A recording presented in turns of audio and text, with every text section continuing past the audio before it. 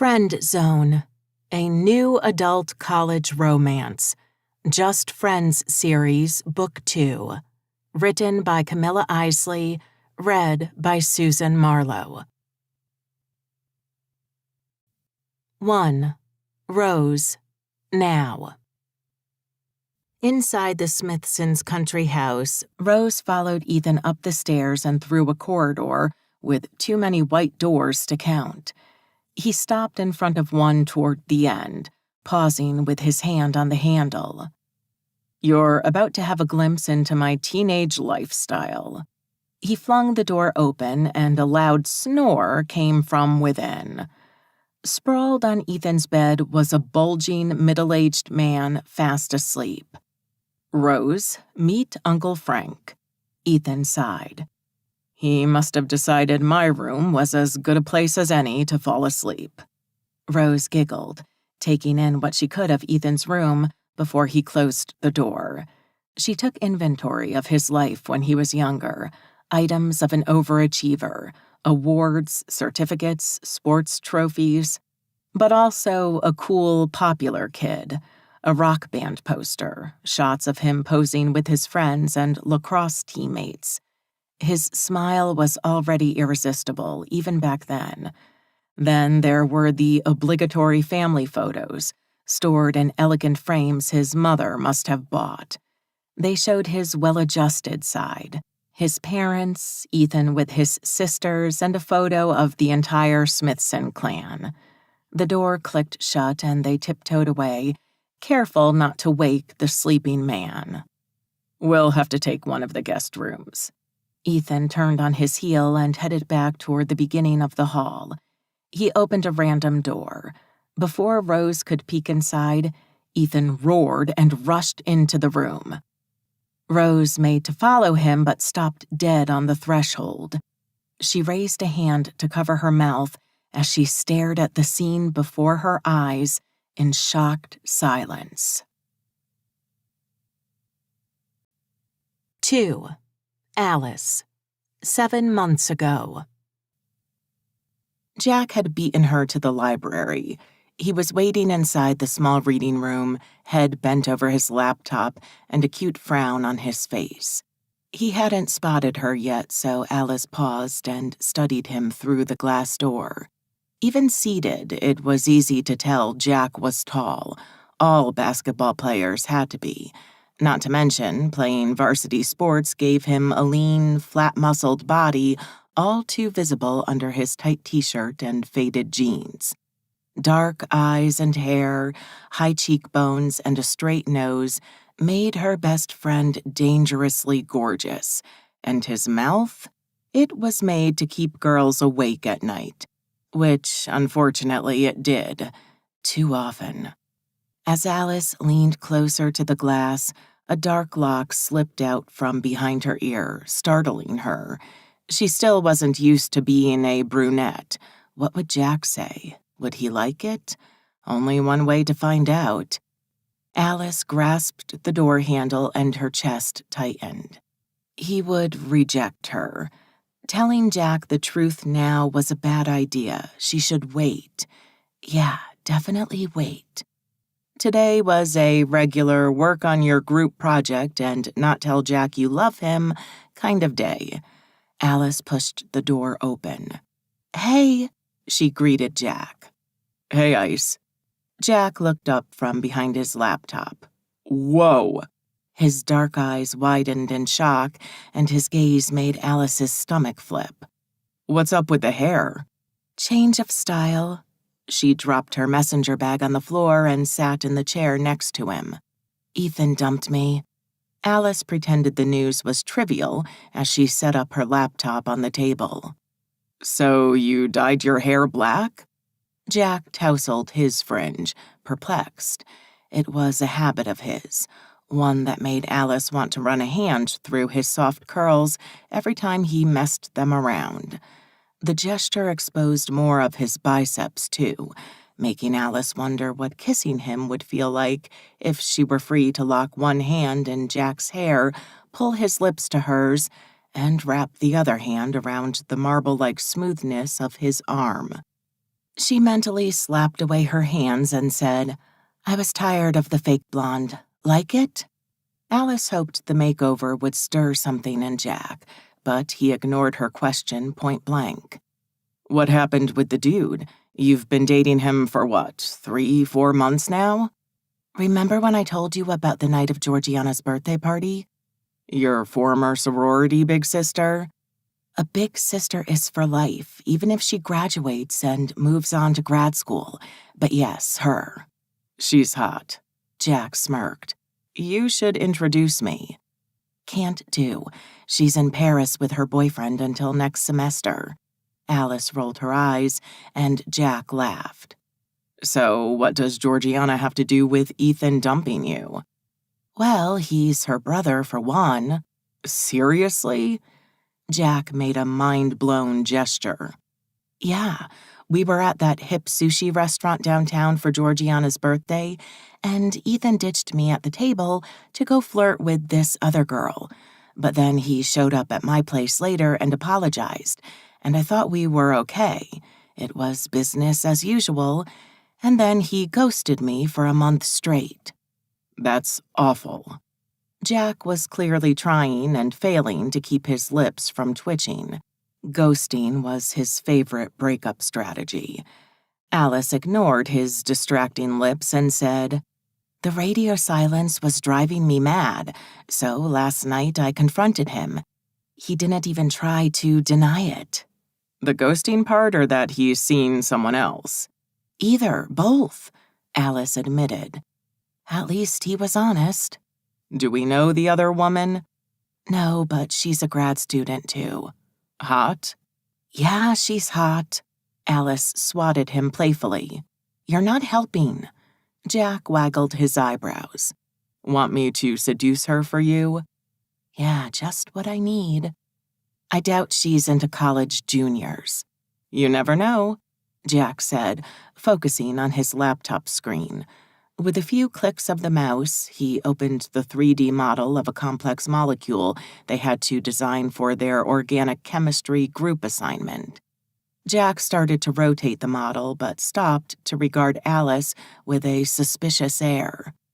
"Wait, is this girl... what's her name?" "Rose?" "How sweet," Jack said. "Is she a brunette?" Alice's cheeks burned. "Yep." "Hence the hair change?" "No. Ethan made it clear I got a one-way ticket to the dumpster. Dark brown is actually my natural hair color. I've decided I want to be truer to myself from now on, starting with my hair, I guess. And my feelings for you." "If it's any consolation," Jack knocked twice on the table, "Lori and I are over too." Alice shifted in her chair as a slow, melting sensation started in her stomach. Jack's low voice did weird things to her, especially when he was saying he was single. Alice had feared Lori would become a long-term problem, and now, poof, she was gone. Was it a sign she should talk to Jack today? And say what? "I love you"? Nah. Maybe a physical approach would be better with Jack. She should just grab his face and kiss that mouth. How would he react if I did? The thought made her cheeks flame red, and Alice decided to take it slow. She didn't have to kiss him right now. Better to hear about the breakup first. Alice pursed her lips, schooling her face to appear concerned instead of elated as she spoke. "Why? I thought your bio concentration was a keeper, what with all her talk of med school and short skirts." Jack snorted. "Until she went from super fun to a clingy nightmare in the space of 5 dates." "I wasn't the only one who had a bad night, huh?" Alice suppressed a satisfied smile. Her plan to make a move on Jack had just become much simpler. "Mine was horrible, trust me." "Worse than mine? At least you did the dumping." Jack hated confrontations, in particular with the girls he dated, hence the ghosting. "What happened? Lori a crier?" Jack scowled at her. It's not funny. She's a kidnapper, batshit crazy. A kidnapper? That was a new one. What did she do? Alice was genuinely curious at this point. She picked me up after school because we had a date. Jack abandoned the 3D model and turned toward Alice. So I naively got into her car. Wait, to dump her? Yeah, my plan was to tell her and leave. Wow, no ghosting? Nah, he shook his head. I'd run into her too often to pull that off. She's taking pre-med chemistry, remember? No, I'd forgotten. Alice lied and gestured for him to keep talking. So I got into her car and she drove away. I asked her if we could go talk somewhere quiet and she told me I'd just read her mind. She was expecting the sayonara speech? No way. This is where my tale gets interesting. Jack grimaced as if in pain. I noticed she was heading out of town toward the middle of nowhere, so I asked her where we were going. A special place, she told me. Oh gosh. Alice put a hand to her head. This story is about to get dreadful, isn't it? In a second. The best part is coming. Jack winced. I tried to tell her I didn't have much time and that we needed to talk. She ignored me and kept driving, insisting I had to see this place, no matter how many times I asked her to pull over. But couldn't you have made it clear you didn't want to go? Believe me, I did. At that point, I had two options. Either keep sitting in the car or grab the wheel and make her pull over by force. Jack frowned at the memory. Lori literally kidnapped me. How long were you in the car? Close to an hour? Alice let out a low whistle. Where to? Here's the best part. Jack groaned. She took me to this scenic viewpoint on top of a hill and timed it so we would get there at sunset. Alice almost felt sorry for Lori, except that her total fiasco served Alice's cause too well. My day is improving, she said. Now I can cross myself off the most humiliated girl spot. What happened when she stopped the car? I tried to speak first, but she wouldn't let me. Of course not, Alice chuckled. What did she say? She told me she was falling for me, that I was the only guy she'd cared about in a while. Jack paused. Her speech ended with the L word. Oh gosh, poor girl. And that's when you told her? Yep. And what did she do? Let me just say the 1 hour drive back to the city was awkward. Jack sing-songed awkward. Well, at least she didn't leave you stranded on the hilltop. Alice's mouth trembled with the effort of not smiling. I would have. Nah, Lori might still hope she can change my mind. Alice's pulse sped up as she asked, Can she? No way. If I had any doubts, yesterday's trip cleared them up for good. Jack made a gun with his fingers and shot himself in the head. Worst Friday night of my life. Really? Alice couldn't hide her amusement. He nodded. Really, Ice. Why don't you turn on your laptop so we can get going? You can give me more grief later. Deal? Jack added a stomach-flipping wink. Deal, Alice whispered, suddenly out of breath. As she powered on her Mac, her fingers prickled. Both their relationships had ended on the same day. It had to mean something. Today was Tell Your Best Friend You Love Him Day. She'd wait until they were done with the project to speak to Jack, or jump him. He was single and wouldn't stay so for long. This was her moment. After all, how bad could it go? Not as tragic as with Lori. The worst he could say was no. 3. Alice. Alice burst into her 3-bedroom apartment, slamming the door shut behind her. Ignoring her roommates' questioning faces, she crossed the entrance hall to her room and flung herself onto the twin bed. Alice hid her head under the pillow and suffocated a scream with the bed cover. Both of her roommates followed her into the room. "Are you okay?"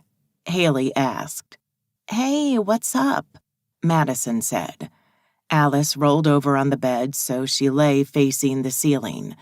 Still holding the pillow over her face, she muttered something incomprehensible. The mattress dipped as her friends sat next to her, one on each side of the bed. "You might have to repeat that without the pillow covering your mouth," Haley suggested, her voice coming from the right. Alice lifted the pillow to say, "I just humiliated myself in the worst possible way," and then hid her face again. "How?" Haley asked. She pressed the pillow harder against her face and shook her head, refusing to speak. Haley tickled her sides. "Come on, out with it." Alice thrashed in the bed, trying to make Haley stop. Finally, she tossed the pillow aside. "I surrender," she yelled. "I'll tell you everything." She recovered the pillow from the floor, catching sight of Blue, her pet bunny, hopping away from the commotion. Alice straightened and settled the pillow behind her head, then took a moment to study her friends. On her left, Madison, an introverted poet in the body of a statuesque blonde who dressed like a boho hippie. Her long, soft curls were always loose, and a book was constantly in her hands, like now. On Alice's right, Haley, an edgy computer science geek with a sleek, dark bob and an urban style. Whenever Haley had something in her hands, it was some techie gadget with software in it. They were both smiling at her encouragingly. "I hit on Jack," Alice confessed. Madison looked down at her with big eyes. "You didn't," she yelped, her grip tightening on the hardback in her lap. "I did." "I take it didn't go well," Haley said. Alice groaned. "Worse." "What happened to our plan of waiting for a gap in girlfriends while you moved out of the friend zone?" Haley asked. Madison nodded but kept silent. She was letting Haley run the interrogation. "The gap presented itself sooner than we thought." Alice told them about the kidnapping debacle. "And you know how Jack is. He would have been dating someone else by Monday, so I did something stupid and impulsive?" Haley offered.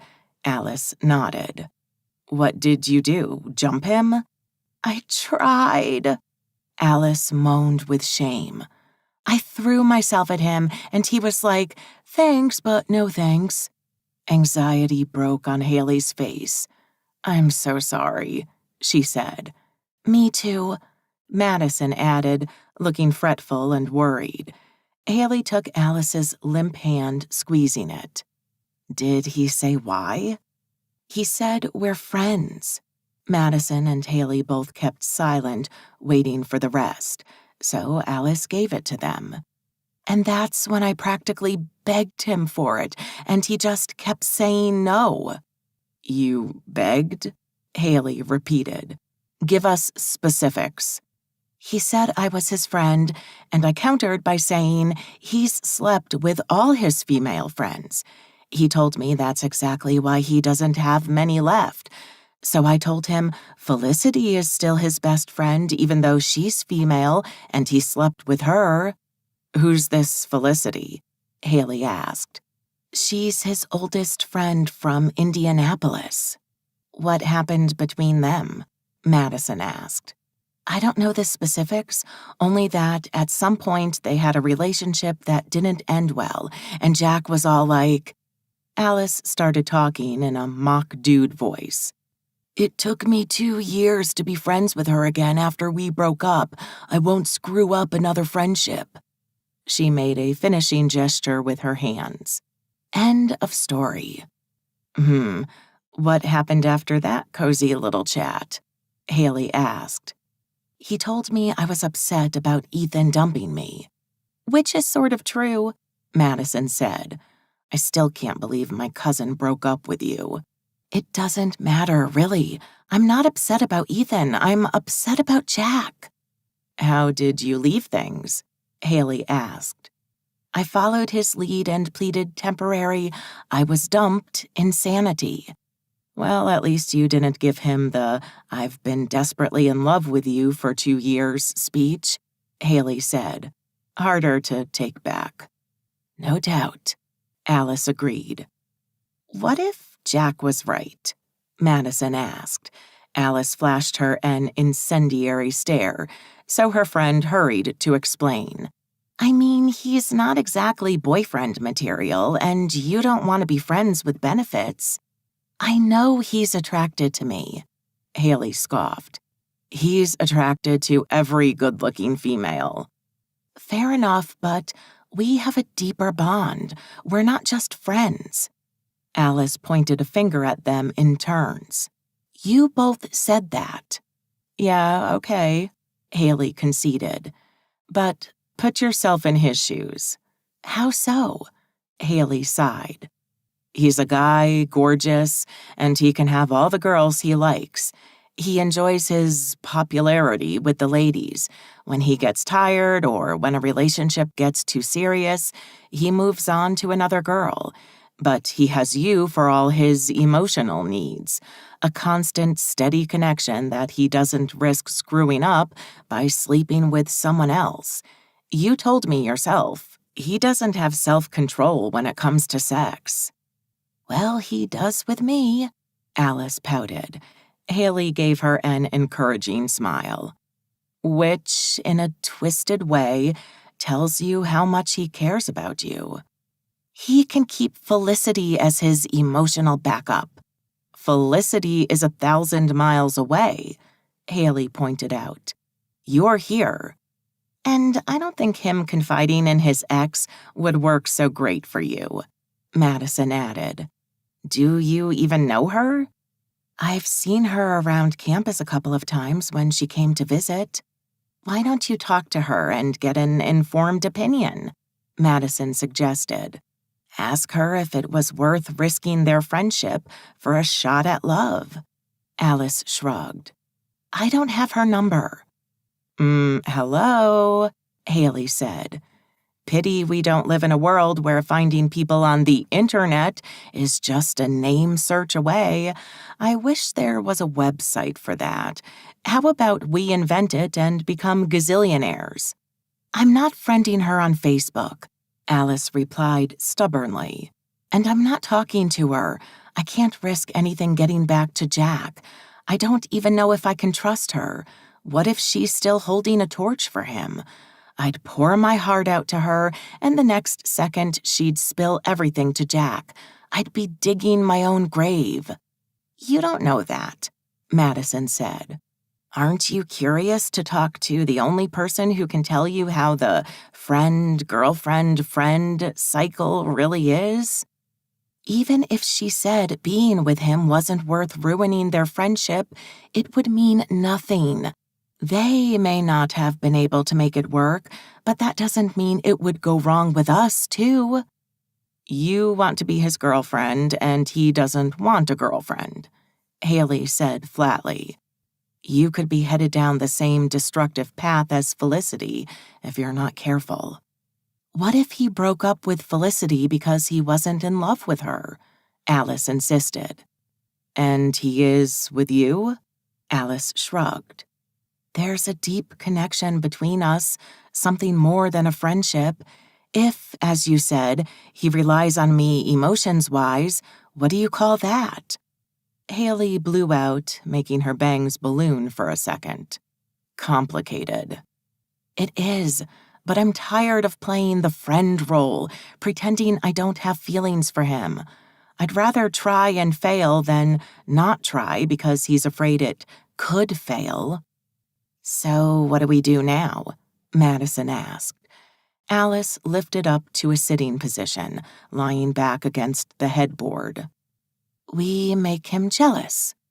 You were with my cousin for months, and Jack never showed signs of jealousy. Jack never saw me with Ethan, Alice said. There's a big difference between knowing someone you like is dating someone else and seeing it with your own eyes. Madison arched her brows. So you're looking for a casual hookup? Ew, no, Alice grimaced. I just want to show Jack what he's missing. How? Haley asked.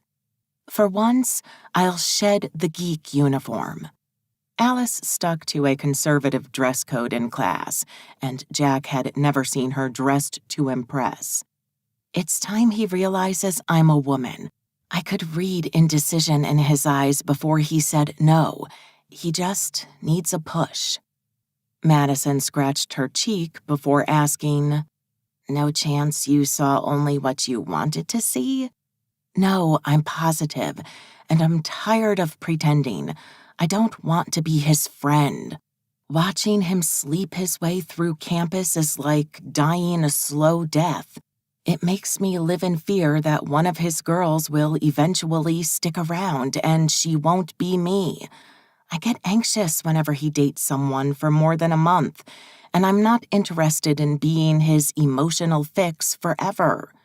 Alice waved one hand in the air dismissively. If he really feels nothing for me, I'd rather find out now and move on with my life. A muffled squeal came from under the bed. Alice bent over to reach and pick up Blue. This is all your fault, she told the dark gray bunny as she stroked his soft fur. If you hadn't scurried off to his room in our freshman year, I would have never met Jack. A flashback of that day forced its way into Alice's mind. Alice ran down the hall of her newly assigned freshman dorm to find Blue. Her stupid roommate had let him out of his cage and then forgotten to close their door. Alice popped her head inside every room on both sides of the hall, asking, Hi, have you seen a small bunny, dark gray fur? But no luck.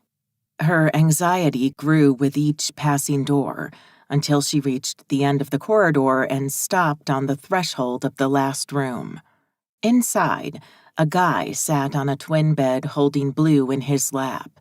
He was wearing a simple white t-shirt, black basketball shorts, and man's slides. And he was so hot. Alice barged into the room. You found Blue! She shrieked, startling both human and bunny. A pair of dark eyes focused on her, and the boy's expression changed from slightly alarmed to interested. Something fluttered inside Alice's belly. Blue had stumbled upon the best-looking boy of the dorm. Dark brown hair, square jaw, and a general tousled bad boy aura. Alice lowered her gaze, suddenly self-conscious. His scrutiny felt like having a spotlight pointed at her face. She did a quick mental checklist of the state of her hair, makeup, and clothes. Probably not good. She'd run out of her room midway through her unpacking, in cozy clothes, no makeup, and her hair was a recently bleached mess. Hello, stranger, the boy said, flashing her a mischievous grin. Hi. Alice pushed an unruly lock of hair behind her ear. You have my bunny. The hottie scratched Blue behind the ears, making him purr. I'd purr too if it were me, she thought. Blue, is it? He asked. Yep. The boy cocked his head toward her. And you are? Alice. I'm Jack. Nice to meet you. Alice took a tentative step forward. Can I have him back? Wait, don't I get a reward for finding him? Jack teased. He should get a reward for finding you, Alice thought. Instead, she said, Your reward would be that I take Blue back before he poops on you. Did I really just say poop in front of a super hot guy? Alice blushed as she watched Jack's smile switch back from dashing to mildly worried. She closed the distance between them and took the struggling bunny from his hands. At the light brush of skin on skin, a shiver ran through her. "You start tomorrow?" Jack asked. "Or are you one of the luckies with no lectures on Monday?" "Definitely not lucky," Alice shook her head. "My first class is at a stupid early hour." "Same bad luck here. You pick a concentration already?" Alice frowned. "Concentration?" "It's the fancy word they use around here for major," Jack explained. "Oh, that. Why can't they just call it a major?" "Chemistry." "No way, same as me." His face lit up. "You're in Professor Chase's class?" "Yes." "Same major, concentration, whatever, same classes. I'll see you almost every day." Alice did a victory dance inside her head. "Me too." The "I'm interested" smirk was back on his face. "Want to go together?" "Sure." Alice clutched Blue more tightly as the bunny tried to leap out of her grasp and back into Jack's lap. "I'm just a few doors down, room 254. "I'll stop by tomorrow morning. Deal?" "Deal." "See you later, Ice." Alice's face fell a little. "It's Alice." "Mind if I go with Ice?" Usually her name got shortened to Allie or Ally, Lice once, thanks to a mean girl in 4th grade, but never Ice. "Why Ice?" she asked. "It has the most beautiful crystalline structure." Oh, he was flirting with her using molecular structures. If this wasn't perfect chemistry... Alice left the room and walked down the hall, but then, on impulse, decided to look back. Jack was leaning against his doorframe, smiling. He'd been watching her go. "You would have met Jack in class the next day anyway," Haley said, bringing Alice back to the present. "Yeah, but if it wasn't for this little guy..." She kissed Blue and set him back on the floor. "We wouldn't have gone together. I wouldn't have sat next to him that day or the next, and now I wouldn't be stuck in the stupid friend zone." "It could be worse," Haley insisted. "You could have slept with Jack freshman year, and now he wouldn't even remember your name." On Alice's other side, Madison blushed a furious red. She was very self-conscious of one-night stands and guys ditching her afterward. Alice crossed her arms and pouted. "Say what you like. I'm tired of waiting." "What's your evil plan to make him jealous?" Madison asked. "He's going out with the team tonight," Alice said. Jack played varsity basketball for the Harvard Crimson. "He doesn't know I know his plans." Haley narrowed her eyes at her. "And how do you know?" "A girl in my photography class is dating a guy on the team," she told me. "And what are these plans?" Madison pressed. "Halloween house party. I'm going and you're coming with me." "To a party populated by tall basketball players?" Madison smirked. "Who am I to complain? Where's the party? Is it walk-in or do we need an invitation?" "It's someone's house off campus and all Kappa Kappa Gamma are invited." Their sorority was where Alice, Haley, and Madison had met. After becoming close friends, they'd moved in together at the beginning of sophomore year. Greek life at Harvard wasn't residential, so no sorority house. Both Haley and Alice had been recruited as freshmen, while for Madison Smithson, being a Kappa Kappa Gamma was a family legacy, just like going to Harvard and then Harvard Law School. The sorority was also where Alice had met Madison's cousin, who, at the time, was a senior and chose to mentor Alice. Now Georgiana was in law school. Weird how many people in Alice's life shared the same surname. Ethan, too, was a Smithson, the only one ever to quit the family's law firm to start his own real estate business. He was the black sheep of the family. "Alice, Ethan could be a golden sheep. You don't care. He dumped you. Stop thinking about that particular Smithson." "What about Emily's party?" Haley asked. "I told her we were going." "Yeah, but her parties suck. We can stop by on our way to say hello, stay half an hour, and then join the real party." Alice bobbed her shoulders up and down to an imaginary tune. "We're sold on the party switch," Haley nodded. "But just showing up won't be enough to mess with Jack, so—" "I've no idea. I figure I'll make it up as I go." Alice looked at her friends with a conspiratorial air. "Your task is to make me as hot as I can be in my costume." She struck a pin-up pose, pushing her chest forward and locking her hands behind her head. "I want to show him what he's saying no to." "All right, Miss Femme Fatale," Haley joked. "Let's make you irresistible." 4. Jack. Jack was late.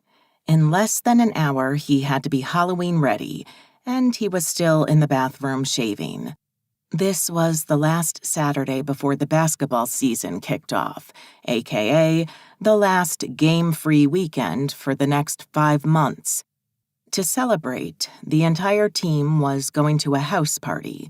The address he had was just a few blocks off campus, meaning Jack could get as wasted as he liked with no car to drive.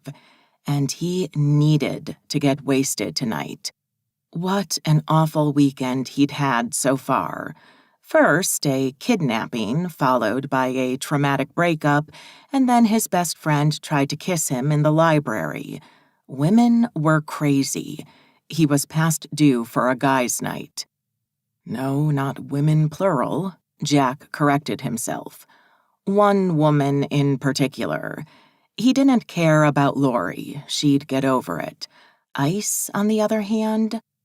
Dodging her once had been hard, but what if she tried again? He wasn't a saint, and her new looks sorely tested his self-control. The dark hair was unsettling, sexier even, not what he was used to, and she'd tried to kiss him. Don't think about it, Jack. He'd mistaken his connection with a friend for something more once, hurting Felicity hard. The whole thing had been a disaster, one he wasn't going to repeat with Ice. Even if it was impossible to forget the thrill he'd felt when she'd come close to him, how their lips had almost touched before he'd come to his senses and pushed her back. Jack involuntarily jerked his head and cut himself with the razor. He threw the blade in the sink and washed the cut with fresh water. To stop the bleeding, he reached for a paper roll and pressed a sheet of paper on the small wound.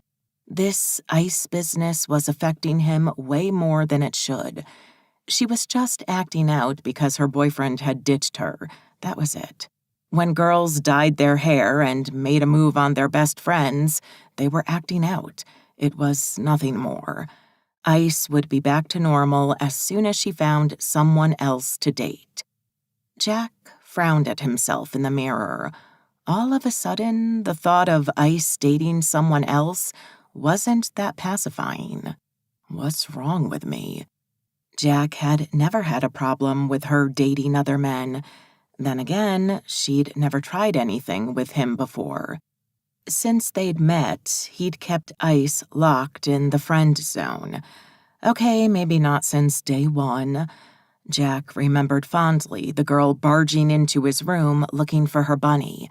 She'd been impossibly cute with her messy blonde bun and worried frown. At once, Jack had vowed to make the human bunny his first college catch. But when they'd started seeing each other every day in class, they'd become friends. And now Ice wanted more. Not going to happen. Ice wasn't the friends with benefits type. Well, no girl was, really. No matter what they said, girls always ended up asking for more. Commitment, a serious relationship, I love yous, and all that. Jack wasn't interested in any of it. He was determined to enjoy his college years with no strings attached. He removed the paper from his jaw. The bleeding had stopped, so he quickly finished shaving and rinsed the remaining gel from his face. The cold water was soothing on his skin, tempting him to dunk his entire head under the icy stream to cool off. One freezing shower apparently hadn't been enough to forget Alice had made a pass at him. The doorbell rang, announcing Peter had arrived. Good. Peter Wells, his best wingman and team captain, was the fire Jack needed to melt his thoughts about ice. If possible, Peter was even worse than Jack with girls. The Crimson captain was a senior and always dated a bunch of girls at the same time, freshmen to seniors or even older. Exactly the bad influence Jack wanted tonight. He dried his face with a towel, then wrapped it around his neck and went to open the door. "Sullivan, my man!" Peter greeted him. They clasped hands and bumped chests, which resulted in Jack's hand getting smeared with bluish paint. The team had decided to go to the Halloween party dressed as Smurfs. The costume was very basic: white sports shorts, no clothes from the waist up, a white jersey beanie, and a lot of blue body paint. Peter was wearing a team hoodie for now, one the blue paint would make unusable. But the captain always wore team-branded clothes. His favorite pickup line was to tell the ladies he was joining the NBA after graduation. It wasn't necessarily a lie. Peter was bound to receive an offer from one of the big teams sooner or later. What the girls didn't realize was they'd be long forgotten by then. But just saying the 3 little magic letters, NBA, kept the WAG dream alive, and the girls fell right and left for Peter. His blue eyes, dark hair, and impressive height certainly didn't hurt, too. Peter gave him the once-over. "Yo, my man, you're late," he complained. "I need you to get blue and do my back. The lady doctor keeping you busy?" "The lady doctor was fired," Jack said, closing the door behind his friend. It was another lady giving him pause. "Already? What happened?" "She drove me an hour out of the city to show me the beautiful sunset, tell me she loved me, and announce she was ready to move our relationship to the next level." Jack raised his hand sarcastically. "Ouch. Yeah, tell me about it. I had the worst night yesterday." "And the worst day today. What the hell, Ice?" Jack shook his head. Peter took his headshake for disappointment about the doctor. "Come on, my man," he said. "Tonight we're going to find you a hot nurse to replace the doctor and cure your soul. Now put on your white shorts and let's get blue." The Smurf costumes were a rousing success. It was impossible for them to move around the party without being the center of attention. 20 tall guys were hard to miss in a crowd already. Paint them blue, and it became impossible. The ladies seemed to love the idea. The guys scored extra points for daring and originality. Jack dodged a girl who was pushing through the crowd, sloshing her drink over anyone not fast enough to get out of her way. As she scurried by, Jack noticed the girl's face was smeared with blue paint. At least one of his teammates had already scored. Jack poured himself a beer from a huge keg and took position next to Peter in a corner that offered a strategic view of the house. From his vantage point, he spotted a group of 3 girls with potential, a blonde and 2 brunettes. The ladies had their backs turned, but the rear view did not call for complaints. The blonde was dressed in a short, airy dress, which looked more like a baby doll shirt. She had little white wings strapped to her back. An angel. One brunette was clad in a tight, glittery black jumpsuit with only one shoulder strap. From her bottom sprouted a tail she'd laced around one wrist for support, and she had kitten ears. Meow. The last girl was wearing a short, sequined red dress and had tiny red horns on the top of her head. Hello. Jack had a good feeling about the trio. He nudged Peter.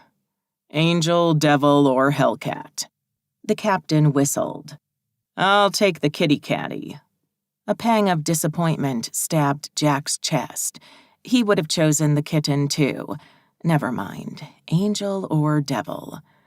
As they scoped out their targets, a dude in an unoriginal vampire costume approached the girls and left a minute later with the she-devil. I'll take the angel then, Jack said. Let's see the faces first, Peter cautioned. Jack stared as the angel spun around. She was pretty and looked familiar. Where had he seen her? Realization hit him a second before the black kitty turned around and they locked eyes. It was Ice. 5. Alice. Alice turned her head and met a pair of dark eyes. She pursed her lips, trying not to smile. Jack was a Smurf. Genius. His blue face was a mask of surprise.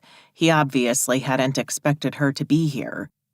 She whispered in Madison's ear, then dragged her roommate toward Jack and his fellow blue friend, from his impressive height, another basketball player, to say hello. Alice stopped in front of Jack and smiled. He blinked, stunned. He was gaping at her tight costume and not speaking. Hi, Alice said. Hi. Jack's jaw tensed and his eyes became wary. Why are you here? It was time to let him know she could play oh so cool. Most Kappa Kappa Gammas came here tonight. Alice casually wrapped her hair to the side, leaving her bare shoulder and neck exposed. At least the cool gang did. My man. The blue friend butted into the conversation. Aren't you going to introduce me? With all the blue paint covering him, Alice couldn't tell much about the second Smurf's looks, just that he was super tall, ripped, and had popping blue eyes. Peter, Alice, Jack said without enthusiasm. Alice, Peter. Nice to meet you, Alice said. I'd shake your hand, but I'm afraid of turning blue. She turned around to introduce Madison, but her roommate was already chatting with another Smurf. How many Smurfs are there? The entire team, Peter said. You play basketball with Jack? Yeah, headed for the NBA next year, hopefully. He made a cute, no biggies face. Alice noticed Jack fidgeting uneasily at Peter mentioning the NBA. Ah, the notorious NBA line. Alice had heard of this guy. Peter Wells was Jack's preferred wingman, and the NBA reference was his favorite pickup line. Peter was hitting on her, and Jack didn't like it. Perfect. The NBA, wow, how cool, she said, playing along. Hi, Alice. Becky, a fellow Kappa Kappa Gamma, dressed as a sexy nurse, stopped next to her. Fraternizing with the Smurfs? Becky, meet Jack, fellow chemistry student, and the only non-nerd guy in my class, and Peter, future NBA star. Alice introduced, trying to keep her eyes from wandering from their faces to their painted but still very visible six-packs. Hi, Becky said. The house is full of Smurfs. Yep, the Crimson all came as Smurfs, Alice said. So whose idea was it? She asked Peter. It was a team decision. It's brilliant, Becky said, openly staring at the generous amount of muscle on display. So, Becky, is it? My friend here, Peter patted Jack on one shoulder, needs some nursing back to life. He's recovering from an injured heart. Is he now? Becky peered at Jack, then at Alice, as if she was silently asking, "Is he cool?" The sultriness in Becky's voice made Alice's skin prickle with ugly emotions: irritation, jealousy, pain, and anger. But she disciplined her features, trying to appear neutral. If Becky ended up sleeping with Jack tonight, she'd be forgotten by morning. It was more important for Alice to act unconcerned. "Jack's a darling," Alice said aloud, then leaned toward Becky to whisper in her ear, "If you're looking for a night's fun." She tilted her head and winked at Jack, then continued speaking to Becky in hushed tones. "Don't expect anything serious from him." The sisterly code of Kappa Kappa Gamma and the more general girl code demanded she warn Becky of what to expect. The information didn't seem to bother Becky. She turned toward Jack once again, saying, "I'm out of juice." She shook the empty red cup she was holding. "Why don't we go get another drink?" He chugged whatever was left of his beer and shrugged. "Sure." As they walked away, Jack peered over his shoulder, catching Alice's eye. Confusion at her attitude was written all over his face. Then they were gone, and Alice was alone with Peter. Madison had disappeared with the other Smurf. "You're a junior?" Peter asked. "Yes, you?" "Senior. And your concentration is chemistry?" "Yep." "Whoa, tough. You're a smart girl, then." "Were you hoping for dumb?" "No." He shot her a grin, his teeth too white next to his blue lips. "I like a challenge." "What's your major?" "Econ, but hopefully I won't need it." "Yeah, I know." She waved him off.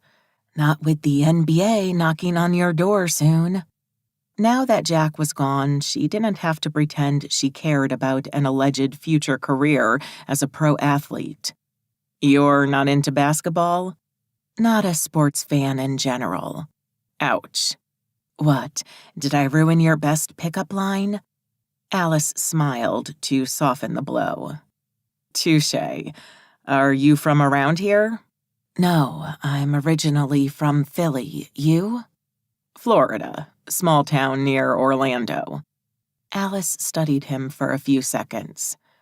"I'm trying to imagine your face without the blue paint." "Careful with that. I'm told I'm devastatingly handsome." "And modest, too." "You really have no idea how I look? Haven't you been to a game, not even once, to see Jack play?" "No, Jack knows I don't care about sports." He also didn't want her anywhere near his teammates, she suspected. "I don't even know the rules. I get you guys have to throw the ball inside the basket, but that's about it." Peter chuckled. "I guess in the end, that's all that really matters. You should give basketball a shot. It's a beautiful game." He winked. "If you want, I can explain the basics to you." "It's too loud in here to concentrate on a game's rules." "Rain check for tomorrow?" Now he was playing a whole different ball game, but why not play along? If she really wanted to make Jack jealous, Peter would do the trick, and he might be a little treat for her self-esteem, too. She needed someone to look at her in a way that made her feel beautiful, desirable, and Peter had definitely mastered that particular skill. "How about you grab me a drink for now?" she asked. "What are you having?" "Beer." "Wait here, I'll be right back." Peter disappeared behind a corner and was back in a couple of minutes with 2 blue cups in his hands. He offered her one, saying, "Want to move upstairs? It's too noisy to talk down here." Dangerous question. "Sure," Alice said. Dangerous answer.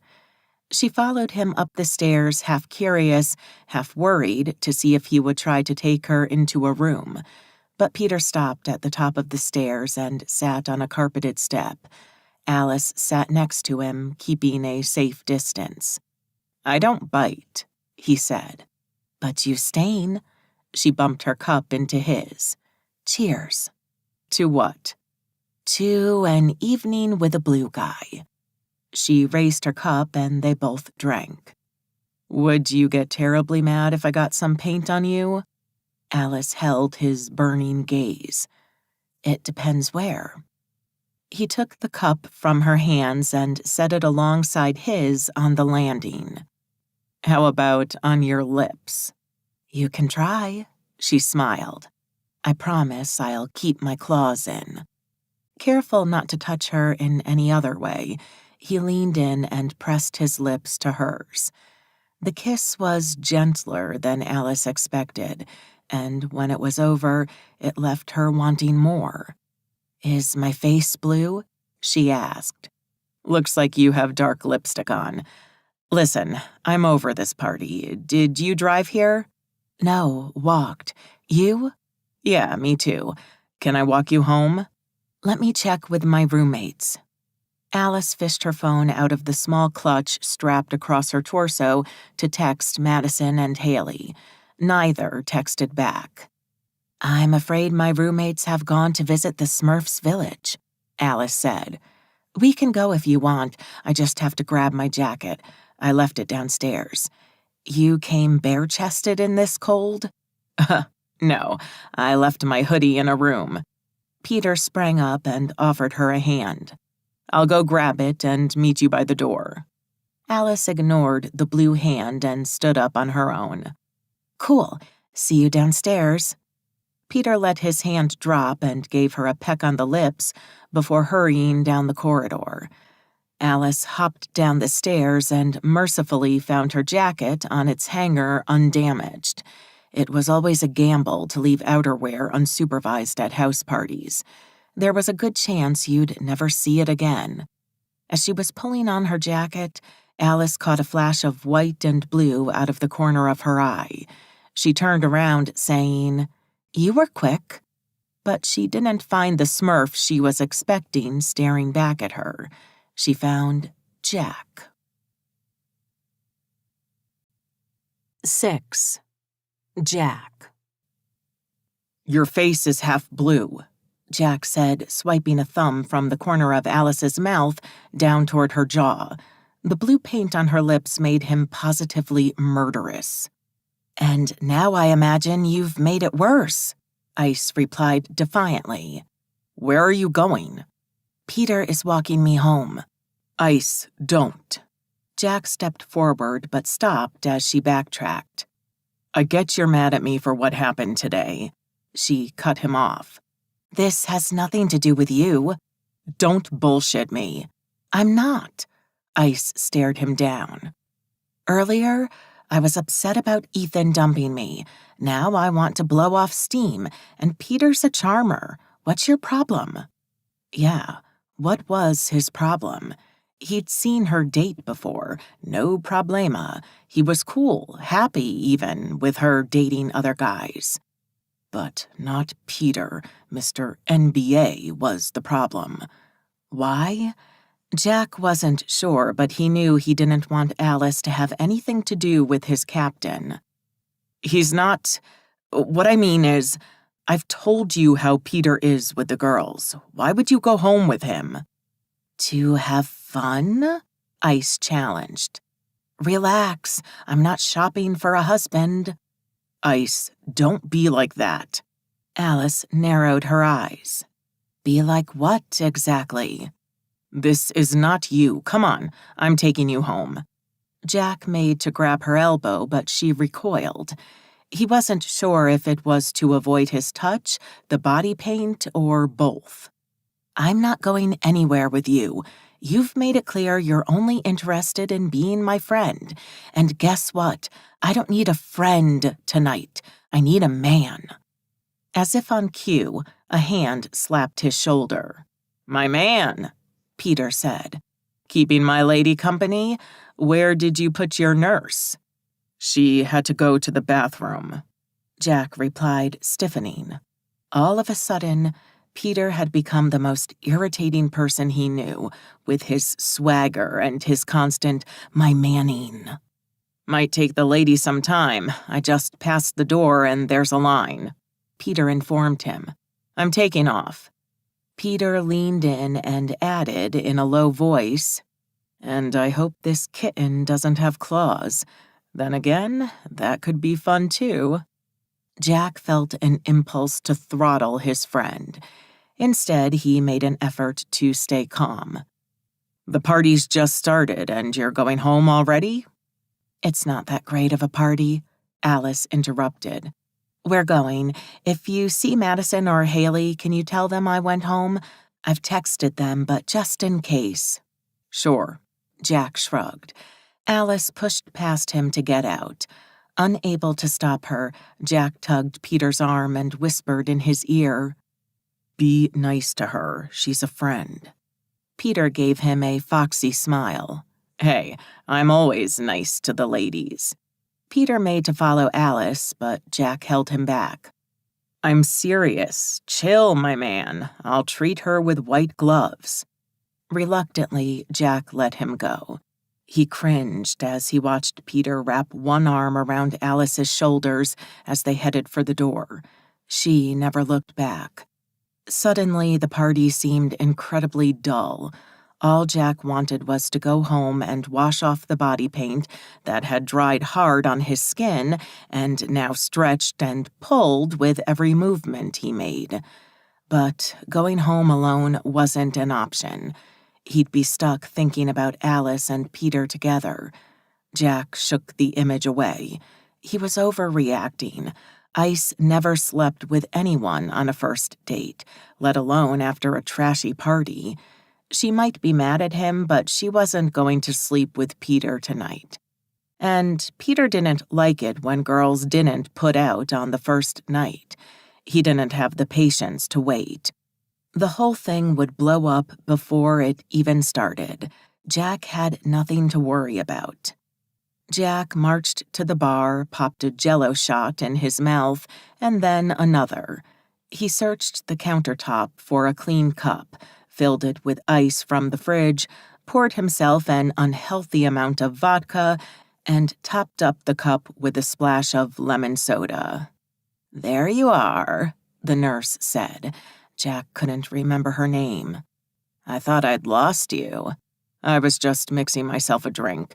You want something?" "What are you having?" She stole the cup from him and grimaced after taking a sip. "Ugh, too strong for me." She gave the cup back. "But I'll do a Jell-O shot. You want one?" "Sure." Jack dropped his too-strong drink on the counter and took the shot, his third in as many minutes. Ready for the alcohol to kick in, Jack waited for the nurse to put down her glass before he cupped her face to kiss her. As he moved one hand to her back to pull her closer, she grabbed both his hands and kept them away from her body. "You'll make me blue," she said, pulling away from him. "You're already blue," he said, looking at her lips and thinking at once of another set of blue-stained lips. The nurse giggled and wiped her mouth with a napkin. Jack swallowed another shot and gave one to her as well. "The Smurfs idea is cool, but it can't be comfortable," she said. "It was a much cooler costume in theory, but this blue paint is getting really itchy." "We should wash it off," the nurse said suggestively. "We?" "Unless you prefer to shower alone." "I don't." Jack downed another shot and gestured toward the door. "Let's get out of here." He grabbed his old sweatshirt from under a couple of dudes sitting on the couch and guided the nurse to the front of the house. Outside, when the cold night air hit his face, Jack paused. He threw a side glance at the girl walking next to him. What was he doing? He could go home and shower alone instead of sleeping with the umpteenth girl who meant nothing to him and whose name he couldn't even remember.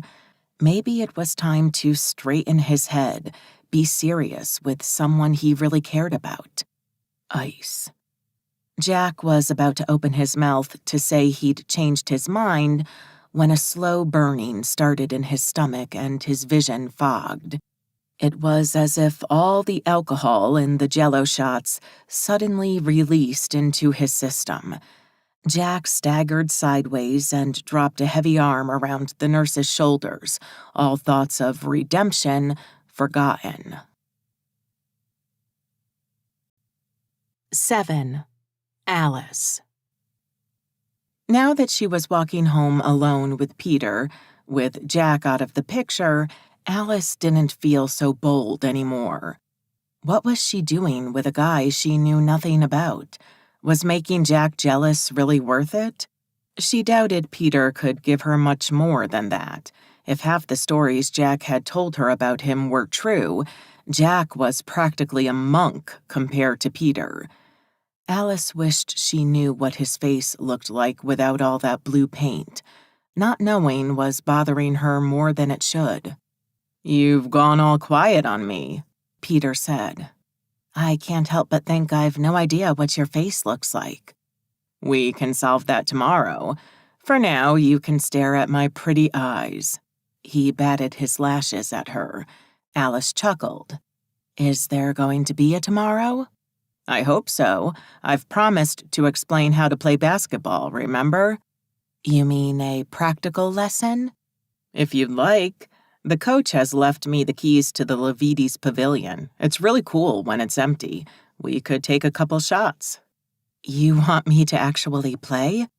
He stopped and grabbed Alice by the waist, pulling her in front of him. She stiffened, worrying about the paint getting all over her jacket. Then she dismissed the concern.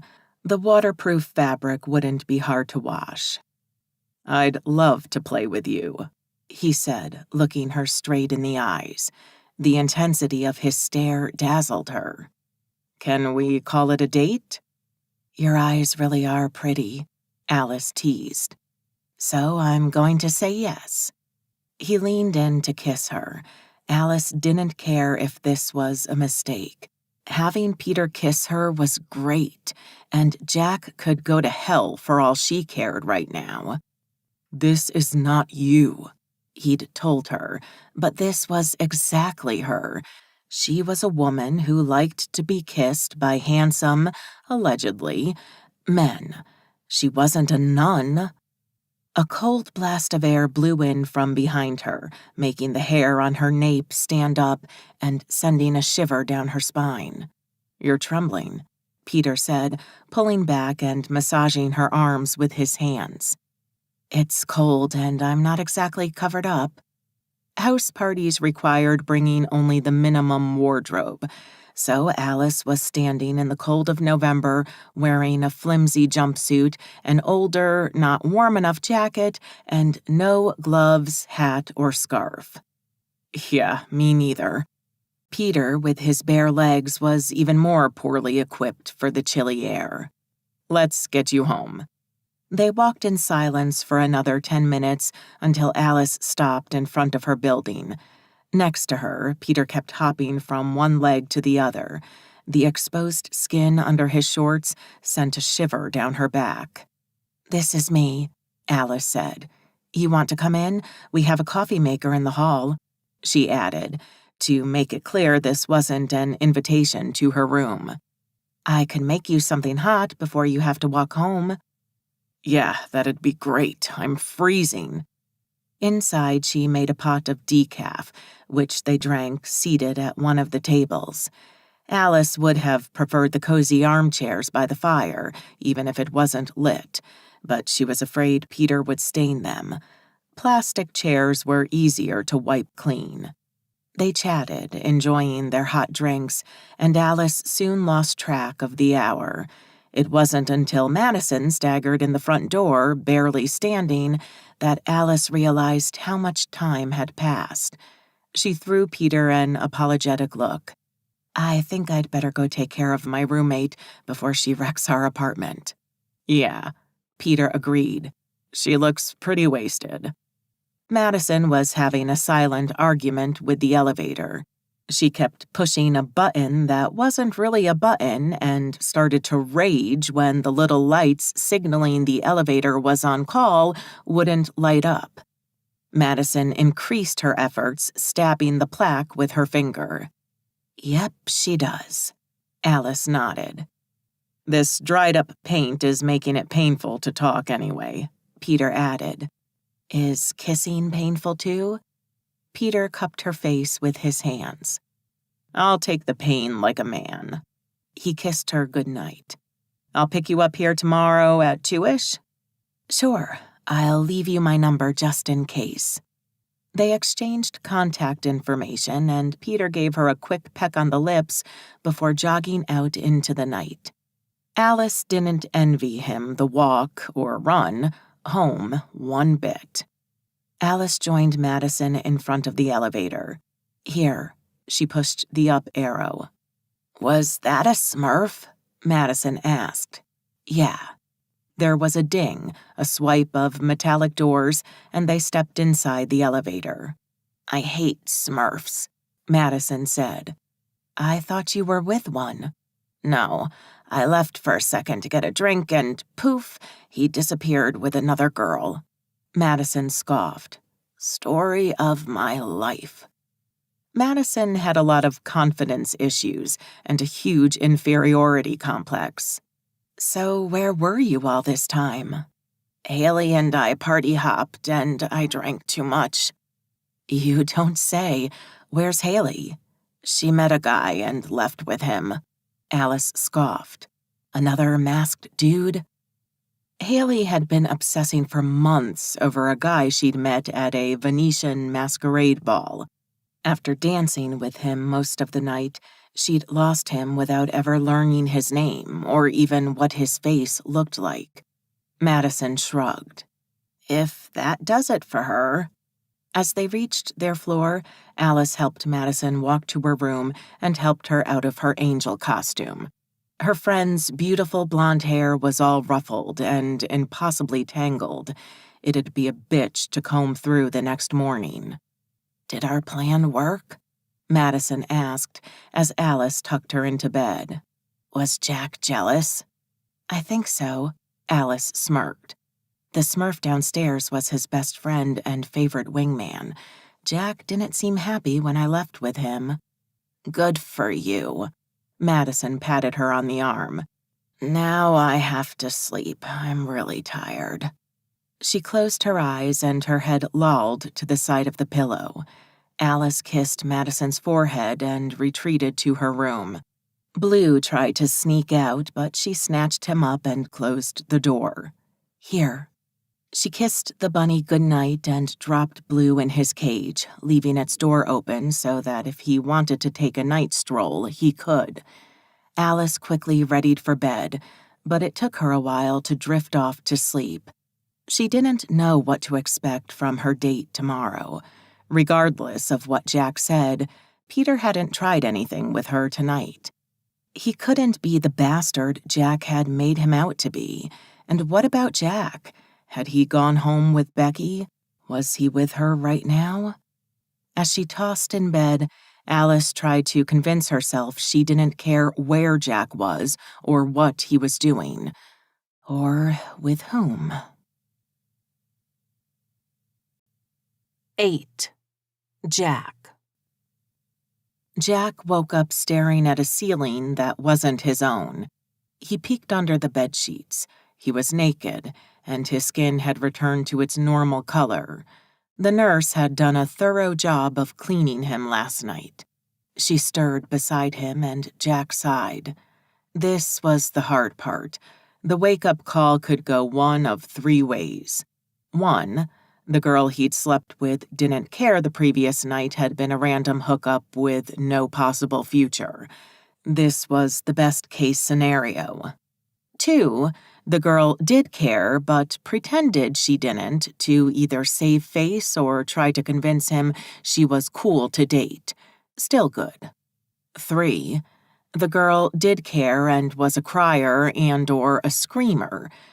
Criers and screamers ranked equally bad on the scale of unpleasant morning-after talks, beaten only by a combination of the 2. Jack wasn't really in the mood for a shouting match. His head was throbbing, and he needed another hot shower, alone this time. Maybe he could sneak out before she woke up. Pity he was trapped against the wall and not on the easy escape side of the bed. He could try to climb over the nurse without waking her, but it didn't seem likely. The nurse stretched. "Morning," she said. Jack sighed again. Time for the talk. The girl got up immediately without trying to cuddle, a promising sign. She got dressed and Jack did the same, taking in the whole room as he searched for the exit door. "Stop acting like a trapped animal," said the nurse, who was no longer dressed as a nurse. She was wearing a pair of black leggings and a Harvard sweatshirt.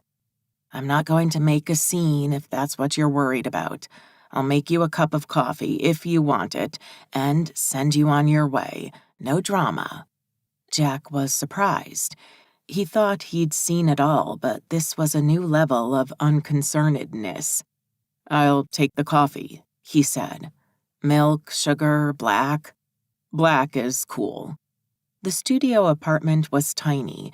The bed doubled as a couch, and the kitchenette was stuffed in a small corner with barely a bar and 2 stools. Jack sat on one. The nurse placed a steamy mug on the countertop. "Here's your coffee." "Thanks, Becky. The name's Becky." "I knew." Jack lied. She raised an eyebrow.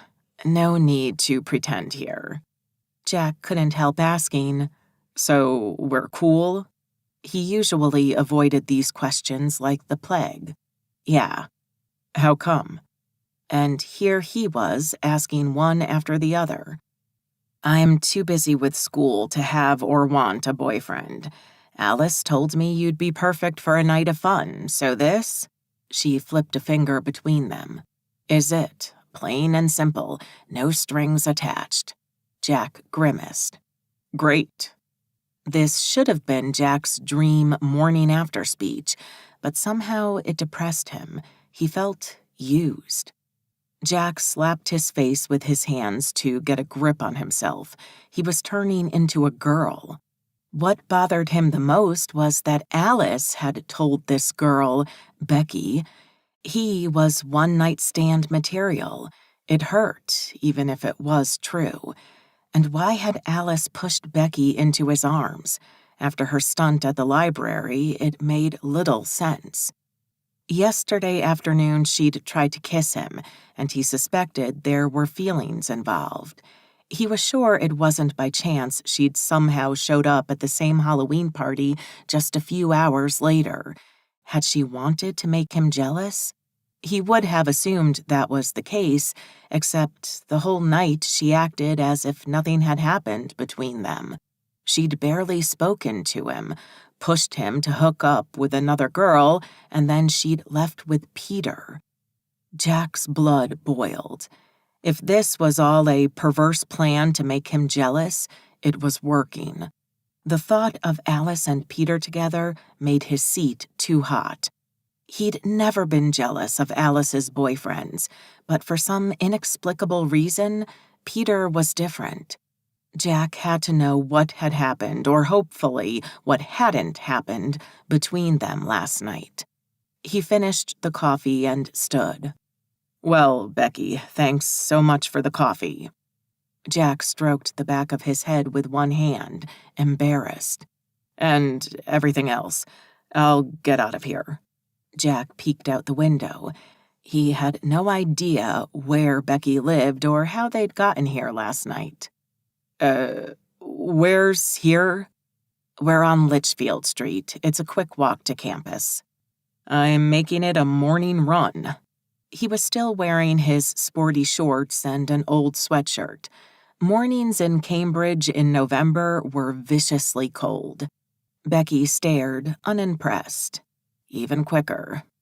She walked him to the door and opened it for him. She was kicking him out. It was a weird novelty for Jack. "Do we hug goodbye?" he asked. "Sure." She gave him an unconcerned hug and waved him goodbye. Jack jogged home. He beat his roommate to the bathroom and took a long, hot shower, followed by a huge, alcohol-draining breakfast.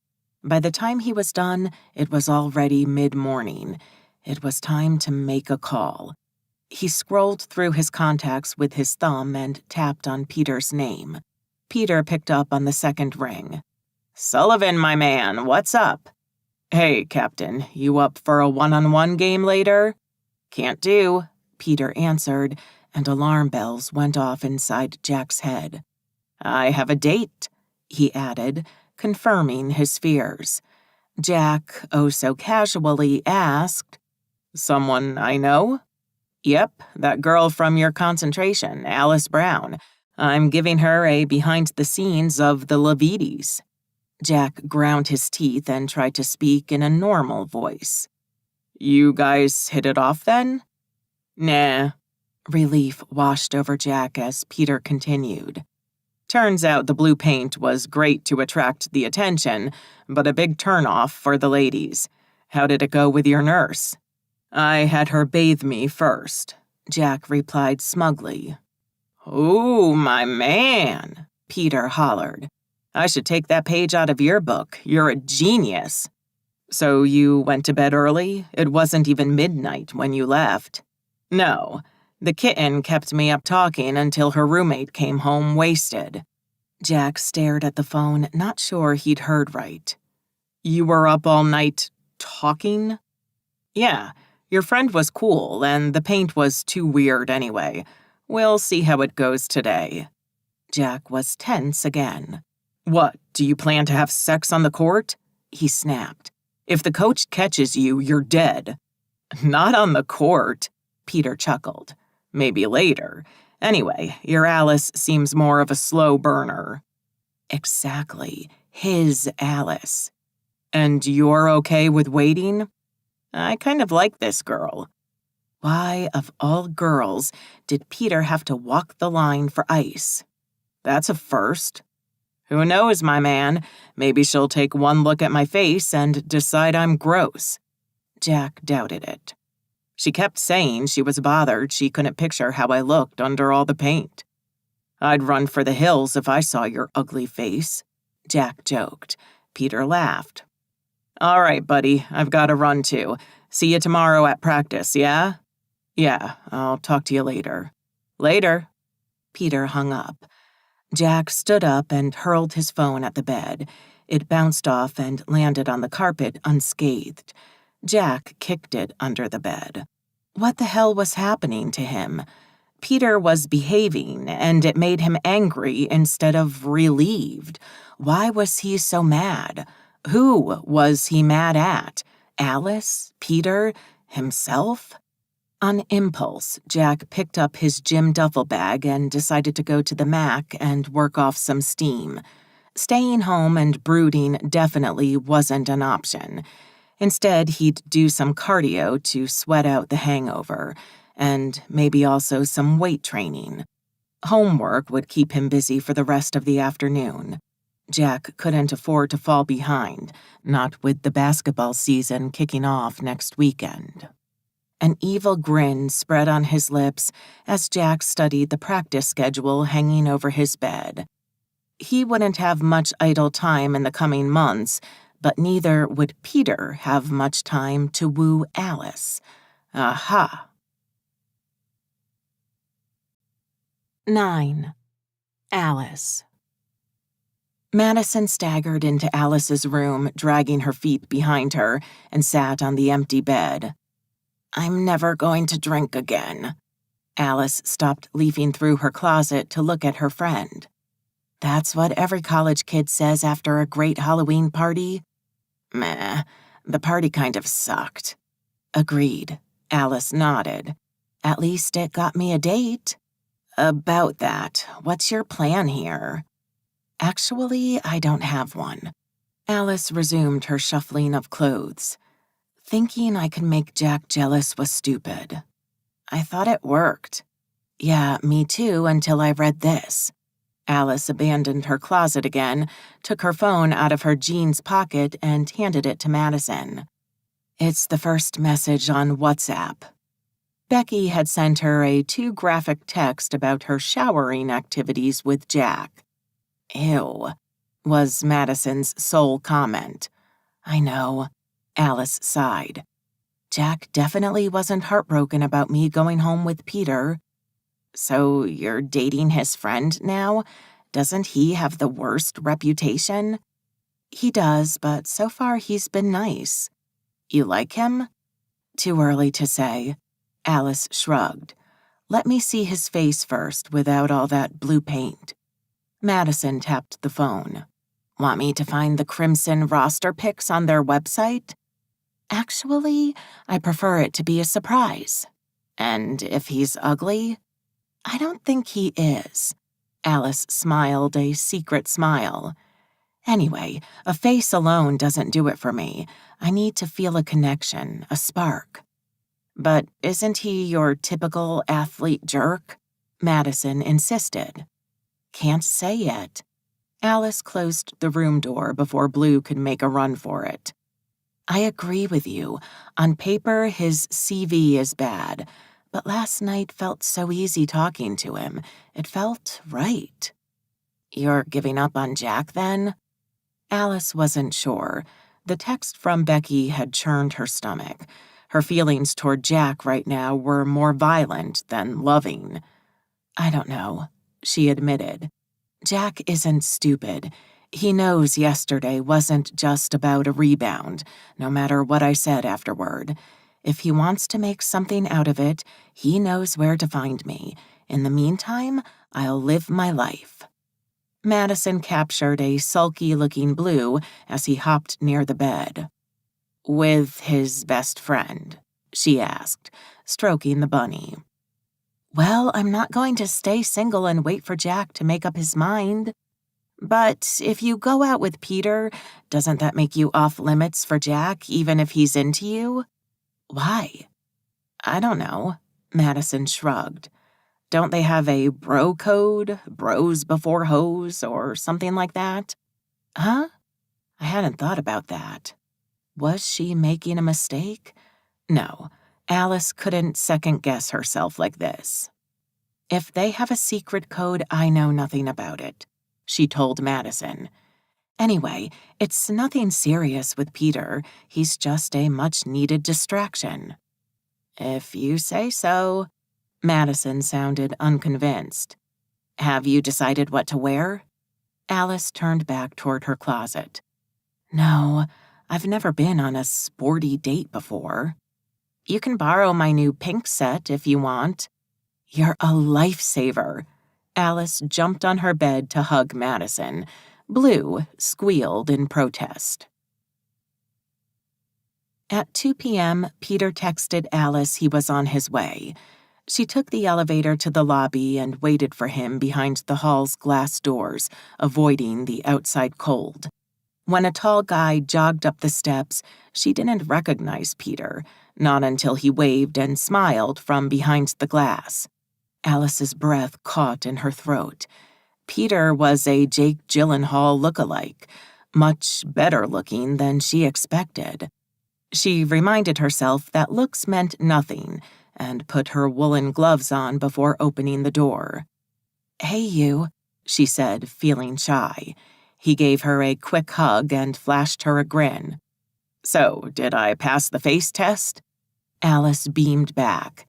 You know you did. He winked. Shall we go? They entered Levites' pavilion from a secondary access, and Peter led the way to the basketball court. He took off his jacket and beanie. Alice watched him, thinking she'd never seen a guy look that sexy in sportswear. She followed his lead and peeled off her coat, hat, scarf, and gloves, setting them on another plastic chair. Alice sized up the stadium. It was much bigger than she had expected. Weird that they allowed players to come in when it was closed. Are you sure we're allowed in here? Alice asked. Not really. Alice glared at Peter. What do you mean? The coach didn't exactly give me the keys. I might have lifted them from him. Are you crazy? Her mouth gaped open before she started to panic. We could get expelled. You could get kicked off the team. Nah, Peter said, unfazed. I'm too good a player to kick me off. Relax, no one's coming today. Coach Morrison gave us a free day. Last one of the season, probably. Alice still wasn't convinced about staying. How come? We have our first game next Saturday, so no free weekends until March. The coach told us to have fun on Halloween night, rest today, and get ready to sweat on Monday. Alice let his enthusiasm infect her, and she relaxed. Did he also tell you to get blue? No, that was the team's personal initiative. Alice stared around the court. So, this is where the magic happens. Yep, wait here. Peter unlocked another door, probably a storeroom, disappeared inside, and came back bouncing an orange ball. He stopped close to her and made the ball spin on his index finger. Are you trying to impress me? Are you impressed? Not yet. How about now? Peter turned toward the right basket, bent his knees, and made the shot from half a court away. Holding her breath, Alice watched the ball fly across the room. It went right through the metal hoop, barely making the net move. Peter was already running after it. You're such a show-off, she said after he came back to stand beside her. So, how does this game work? Peter bounced the ball again while he explained. Varsity rules are different from the real thing. Every 2 or 3 bounces, he made the ball loop between his legs in a move Alice was sure was not as easy as it looked. Each team has 5 players on the court, and there's 1 captain. Alice smiled. Let me guess, that's you? You guessed right. He continued with his basketball 101, and Alice listened patiently. Peter was so passionate, he could convert even an anti-sports girl like her. When Alice's head started to spin with all the rules, Peter finally said, That's the basics. Oh, also you have to dribble the ball at all times. You can't run across the court holding it. More than 3 steps? He stopped the ball and made 3 demonstrative steps, and you lose the play. You want to try a shot? Alice suddenly felt self-conscious. You'll have to show me how. My last attempt was in 5th grade or something. Come here. Alice joined Peter at the free throw line, and he positioned himself close behind her. A shiver spider-walked down her spine. What have I gotten myself into? Your right foot should be slightly in front, Peter said, his warm breath trickling down her neck. As he helped her get into the right position, all Alice could focus on was how the front of his leg pressed on the back of hers as he pushed it forward. Keep your weight on the balls of your feet, Peter instructed, and hold the ball like this. He was a good foot taller than Alice, and he showed her how to palm the ball by holding it above her head from behind. The demonstration required him to push his chest against her back, making her skin tingle at the touch. Here, take it. Alice took the ball from him, and he adjusted her hands on it. Now bend your knees and push your hips backward. He pulled gently at her waist, bringing their bodies even closer together, and Alice got body-wide goosebumps. He let go and circled her. Elbow up. Peter pushed her ball-supporting arm up about 2 inches. You're bossy, Alice said, straightening. He chuckled. Knees bent. Alice crouched again. Now do a little jump and shoot. Alice gathered momentum in her knees and then straightened her body in a fluid motion, releasing the ball as her feet left the ground. The orange sphere soared up in the air and started its descent toward the rim. For one glorious moment, Alice thought it would go in. Then it bounced off the hoop and fell out of the net. Almost, she said. Not bad for a first try. Peter ran after the ball. Here, try again. He threw the ball at her. She caught it and got back into position. After 15 minutes of free shooting, Alice's arms began to hurt. She'd never realized how heavy the ball could become. "I'm tired. Can we take a break?" "Wait here." Peter disappeared again and came back with a blue throw mat. He sat on it and patted the empty space next to him. Alice joined him. "Have you always wanted to play basketball?" "Not exactly, but when I turned 14, I shot up a foot, and I think my height decided for me." "How tall are you?" Alice studied him, trying to gauge his height in her head. 6'5"? 6'7". Whoa. Peter hooked an arm around her waist and pulled her closer. "You don't play any sports then?" "I used to do gymnastics," Alice said, "but it was never professional or anything." "You mean you used to do all those scary jumps and weird contortions?" "They're not scary once you get the hang of them." "Still badass. Want to show me?" She smiled. "I'm way out of practice, but I can show you a video of when I was 11. "I'd love to see it. Did you have one of those sparkly costumes on?" Alice blushed and changed the subject. She didn't want Peter picturing her in a stupid costume. "How come you're spending your last free afternoon for the next 5 months with me?" "There are worse people, no?" "Thank you very much." She made to swat his shoulder playfully, but he caught her wrist and held it, pulling her toward him. Alice became suddenly shy under his blue gaze, even more so when he lifted her chin with his free hand, brushed one thumb across her cheek, and kissed her. They lay back on the mat, still kissing, him on top of her.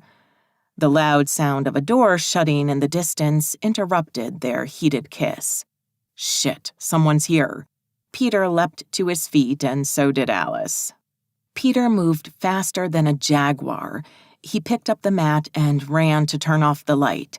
Alice collected their coats and followed Peter inside a storeroom filled with various training equipment.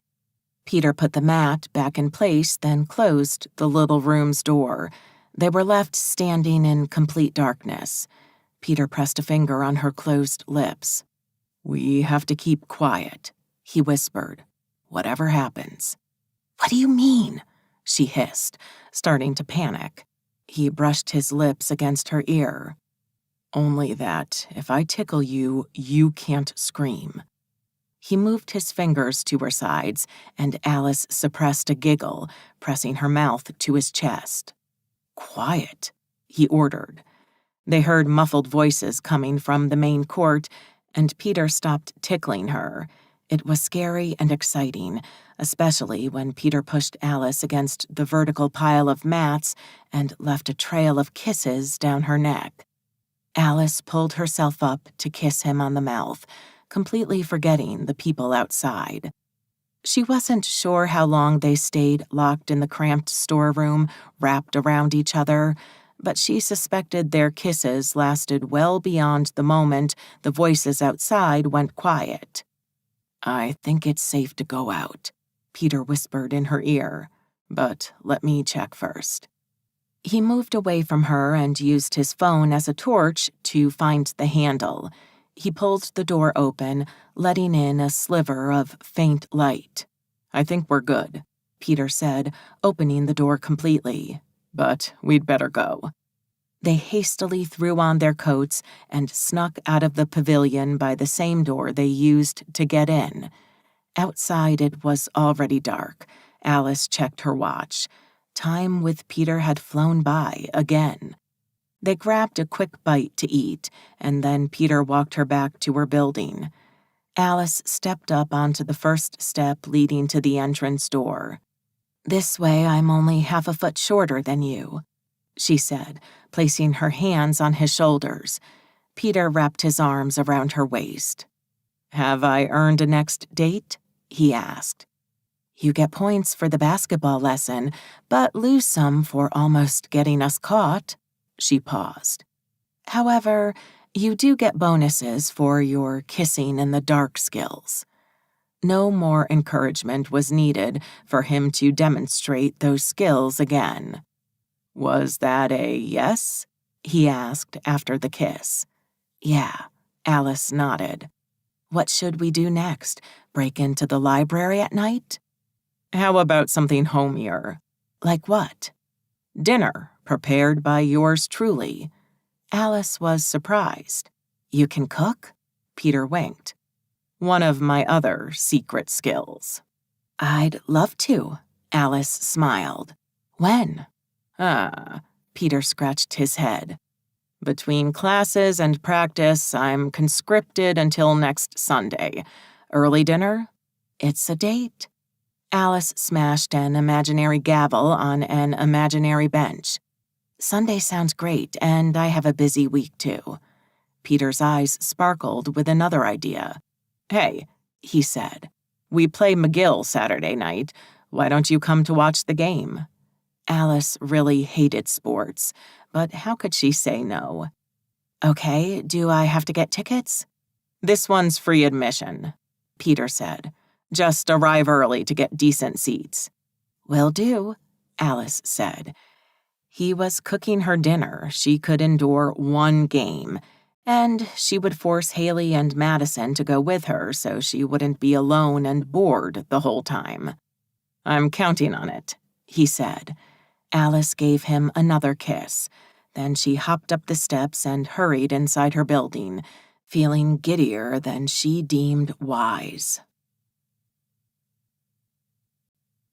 10. Jack. Jack was 10 minutes late for his 9 a.m. organic chemistry class, despite the fact that he'd changed at top speed after practice and ran here straight from the gym. Luckily, the professor had his back turned to the class as he wrote today's lesson plan on the board, allowing Jack to sneak in undetected. As he jogged down the stairs of the classroom, Jack's muscles ached and his mood was at an all-time low. Coach Morrison wanted to kick off the season with a victory against McGill, resulting in a particularly nasty workout. But it was the short chat with Peter beforehand that left Jack the sorest. As they changed in the locker room, the captain had given him the highlights of his date with Ice the day before. Jack had barely heard anything the coach said all practice, too busy imagining Alice and Peter locked together in that dark storeroom.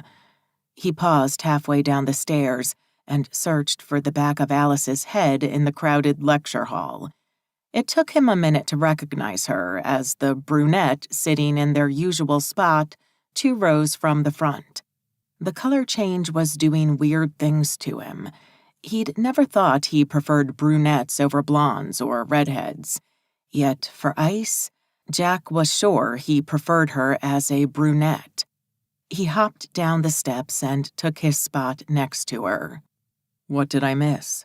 He asked. Not much. Ice didn't turn to look at him, nor did she stop taking notes. We were just getting started on multi-step organic synthesis. Did you have breakfast? No, Jack whispered. The coach kept us until the last minute. Ice abandoned her notepad to reach into her bag and take out an energy bar. This was why she was his best friend.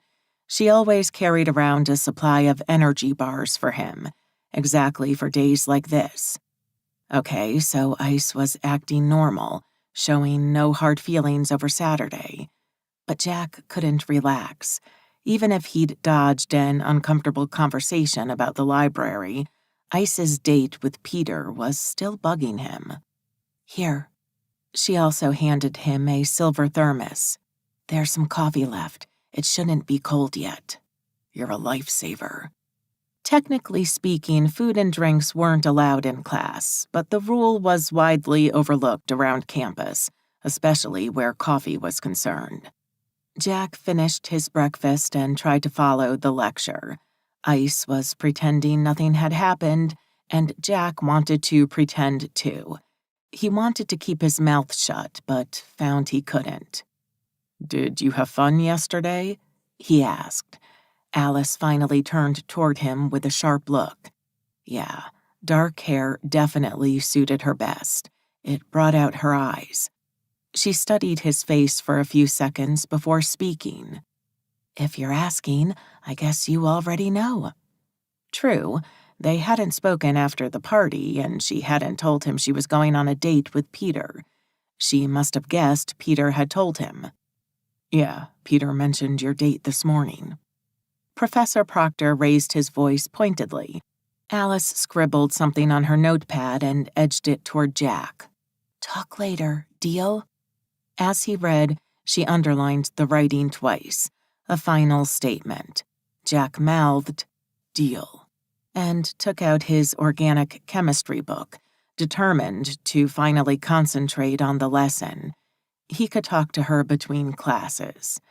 He had to wait until their lunch break to broach the Peter subject again.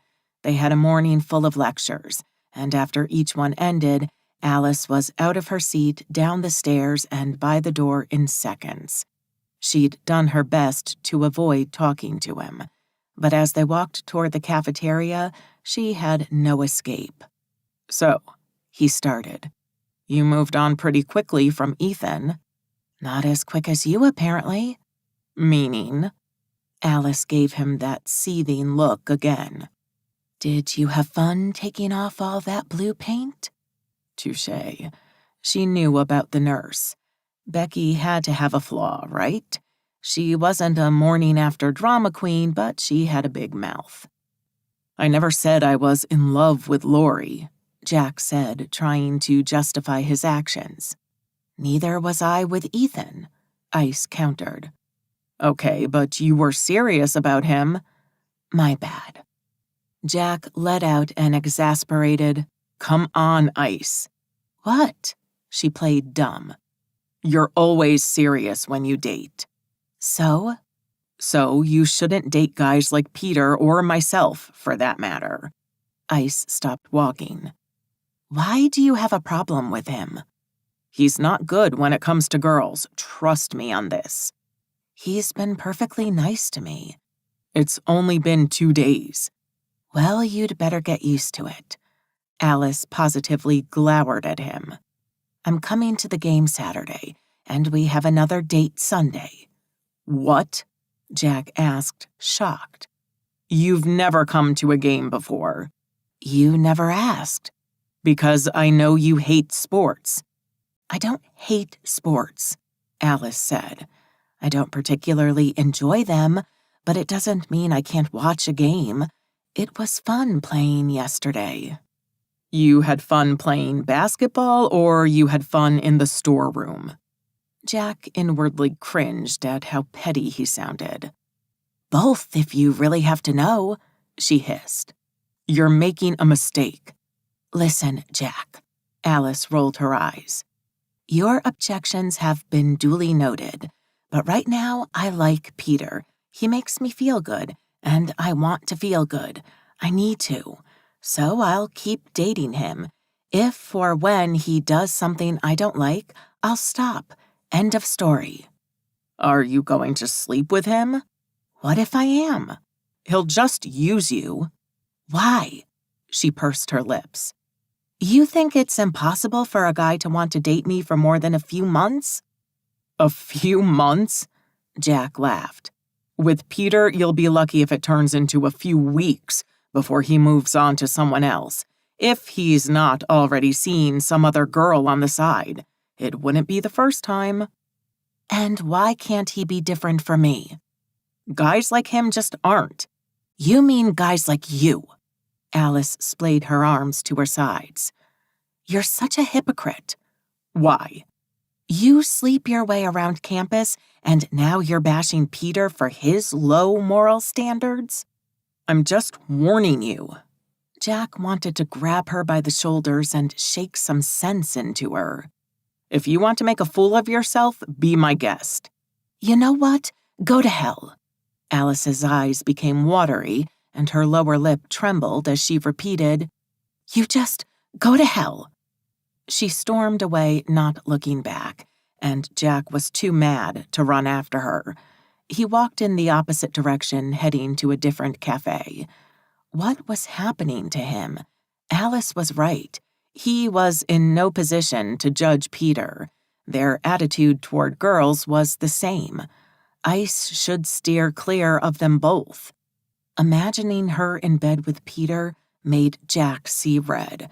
If Alice wasn't going to listen to him, he'd have to distract Peter from her. Yeah, find a hot girl for his friend and have him forget Ice for good. It was all in her best interest. He'd be doing her a favor.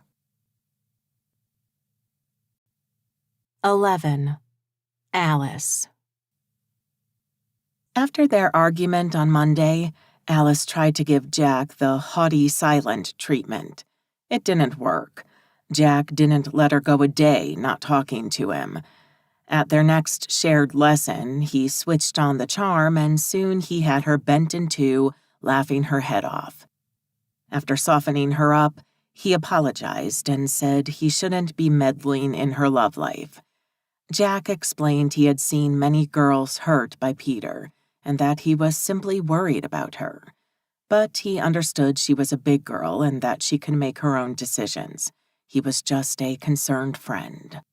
Just a friend. Words Alice officially hated. How could 3 simple words send her emotions spiraling?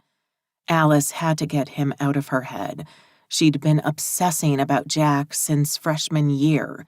It was about time she accepted they weren't going to happen as a couple. He'd made it perfectly clear he wasn't interested. All that crap about not wanting to ruin their friendship was just that, crap. If a guy, especially one with Jack's sex drive, was interested, it was impossible to be that rational. To have the amount of self-control he'd shown her when she offered herself up on a silver platter, he simply didn't like her, not in the way she wanted him to. She should have known from that first humiliating time he'd made it stark clear he'd never look at her any other way. Alice had spent the entire Saturday afternoon choosing an outfit that would send the message, "You want to spend the rest of your life with me, but I'm not trying too hard." It was a difficult one to pull off, especially if she added the "keep me warm in winter" requirement. In the end, she'd opted for a homey, sexy look as opposed to outright sexy. Uber-tight jeans, ankle boots, and a cream sweater that hugged her curves in all the right places. She still couldn't believe Jack had finally asked her to go on a real date with him. "Dinner tomorrow night, deal?" He'd asked her the day before at the end of class. It hadn't been a declaration of undying love, but it was an improvement from meeting up for coffee or going to the library to study. Dinner on a Saturday night meant serious business. Alice entered the restaurant with a pounding heart and flushed cheeks, reddened not just by the sudden warmth of the place, but by who was waiting for her inside. She spotted Jack sitting in a high-backed booth, half hidden by the booth in front of him. From the entrance, Alice could only see his right side. He was reading a menu. As if he felt her looking at him, he lifted his gaze and they locked eyes. Alice's world tilted. Hers wasn't a simple crush. She had fallen head over heels for Jack. He got up, flashing a wild grin, and walked toward her. As he hugged her hello, Alice inhaled his scent, a mix of shaving gel and his natural odor, and her stomach exploded with butterflies. "You came alone?" Jack asked. He seemed surprised. "Yeah?" She followed Jack back to the booth, only to see a pretty girl already occupying the seat closest to the wall. "Ice, this is Olivia." Jack made the introductions. "Olivia, meet Alice." "Olivia? Has he asked me out to introduce me to his girlfriend?" Alice screamed inside her head. No, this wasn't happening. This couldn't happen. It could, and it was. Alice watched the girl get up as if in slow motion. Her bubble of happiness had transformed into a water bubble that slowed everything down and made voices sound deep and distorted. In her slow-motion voice, Olivia said, "Nice to meet you." She extended a manicured hand. Muscle memory made Alice stretch out her arm and take Olivia's hand. Her lips froze in a polite expression, one she hoped didn't look too strained, as she willed herself to sit opposite the happy couple. She prayed she wouldn't start crying in front of them, although angry tears were already welling in her eyes. Alice dabbed at the corner of her eyes with the sleeve of her sweater. "Gosh, it was windy outside," she said to explain the gesture. "We were thinking of catching a movie later," Jack said. At least this torture session would be short-lived. Alice calculated how long her agony would last. It was a few minutes past 7. Surely they'd want to catch the 8:30 show, 9 at the latest. The walk to the movie theater took 15 minutes plus 10 to get the tickets. They had to leave in an hour and a half tops. She could survive 60 minutes of this. She didn't have another choice. "Do you have any plans for later?" Jack asked. Alice's plan had been to spend the night in Jack's arms making love to him for the first time. "Plans? You mean besides crying myself to death?" "I have a sorority meeting." "They make you meet on a Saturday?" Olivia, the nosy bitch, asked. "It isn't an official meeting, just first-year pledges getting together and hanging out." "It must be nice to be part of a group," Olivia's over-polite smile seemed to imply. "See, this is my little group here, Jack and me." Olivia had possessively linked her arm with Jack's. She was so irritating. Alice felt a swell of anger, envy, and possibly even a tiny surge of hatred. She had a mental vision of grabbing the ketchup and mustard bottles, one with each hand, and squeezing them into Olivia's face until they were both empty. As unrealizable as the fantasy was, it gave Alice the strength to endure the next hour. Olivia, like many others after her, had been but a short footnote in Jack's life. Instead, Jack's newfound attitude of acting as if Peter didn't exist stuck around a lot longer. Alice didn't know what to make of this new approach, but she preferred it to the insistent nagging that had preceded it. Jack constantly telling her how a guy like Peter could never fall for her, to Alice translated as Jack telling her how he would never fall for her. Dating someone else had always been the best way to avoid thinking about Jack not liking her, or Jack's new girl of the moment. Maybe Peter wasn't the wisest distraction of choice, but he was good-looking, charming, and so far he'd treated her with nothing but respect. True, he had a reputation. So what? Alice was just looking for a fun pastime to avoid brooding over Jack. She wasn't going to get hurt. She could handle Peter, and if he dumped her, she'd deal with it, just as she'd dealt with Ethan breaking up with her. Or, more to the point, telling her she'd never been his girlfriend in the first place, and that he didn't want to have casual, meaningless sex with her anymore. Good times. Besides, Peter's flirty texts were the only highlight in her otherwise bleak routine. She'd started to look forward to the little red circle with a white number appearing over her WhatsApp icon. They hadn't managed to meet again after their date on Sunday, as both their schedules were packed.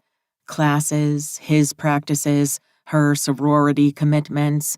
Their few free moments did not overlap, but they chatted a lot through texts, and by the time Saturday rolled around, Alice couldn't wait for their dinner the next day.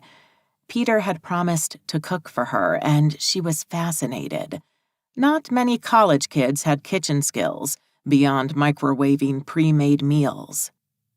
"Well," Madison said as they entered Levites' pavilion with half an hour to spare before the game, "Harvard certainly doesn't push the bling side of varsity sports." "Why?" Alice asked. Alice, Madison, and Haley took 3 seats close to the front. Peter had told her to come early, but they needn't have worried. The stands were still half empty. "I watched a game at Notre Dame once, and it was like going to an NBA game," Madison explained. "They had mega screens hanging from the ceiling, videos, music, cheerleaders. Their pavilion is like a real indoor stadium. This looks like a sorry high school gym." "I thought people only ever went to Notre Dame to watch football," Haley said. "Football season was over when I visited." "Why were you in Indiana anyway?" Alice asked. "My cousin from my mother's side goes to school there. She's not a Smithson, so she wasn't destined to Harvard then Harvard Law from birth." Madison's family ran one of the top law firms in Boston. All Smithson kids were expected to graduate from Harvard Law School. Ethan was an alumnus. Georgiana was attending it now, and Madison would apply next year.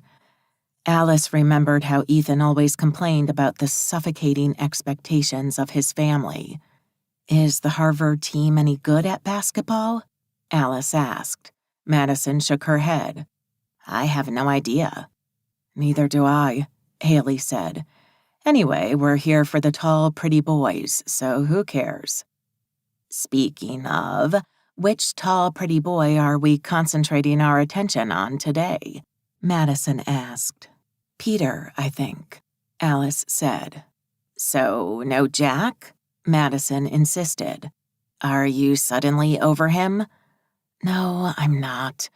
Alice puffed her cheeks in exasperation. "But he made it clear I'm not his cup of tea.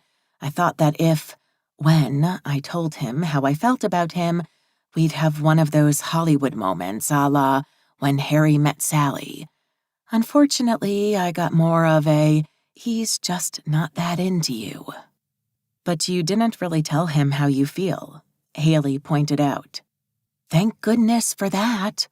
Alice cringed at the thought. "At least it wasn't a complete humiliation." Madison pouted. "Are you sure an I'm madly in love with you speech wouldn't have made a difference?" "No difference, I'm sure." "What about Peter?" Haley asked. "You like him?" "Yeah, he's fun, charming, and he has pretty eyes." "Isn't he a bit of a, Haley let her words hang. "Man-slut?" Alice supplied. No point in denying it. "Yeah, I think so, but I'm not looking for a serious relationship right now." "As long as you don't get hurt," Madison said. "I don't care about him enough to get hurt." A speaker announcing the 2 teams silenced Madison's upcoming retort. They stopped talking about the boys and concentrated on ogling them. "I know number 23. Madison pointed at one of the players. "He's in most of my English classes." Something in her friend's tone of voice made Alice think Madison had a little crush on the guy. Haley didn't pick up the vibe. "He's super cute," she said. "What's his name?" "Scott," Madison said sulkily. Haley checked the Crimson website on her phone. "Number 23, Scott Williams. He's a junior." "I told you he's in my class." "Is he single?" Haley asked. "Why do you want to know?" "Relax," Haley said. "What are you so touchy about?" It was clear to Alice that Madison was getting territorial, but sometimes Haley could be completely blind to other people's feelings. "Look," Haley pointed at the court. "He's going for a shot." They all followed the ball as Scott let it go and it flew over the court. "Goal!" Haley shouted, lifting her arms over her head. "This isn't soccer," Madison snapped. Haley poked her tongue at Madison and turned to Alice. "You should ask Peter to introduce us." "Sure," Alice said. taking a mental note to never ever do so. Madison scoffed, but Haley wasn't looking at her and didn't seem to hear. Then the referee blew the start whistle, and the three of them stopped talking and concentrated on the game. Alice was no expert, but once the game was over, 2 facts were clear. 1, Peter was the team's star, and 2, Jack had played like crap. She looked at him now. Even if Harvard had won to McGill 66-63, it was clear Jack had a black temper. As if he felt her staring, he turned toward her. They locked eyes and his frown deepened. Jack quickly looked away and disappeared into the locker room.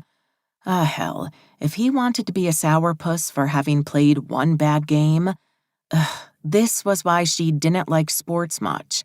Alice hated how a won or lost game, or badly played in this case, could sway the mood of a person or an entire city or even a country. It was so stupid. She caught Peter's eye next. He shot her a grin. His mood couldn't have been more different from Jack's. Peter blew her a kiss and twirled his index finger in a later gesture that she knew meant tomorrow. He had been clear that game nights were reserved for the team. She gave him the thumbs up and blew a kiss back. Peter waved and then focused his attention on an approaching reporter. 12. Jack. Jack entered the locker room and flung his neck towel down onto a bench. He hurried in and out of the shower before any of his teammates were finished. When Peter eventually jogged into the locker room, Jack was already getting dressed. The captain did his usual round of high fives and cheered with the rest of the team, then stopped next to Jack. "Sullivan, my man," he said, giving Jack a pat on the shoulder. "It'll go better next time, and we won anyway." Jack gave him a stiff nod, avoiding catching his eye. He was scared he might punch his friend otherwise. Peter's words of condescension continued to ring in his ears, their implied meaning obvious. Did Peter expect Jack to thank him for saving the game? Fat chance of that. He'd never been jealous of Peter being the better player. Jack cared more about his academic achievements as far as his time at Harvard was concerned. Yet tonight he was bitterly jealous of Peter's raw talent. He was getting increasingly mad, and it was all Alice's fault.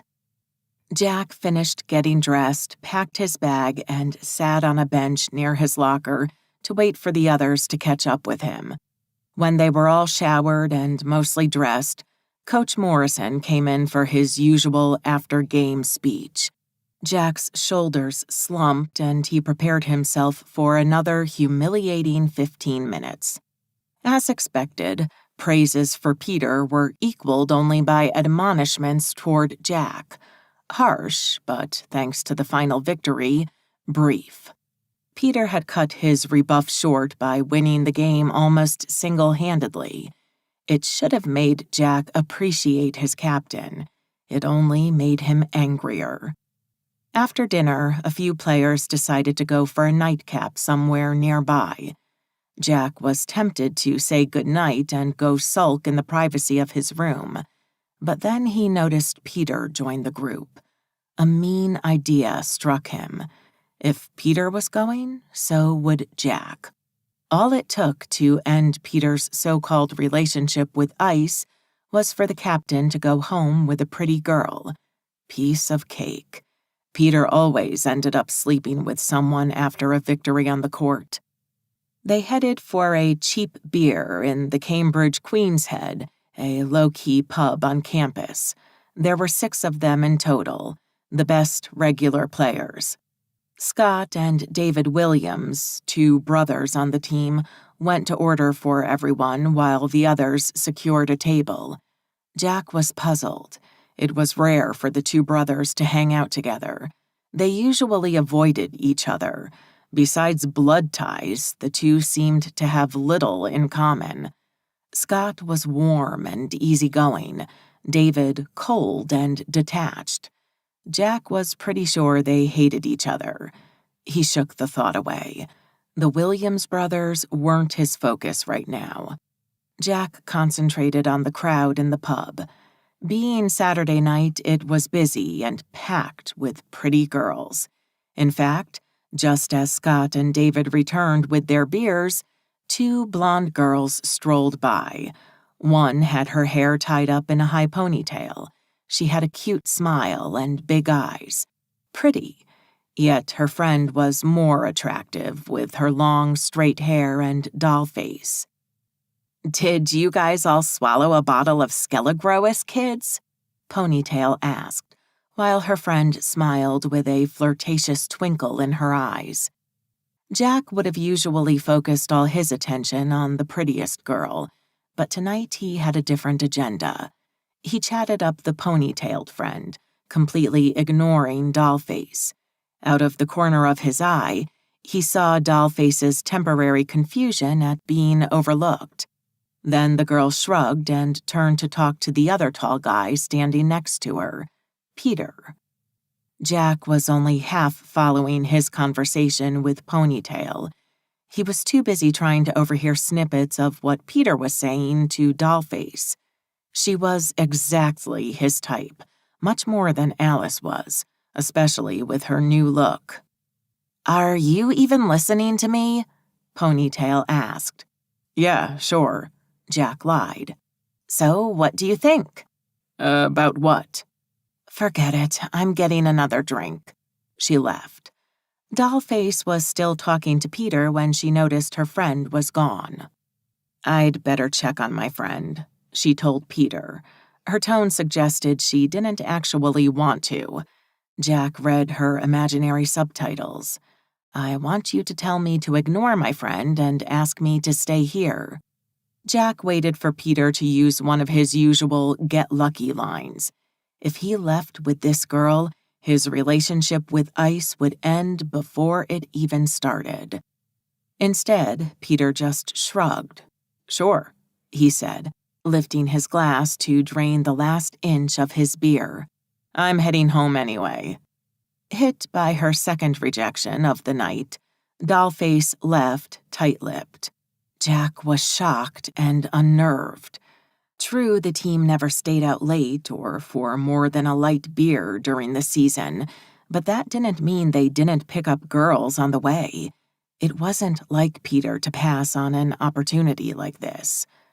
The team left together and they paused outside the pub in the cool night air to say goodbye and part ways. Scott and David headed down Cambridge Street with Matt and Blake, while Peter and Jack left in the opposite direction up Oxford Street. "Dude," Jack said as they walked, "that girl you blew off was hot." "My man," Peter sighed. "She was. How come she's not headed home with you?" "I have a date with Alice tomorrow." "Oh, so now you're going exclusive?" Peter stopped. "Sullivan, if you have a problem with me dating one of your friends, just come out with it and say so." "I don't have a problem with you dating anyone," Jack lied. "But I care about her and I don't want to see her get hurt." "So why did you try to fix me up with a blonde doll tonight?" "I didn't. I was talking to her friend." Peter ignored his lie. "Listen, man, I get it. Alice is your friend. I told you. I have my white gloves on." He lifted his hands and wiggled his fingers. "So, did I pass the test?" Jack nodded stiffly. Peter was too smart for his own good, only he had no idea how badly Jack had wanted him to fail, not pass. 13. Alice. For her date with Peter, Alice decided to wear a long knitted dress buttoned up at the front and ankle boots. Peter had given her his address, so at 5 p.m, she left her building and headed for his house. She was both excited and anxious. College guys' houses could be scary. They could range from generally unclean to sanitary service emergency, And the bathrooms? Ew. The only boys' room she'd ever seen cleaner than hers was Jack's. He was too fastidious not to clean after himself. Not that it mattered. Other than for group projects, they weren't going to use his room for any extracurricular activities. She had to stop thinking about Jack.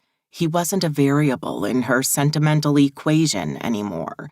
She was going on a date with Peter, not Jack. The tall, blue-eyed team captain needed to be her sole focus. What would Peter's house be like? Alice was about to find out. She stopped in front of a mahogany wood-framed house, a duplex actually, and double-checked the address before ringing the bell. Peter came to the door wearing gray sweatpants and a white t-shirt. Why are guys in sweatpants instantaneously 10 times hotter? They hugged on the threshold and he showed her inside. The house smelled of eggs, but in a good way. Despite this being a college boy's inhabited apartment, the place didn't look too dirty. Not stark clean, but not gross either. Alice followed Peter behind the kitchen bar where he had 2 pans on the stove. She inhaled deeply. Smells good. How come you can cook?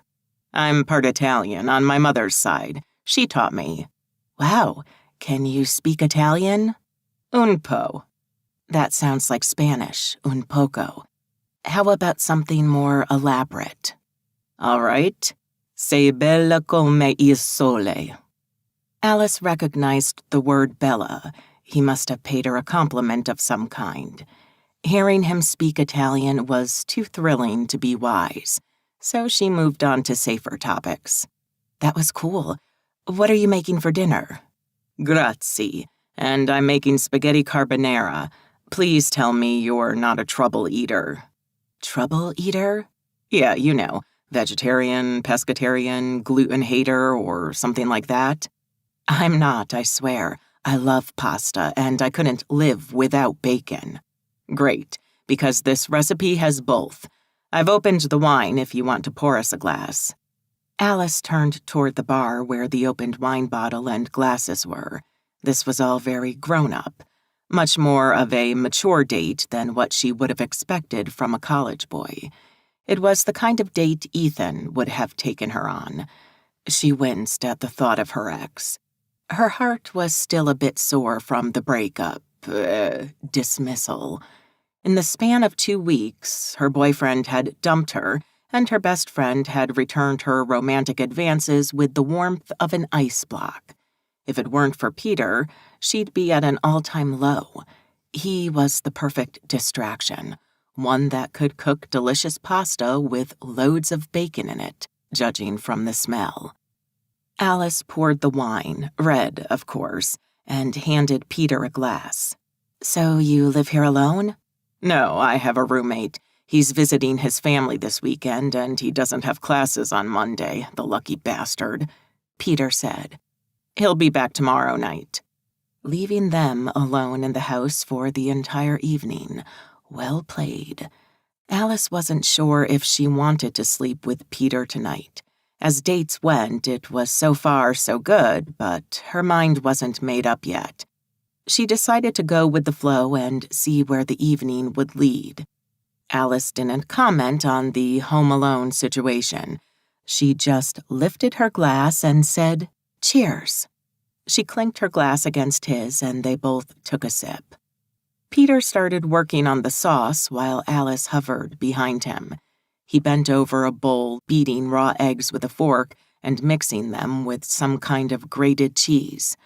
Watching him cook made him sexier than usual. He still hadn't kissed her, although she wished he would. He lifted the lid off the stock pot, probably to check if the water was boiling, which it was. Then he threw some salt in, followed by the spaghetti, set a timer on his phone, and turned to her. "Did you enjoy the game last night?" he asked. "Actually, I did." "You seemed surprised." "I am a bit. I thought sports were boring, but when you have a team to cheer for, it's exhilarating." She beamed at him. "Congratulations on the win." Peter shrugged. Thanks. We didn't play at our best, though, and the season is long. Madison said Harvard was a bit on the cheap side as basketball pavilions go. She's right. Peter agreed, surprising Alice. But a degree from Harvard is a degree from Harvard. There's no topping that. So you chose a better school with a less-than-stellar team? Yeah, basically. Even if you're shooting for the NBA? Alice asked. Scouts will spot talent no matter the team you play on, and I could get a serious injury at any point in my career. A good degree never goes away. Peter was proving to be more level-headed than she'd expected. Cheers to that, Alice said, taking another sip of wine. Peter checked the timer. The pasta will be ready in a minute, he said and came closer to her. She was leaning with her back against the kitchen bar, and he trapped her between it and his body. He set his glass on the bar, took hers away, and put it down next to his. Which means I have exactly 60 seconds left to kiss you. He wrapped his arms around her back and pressed his lips to hers. Alice's entire body warmed, an electric current spreading through her from head to toe. When the beeping timer put an end to the kiss, Alice wished pasta took longer to cook. You can sit down, Peter said, pointing her toward the table. I'll bring the pasta over in a second. Alice noticed the laid table for the first time. The living area was an open space that included the kitchen, the main living room, and a small dining area on the side. The table setting wasn't too fancy, but again, impressive for an alleged college jock. This is delicious, Alice said after tasting the first forkful of spaghetti. You have to give me the recipe. Peter shook his head, smiling. Not possible. If you want real Italian pasta, you'll have to come to me. Was he planning another date already? You mean you want me to knock on your door whenever I'm craving great pasta? She teased. That could be a problem. With you, it wouldn't be. Bit cheesy, but Alice let it slide, accepting the compliment. A girl could get used to wonderful homemade dinners and a stream of compliments coming from a smoking hot, tall guy in sweatpants. I haven't made any dessert, Peter said once they'd finished eating the pasta. Oh, that's all right. Alice patted her belly. I'm already so full. Want to finish the wine on the couch? Heat rose in her cheeks. She was certain the couch was heavy making-out territory. Sure. Peter emptied the bottle into their glasses and picked them both up, guiding the way to the living room. They sat almost on top of each other, her legs across his lap, her back leaning against the puffy couch arm. They chatted a little longer, Peter casually stroking her shins as they talked. Her head was spinning a little, because of the wine or because of Peter, she couldn't tell. I like him, she realized, a lot. The night they'd met, their first date, and now tonight, everything with him was perfect, exciting, new. Peter wasn't the superficial jerk Jack insisted he was. Jack. She didn't want to think about him or her unrequited love for him ever again. Alice wanted to close that book and move on to a much more interesting read. When her glass was empty, Peter took it from her and set it on the coffee table. He pulled her fully onto his lap, and they started kissing. After a while, he flipped them over and laid her on the cushions, pressing his body on top of hers. That's when Alice knew they weren't simply going to make out and then say goodnight. She was aching for more, and she could tell he was too. Peter was an amazing kisser, and her toes curled as she imagined what he would do to her in a bed. Alice tried to stay in the moment and not think what it'd feel like if it was Jack on top of her. She needed to move on with her life. She was too old to believe in fairy tales. Time to grow up. Ethan, Jack, they were her past. Peter was her present. 14. Jack. Jack wanted to kill someone, a very specific someone. Sulking, he watched Alice walk into their first Monday class with her cheeks flushed from the cold and a dreamy smile on her lips. She was practically glowing. Peter hadn't given Jack any specifics at practice, which was the first red flag, but his smug, stupid face and confident smirk had hinted at more than enough for Jack to figure out that his captain had gotten lucky with ice. They'd slept together, Jack had no doubts. The thought was like a sucker punch to his guts. He was rotten jealous. There was no denying it at this point. He'd always thought he was fine with Alice being his friend and nothing more, a platonic relationship. Wrong. When she'd tried to kiss him, something had stirred in him, and seeing her with Peter was torture. Thinking of them together turned his stomach in a washing machine spinning at full speed. For the first time, Jack had arrived at a lecture before Alice. He was usually late as he had to run all the way across campus from the gym after practice.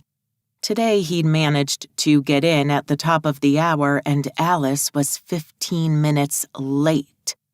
Ice was never late.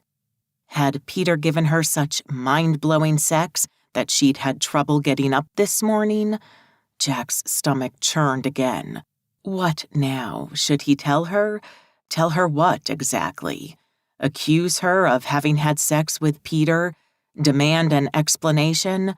Or go for something more along the lines of, "Hey, Ice, remember the other day when you tried to kiss me and I told you it wasn't going to happen between us because we're just friends?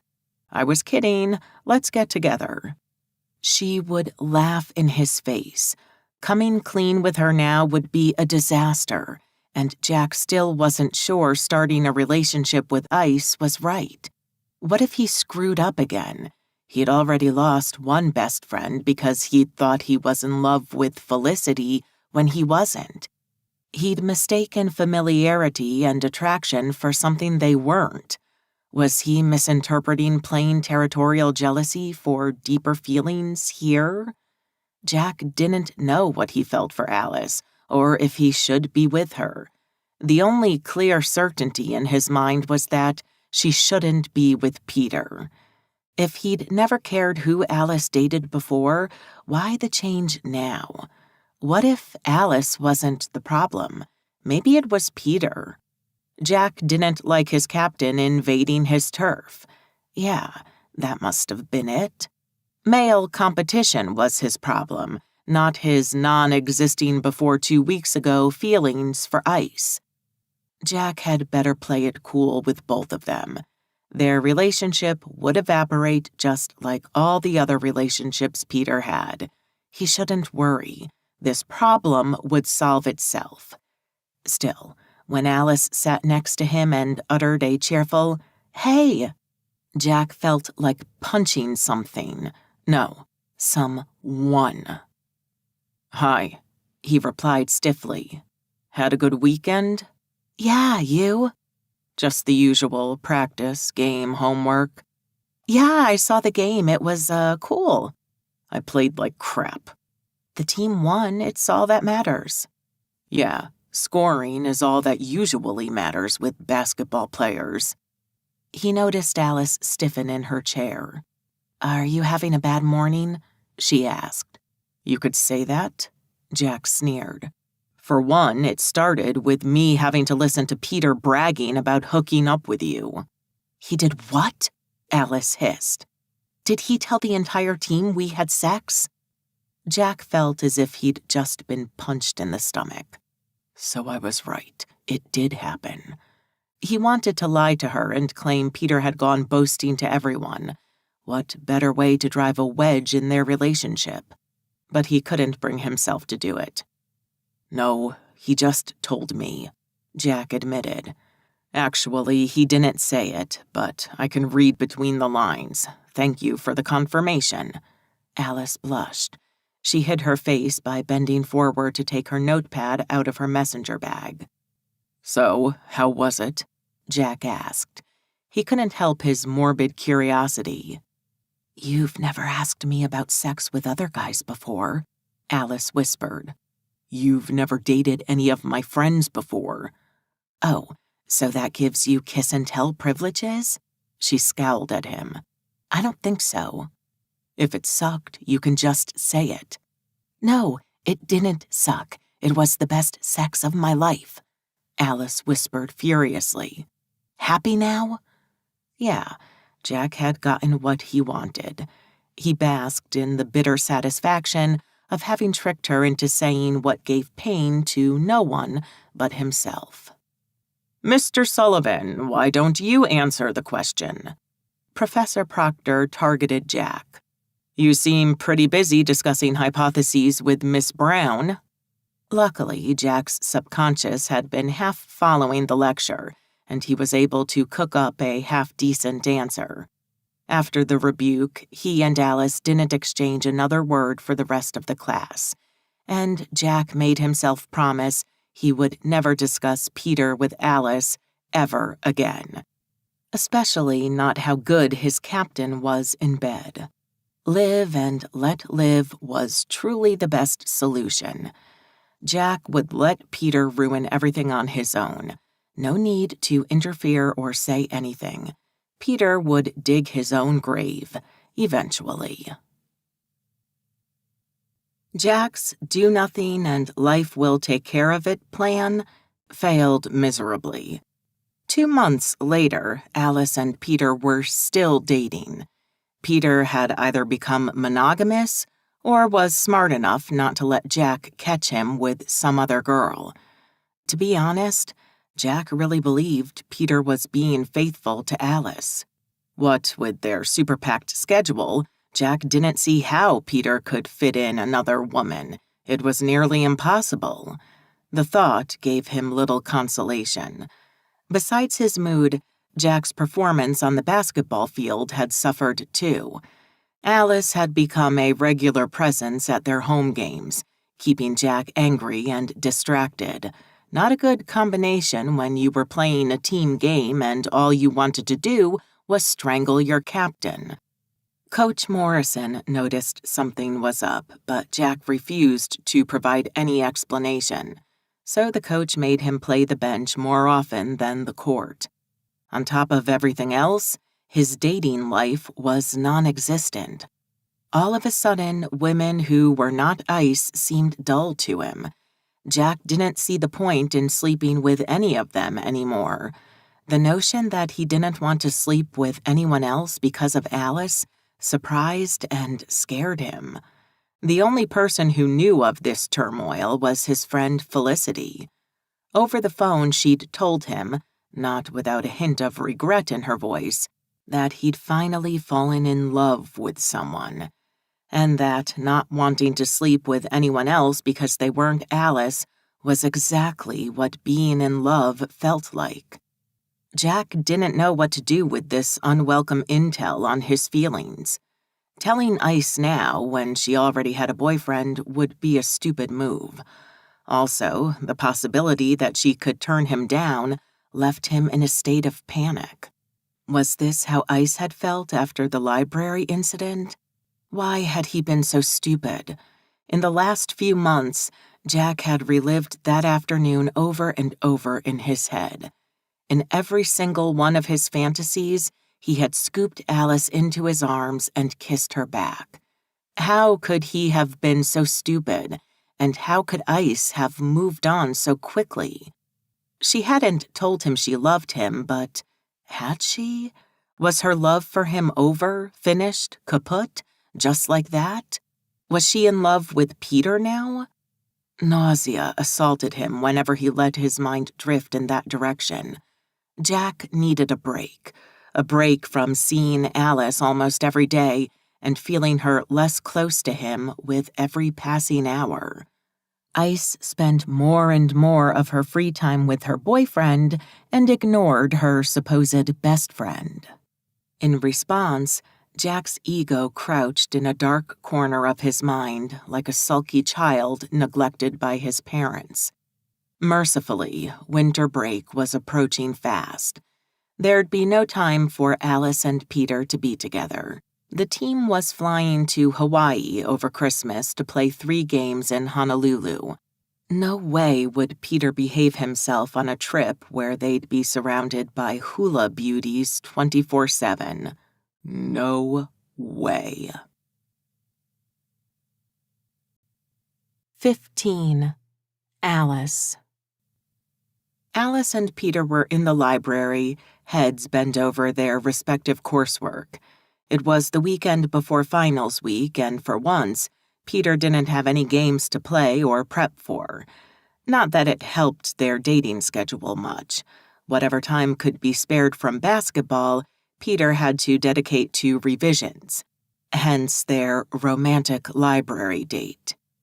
Alice stared at her textbook, trying to take in the complex formulas of molecular orbital theory, but not really succeeding.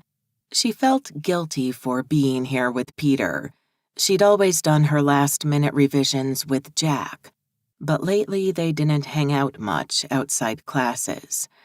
Jack had stopped antagonizing her about her relationship with Peter, and she'd stopped asking him about his dates. She didn't want to know anymore, and he was being uncharacteristically discreet. He hadn't bragged about a new girl in a while. Not that Alice kidded herself into thinking he had not boasted because he had nothing to boast about. Alice didn't know if she felt better or worse, not knowing exactly what was going on in Jack's love life. Yet, a new stubbornness compelled her to never ask. Alice had asked Jack if he wanted to join them for this study session, but he had replied with a curt, "No thanks." That had sounded more like, "I'd rather walk on broken glass barefooted." Peter looked up from his econometrics book and asked, "Are you going home for Christmas?" "No, every year my parents go on a cruise for Christmas." Alice grimaced. "Be away on the 25th and you can get the cheapest fares ever. My family is more about Thanksgiving. I'll stay here and get a head start on spring term." "Alone on Christmas Day?" Peter arched his brows. "That's sad." Alice shrugged. "I'm used to it." "Why don't you come to Hawaii?" That had been her latest discovery about the Harvard basketball team. The Crimson weren't free, not even for Christmas. They had to fly to Hawaii to play 3 games, one of which was on the 25th.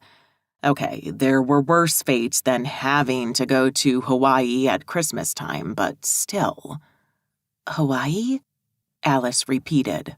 "Yeah, why not?" Peter stared at her expectantly. "We leave on the 21st and we get back on the 26th. I know we have 3 games, but they usually leave us some chill time in between. My parents can't make the trip, so it'll be just the 2 of us." "And the team, and Jack." "Yeah, but I can cut some free time, and it's a week in Maui." Peter's enthusiasm was evident. "It's better than staying here, buried under the snow, alone on Christmas Day." "Yeah, but you'd be busy most of the time with the team, no?" "True," he admitted. "Why don't you ask your roommates along? You girls could go sunbathing on the beach when I have team duty, and we could hang out the rest of the time." Alice considered the possibilities. Madison has to go home at Christmas for sure. Her family's a bit overbearing. But I could ask Haley. Christmas in Hawaii was starting to sound like a real option. "Are you seriously asking me to go to Hawaii with you?" "Never been more serious." Alice chewed her pen. "Can I think about it?" "What is there to think about?" Peter mimicked hula dancing. "What could be better than flying to a tropical beach with your awesome boyfriend?" Boyfriend. So far, Alice had thought of their relationship as hanging out or casual dating, but Peter had just made it official. "I can't say yes for sure," Alice conceded. "I have to check flight fares and ask Haley if she can come." Alice was stalling to gain some time to decide. The truth was, every year since she'd moved to Boston, her parents had given her a very generous Christmas gift, basically a bribe, to appease the guilt of not spending the day with her. She had saved up the money for the past 2 years, but maybe, for once, she could stop being super responsible and give herself a break, a Hawaiian break. Alice was both thrilled and wary of Peter's proposal. True, sports could be fun to watch, yet whenever the team lost, a 50-50 chance so far, Peter became sulky and short-tempered. It could be hard to be near him after a lost game. Jack was a tad less moody about it, but basketball wasn't as important for him. To be honest, it felt like basketball was the third wheel in her relationship with Peter. It was an all-consuming element in Peter's life, with practice almost every day and several games a week, both at home and in other cities. Before, being Jack's friend but not really taking a real interest in the game, Alice hadn't noticed how demanding it was. She had a love-hate relationship with basketball now. Watching Peter play, okay, she kept an eye on Jack too, she couldn't help it, was exhilarating. It was like dating someone in a band. Whenever you put a man on a stage of sorts, it was guaranteed women would find him instantly more attractive. For Peter, it was exactly like that. On the field, he had a huge spotlight on him that made him irresistible, and he wanted to spend Christmas with her. Christmas in Hawaii with Peter sounded awesome in theory, but what if the team lost? She'd be in a tropical paradise with her boyfriend and a dark cloud of bad temper over their heads. Not ideal. Also, it wasn't going to be a cheap or short trip. But if Haley could go, it'd be a fun trip.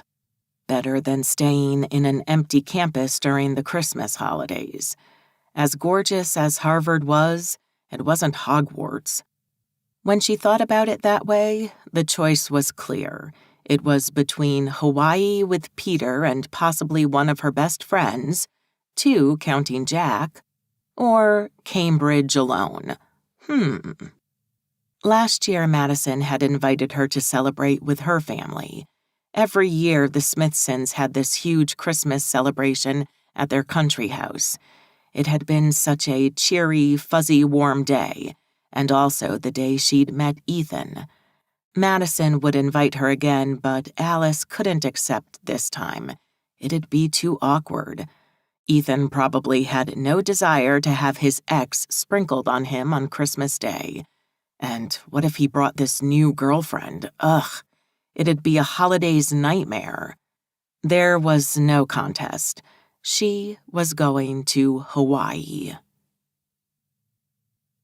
Alice barged into her apartment, barely able to contain her excitement. "Roommates meeting," she announced. Haley and Madison were seated at the dining table revising for finals. Madison was studying poetry verses, and Haley code lines. They both lifted their heads, looking grateful for the interruption. "What's up?" Haley asked, sagging on the couch. Madison sat next to Haley, and Alice chose the armchair on the side. "Peter's invited me to go to Hawaii with him over Christmas," she said. "The team has to play 3 games there, and he wants me to go." "Hawaii? Wow!" Haley seemed excited. Alice beamed. "Would you girls like to come with me?" Madison's face fell. "I can't go," she said at once. "You know how my family is about Christmas and traditions. I can't skip it." Alice had expected that. "Haley? How many days would we be there?" "Less than a week. I would have to tell my parents I'm not going home for Christmas and ask them for an expense contribution," Haley said. Then turning toward Madison, she added, "They're more flexible about holidays than your parents." "Lucky you," Madison muttered, paling. She gave the impression of swallowing a lump in her throat. "I'll check with my parents." Haley got to her feet and disappeared into her room. Madison got up as well. "I have some reading to do," she said, somewhat deflated. She picked up a book and disappeared into her bedroom. Alice followed her and knocked on her door. "Can I come in?" "Yes," came Madison's muffled voice from within. Alice opened the door and leaned against the threshold. "I need to ask you a favor." Alice thought of the first excuse for following Madison. "Can you take care of Blue while I'm gone?" "Sure, I'll only be gone for Christmas Day." "Thanks." Alice walked into the room. "Are you okay?" "Yeah," Madison said in a small voice. "Why?" "You seem upset about Hawaii." Alice sat on the bed next to Madison. "What is it?" "Nothing. I just thought you were coming to my house again for Christmas." Madison crossed her arms over her chest. "I know I haven't officially asked you yet, but I thought it was implicit." "Yeah, I know, and thank you." Alice smiled, tight-lipped. "But I can't come to your house this year." "Why?" "You know why. Ethan will be there. It'd be too awkward for the both of us." Madison grimaced and theatrically swatted her forehead with her hand. "You're right. I'm so stupid. I hadn't even thought about it." "Are you sure there's nothing else?" Alice insisted. Madison was very private about her feelings. She had to have information like this dragged out of her. "Like what?" "Is it about that guy, what was his name?" "What guy?" "Number 23, the one you recognized at the game." "Scott? What does he have to do with anything?" "He's in your concentration, and I got the impression you had a little crush on him." "I don't," Madison said, too defensive. "Haley seemed to like him too," Alice pressed. "You wouldn't be worried about something happening between them while we're in Hawaii, then?" Madison blushed. "No." "Madison, if you like him, just tell Haley he's off limits." "As if it would matter," Madison sulked. "If Haley Thomas wants him, she's going to get him. She doesn't even try, and all the guys love her. Nothing I say would make a difference. It's not like he's my boyfriend or anything. I've never said more than hello to him." "But if you told Haley—" "No, and promise me you won't say anything to her about it. Ever." "Why?" "Just promise me," Madison said with an anguished face. "Can you?" "Okay, I promise."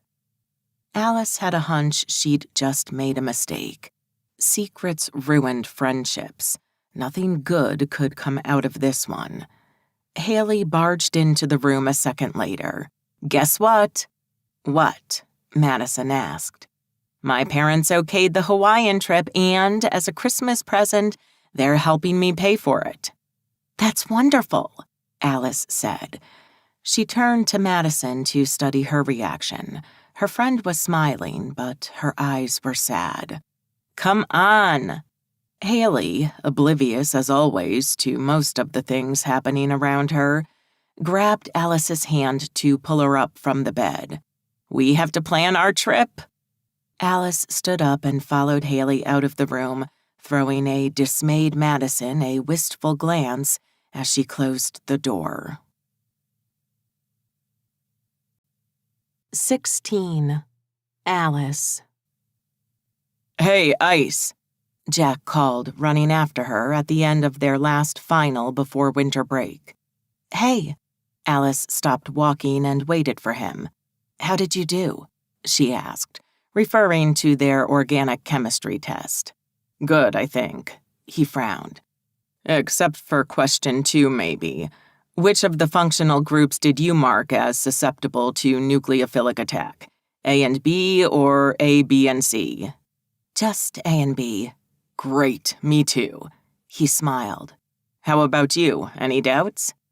Question 4. The most acidic compound was CH3SH, right? It had taken her 10 minutes to mark that answer. I always confuse them. Yep, that's the one. Alice let out a relieved breath. I should be good then. What do you say to a hot chocolate to celebrate? Deal?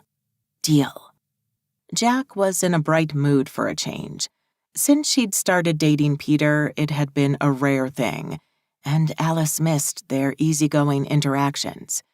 Given the freezing December temperatures, they headed for the nearest place, a cozy coffee shop called Crema Cafe.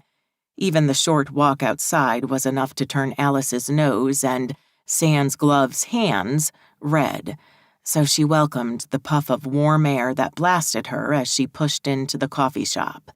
The atmosphere inside, besides being deliciously warm, was also incredibly festive.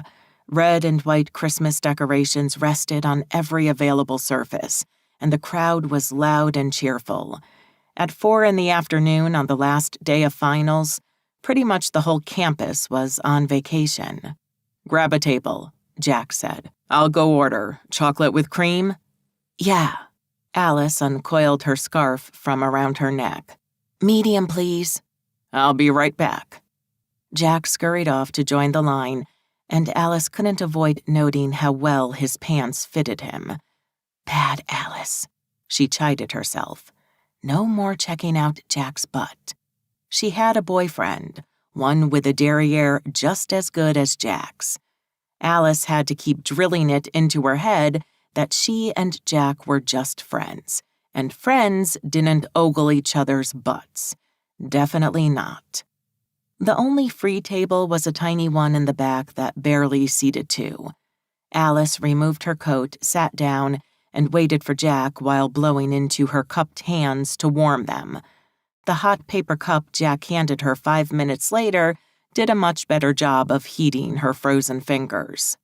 I'm so glad this semester is over, Jack announced, plonking down on the chair next to her. Close. Too close. Despite the place being crowded and the cocoa aroma drifting up from her cup, Alice could still smell Jack's aftershave. It made her stomach contract a bit. So she flooded it with hot chocolate to force her belly to relax. Yeah, me too, she said. This one was hard. Not that I've encountered an easy one yet. Alice was babbling. They had spent a million afternoons just like this one. There was no reason to be this nervous. We should put vodka in this. Alice shook the cup. It's so vanilla of us to celebrate with chocolate. I have a game soon, Jack said matter-of-factly. Nothing stronger than beer for me. Alice felt a stab of annoyance. I should change best friends. You're not daring enough. Jack's eyes sparkled. He gave her a look that said, try me. A hot red flush crept its way up from Alice's neck to her cheeks. They held each other's gaze for a second longer before the moment was lost. Jack's head disappeared under the table as he retrieved something from his bag. To overcome my shortcomings in the fun department, Jack said once his torso was straight again. I got you something for Christmas. Alice stared wide-eyed at the tube-shaped bundle he was holding. Are we doing presents now? They'd never given each other gifts before. Nah, it's really nothing, Jack shrugged. I saw it in a shop window the other day, and it made me think of you. Can I open it now, or do I have to wait for Christmas Day? Jack flashed her a grin. Go ahead. Alice attacked the wrapping paper. It came off to reveal a cute pink bunny shape. What is this? If you remove the case, it becomes an umbrella, Jack said, his voice hesitant. Alice's heart stopped. She stared at the pink umbrella covered in tiny white dots, unable to lift her gaze to meet Jack's eye. I know it's silly, Jack continued. He sounded just as nervous. But do you remember that night? Alice lifted her gaze and locked eyes with Jack. Of course I remember. It was a stormy spring night, with rain pouring from the sky by the bucket. Jack and Alice were waiting for Jack's girlfriend to come out of the pub where they'd all had dinner. The atmosphere inside the pub had been humid and suffocating, so much so that when the girlfriend, whatever her name was, had needed to use the restroom, Alice and Jack had preferred to wait outside in spite of the rain. Since that first awful dinner with Olivia, it had become routine for Jack to bring his dates along from time to time when he and Alice went out together. They took shelter under the pub's ledge, Jack standing in front of her near the door.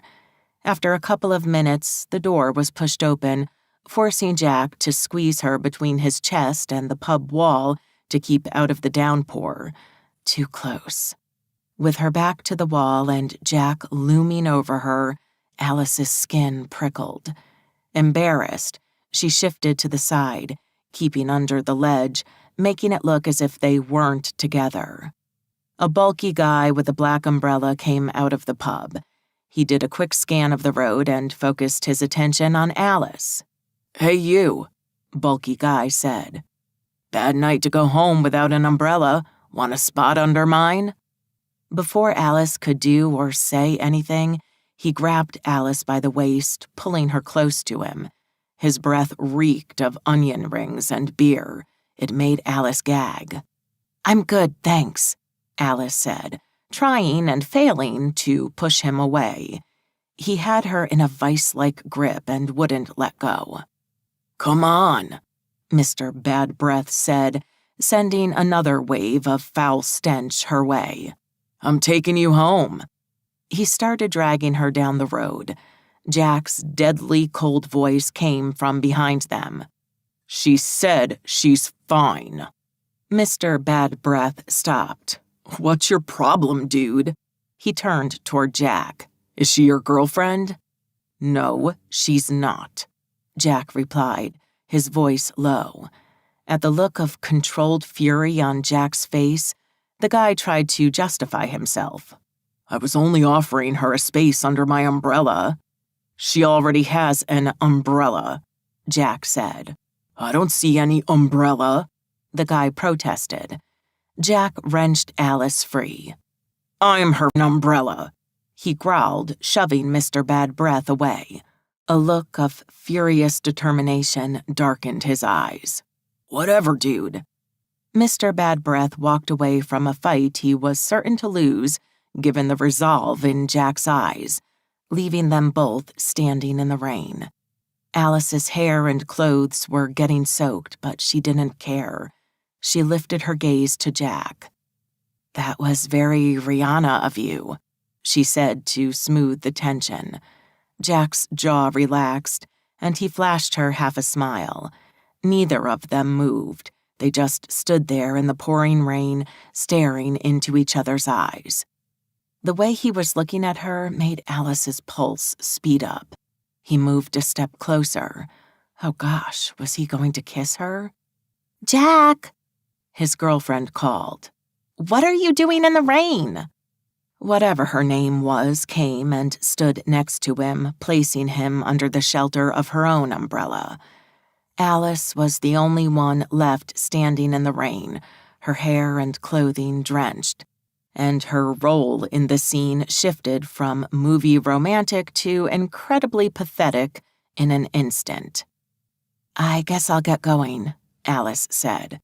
"I'm only a block away. More like 4 or 5.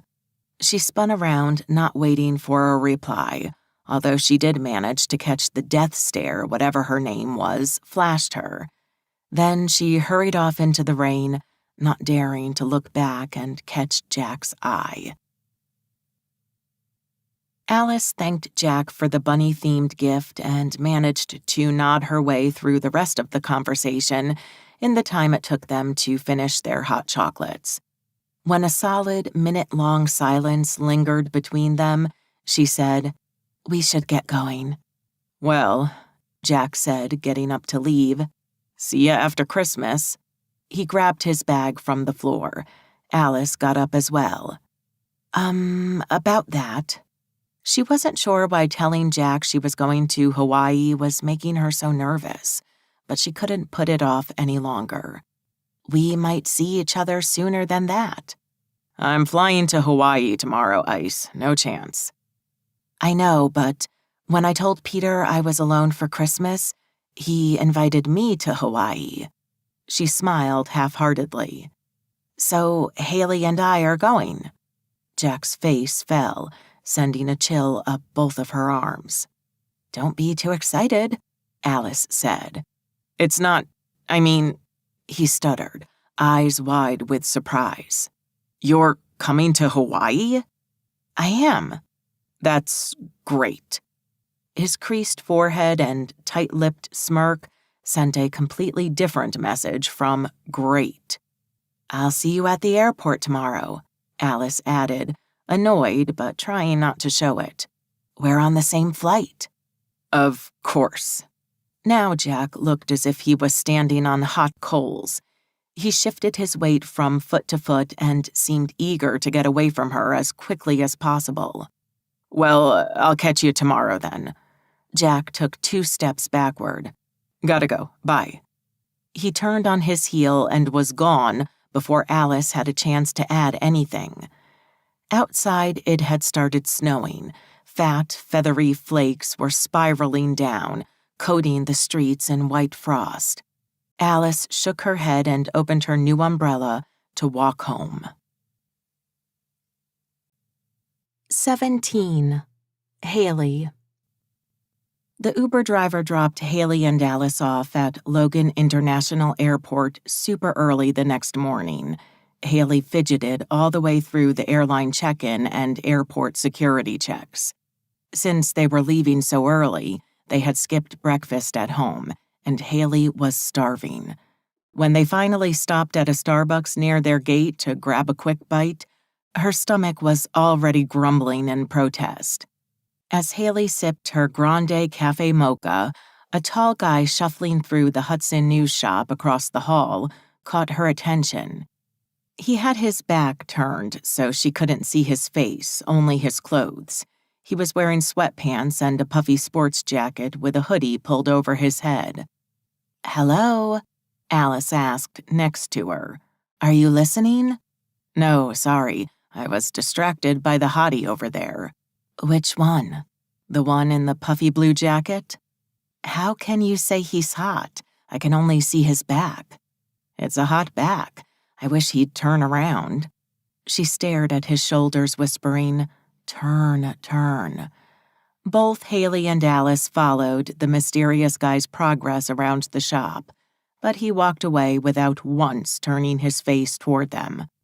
"Ah, pity," Haley said. "Now we'll never know."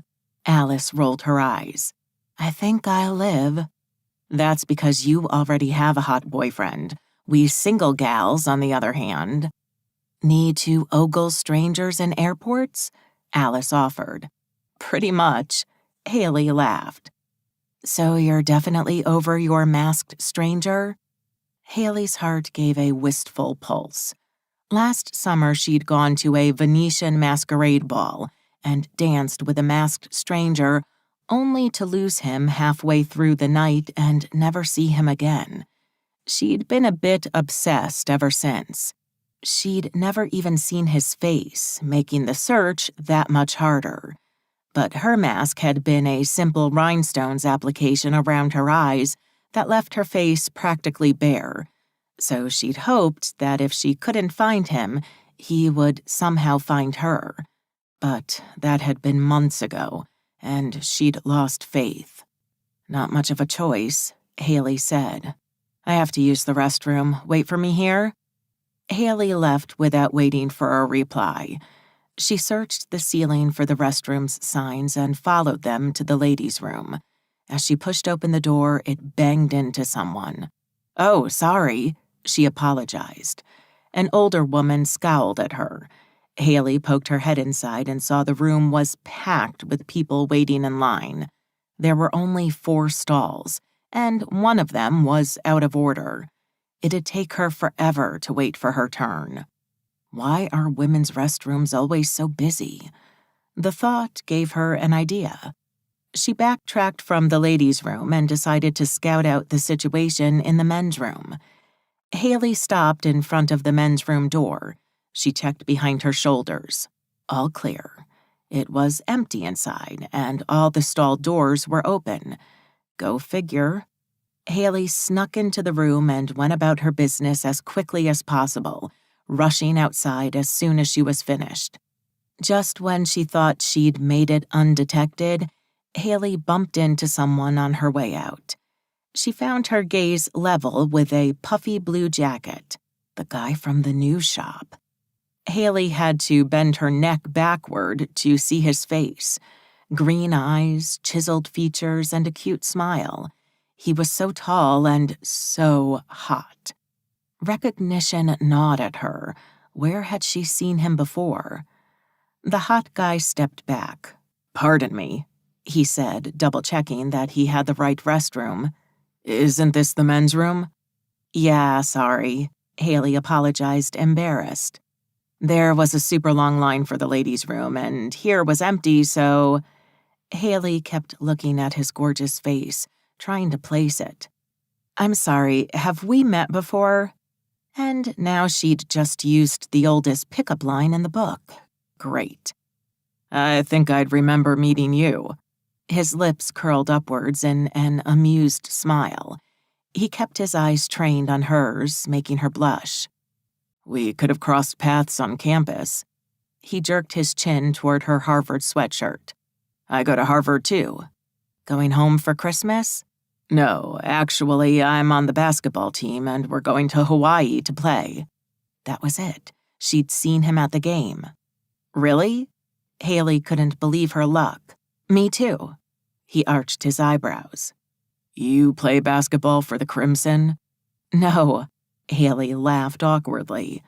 "What I meant was that my best friend is dating your captain, and he's invited her along, so we're going to Hawaii with the team, sort of." His smile widened. "Small world." Haley tilted her head to the side. "So it seems." "It was nice meeting you." "Haley Thomas." "Scott Williams." He looked at her expectantly, and Haley realized she was still blocking his path to the men's room. They both moved at the same time, bumping into each other again. They did a little dance of moving in the same direction twice before Scott stopped and allowed Haley to move past him.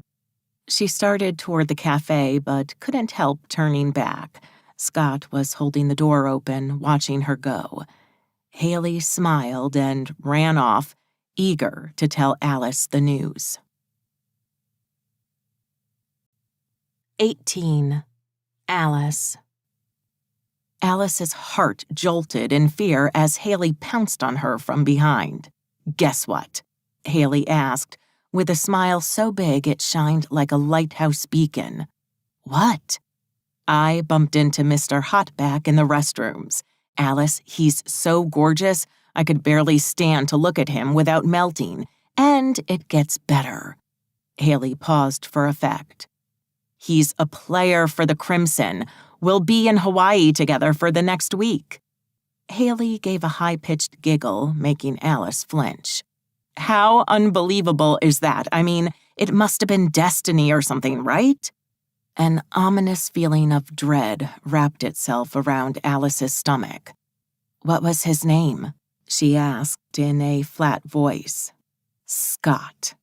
Alice's face fell.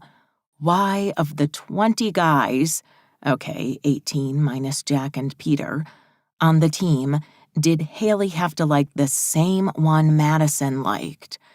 Haley's bright smile faltered. "Please stop, you're overwhelming me with your enthusiasm," she complained. "Something bad I should know about this guy?" Alice considered breaking her promise to Madison. Instead, she resigned herself to being a passive spectator to this Haley Scott disaster in the making. "No, not at all," she said. "I know nothing about him, and neither do you." "I don't need to know anything besides the fact that he's the most epically gorgeous guy I've ever seen." Alice shrugged. What if he's a D-bag? Why do you have to be so negative? Haley glared at her. What's the matter with you? Alice was saved answering by Peter grabbing her from behind and kissing her neck. Yo, here's my beautiful lady, he said. Alice turned to say hello and instinctively tried to peek over his shoulder to see if he was with Jack.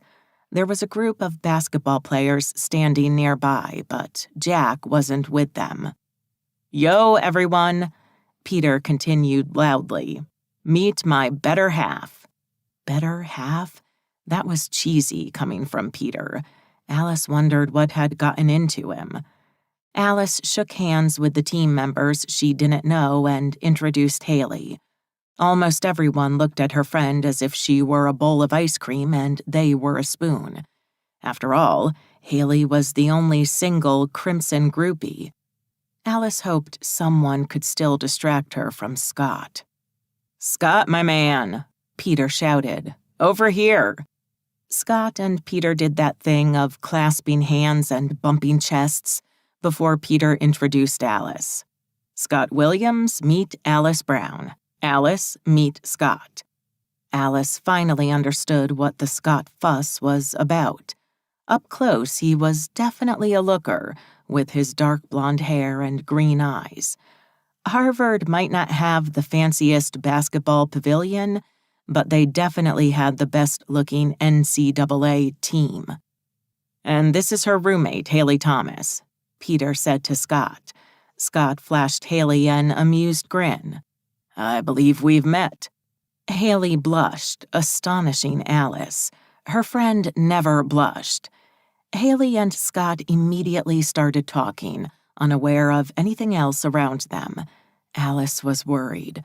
Both her friends liked the same guy, and it looked like one of them was going to get him. How would Madison react when they came back and told her?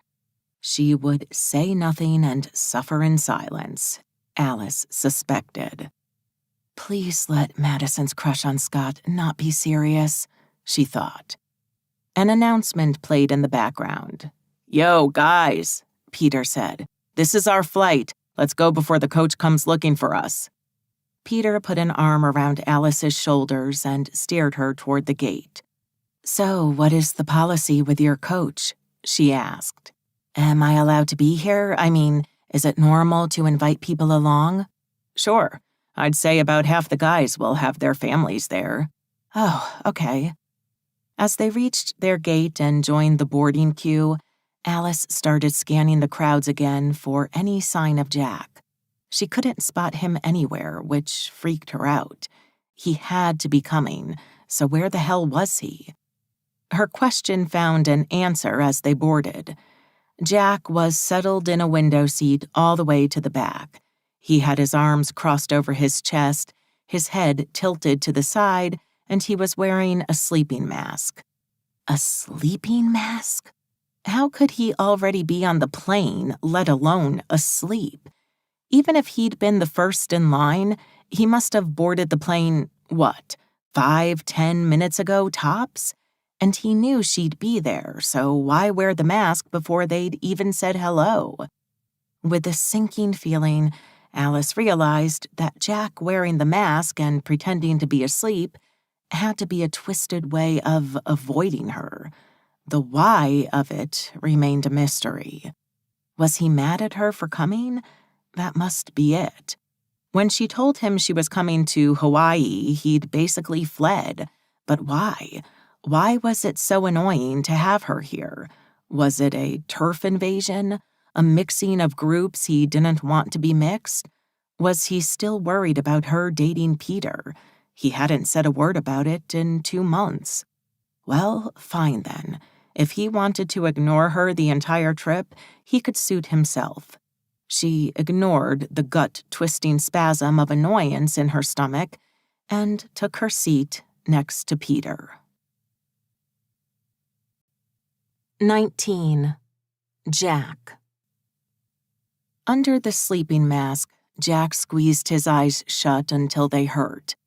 He knew his little act wouldn't accomplish much, but he couldn't face Alice and Peter on their romantic trip. The idea made his stomach cramp. To avoid them completely was impossible, but Jack was determined to keep the interactions to a strict minimum. The break he'd so coveted had transformed into his worst nightmare, and a night tossing in bed dreading the next day had not helped him come to terms with the situation. From his corner at the back of the plane, Jack listened as Peter let out his usual repertoire of, "Yo, oh, my man," while he greeted everybody else.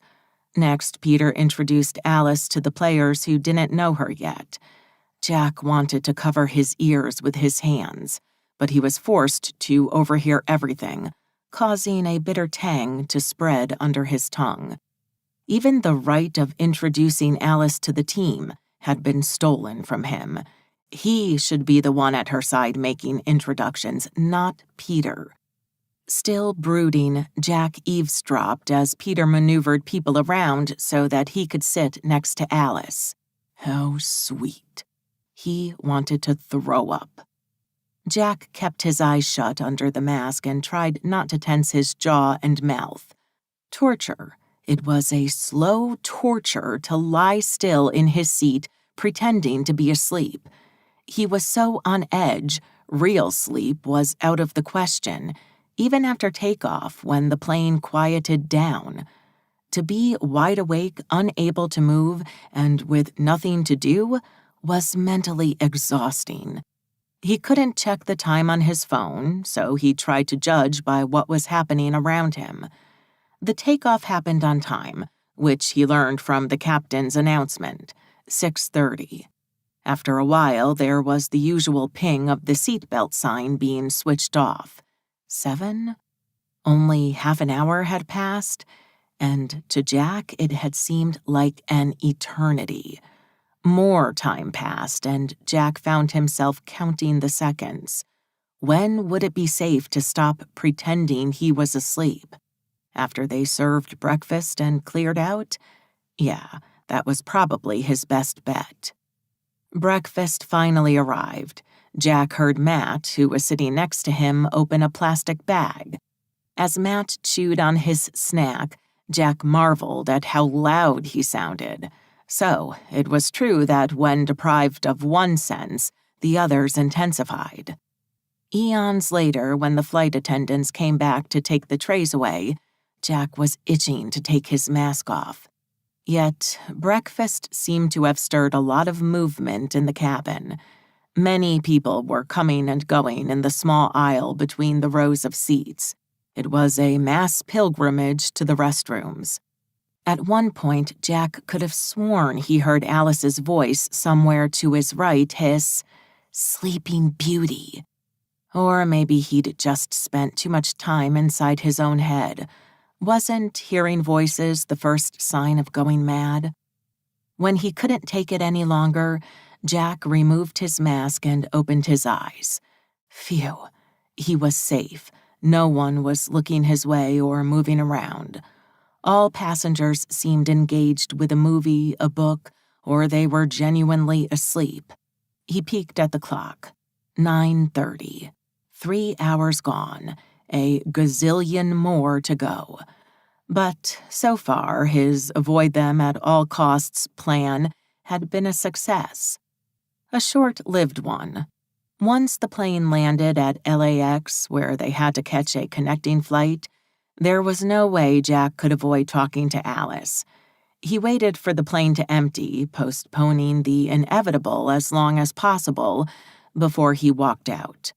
For an instant, Jack thought everybody was gone and he'd be Alice and Peter free for a little longer. Until a hand smacked his right shoulder. "Yo, my man, what's up?" Peter asked. "Where have you been, Sullivan?" "On the plane?" Jack shrugged. "You're funny." Peter clearly hadn't caught the sarcasm in Jack's voice. "We're going to grab a burger for lunch. You coming?" Jack could say he wasn't hungry, but everyone would notice he was acting weird. He'd better keep up at least a tiny bit of appearances. Ice already seemed suspicious. She was standing next to Peter, and from the way she was glaring at Jack, it was clear she wasn't happy with him. "A burger sounds great," he lied. He'd rather eat paper. "I skipped breakfast. I could eat an elephant." "Didn't you eat on the plane?" Peter asked. "Nah, I was sleeping when they served breakfast." Alice scoffed. Jack ignored her. "A lady keep you up until the small hours?" Peter asked. Jack shrugged, neither denying nor admitting to anything. But he accompanied the shrug with a wicked smile that let everyone assume Peter had nailed him. "Oh!" Peter hollered. "Good for you, man."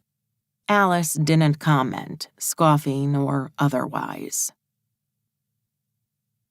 Their motel in Honolulu had a 2-story horseshoe layout with a rectangular pool in the middle.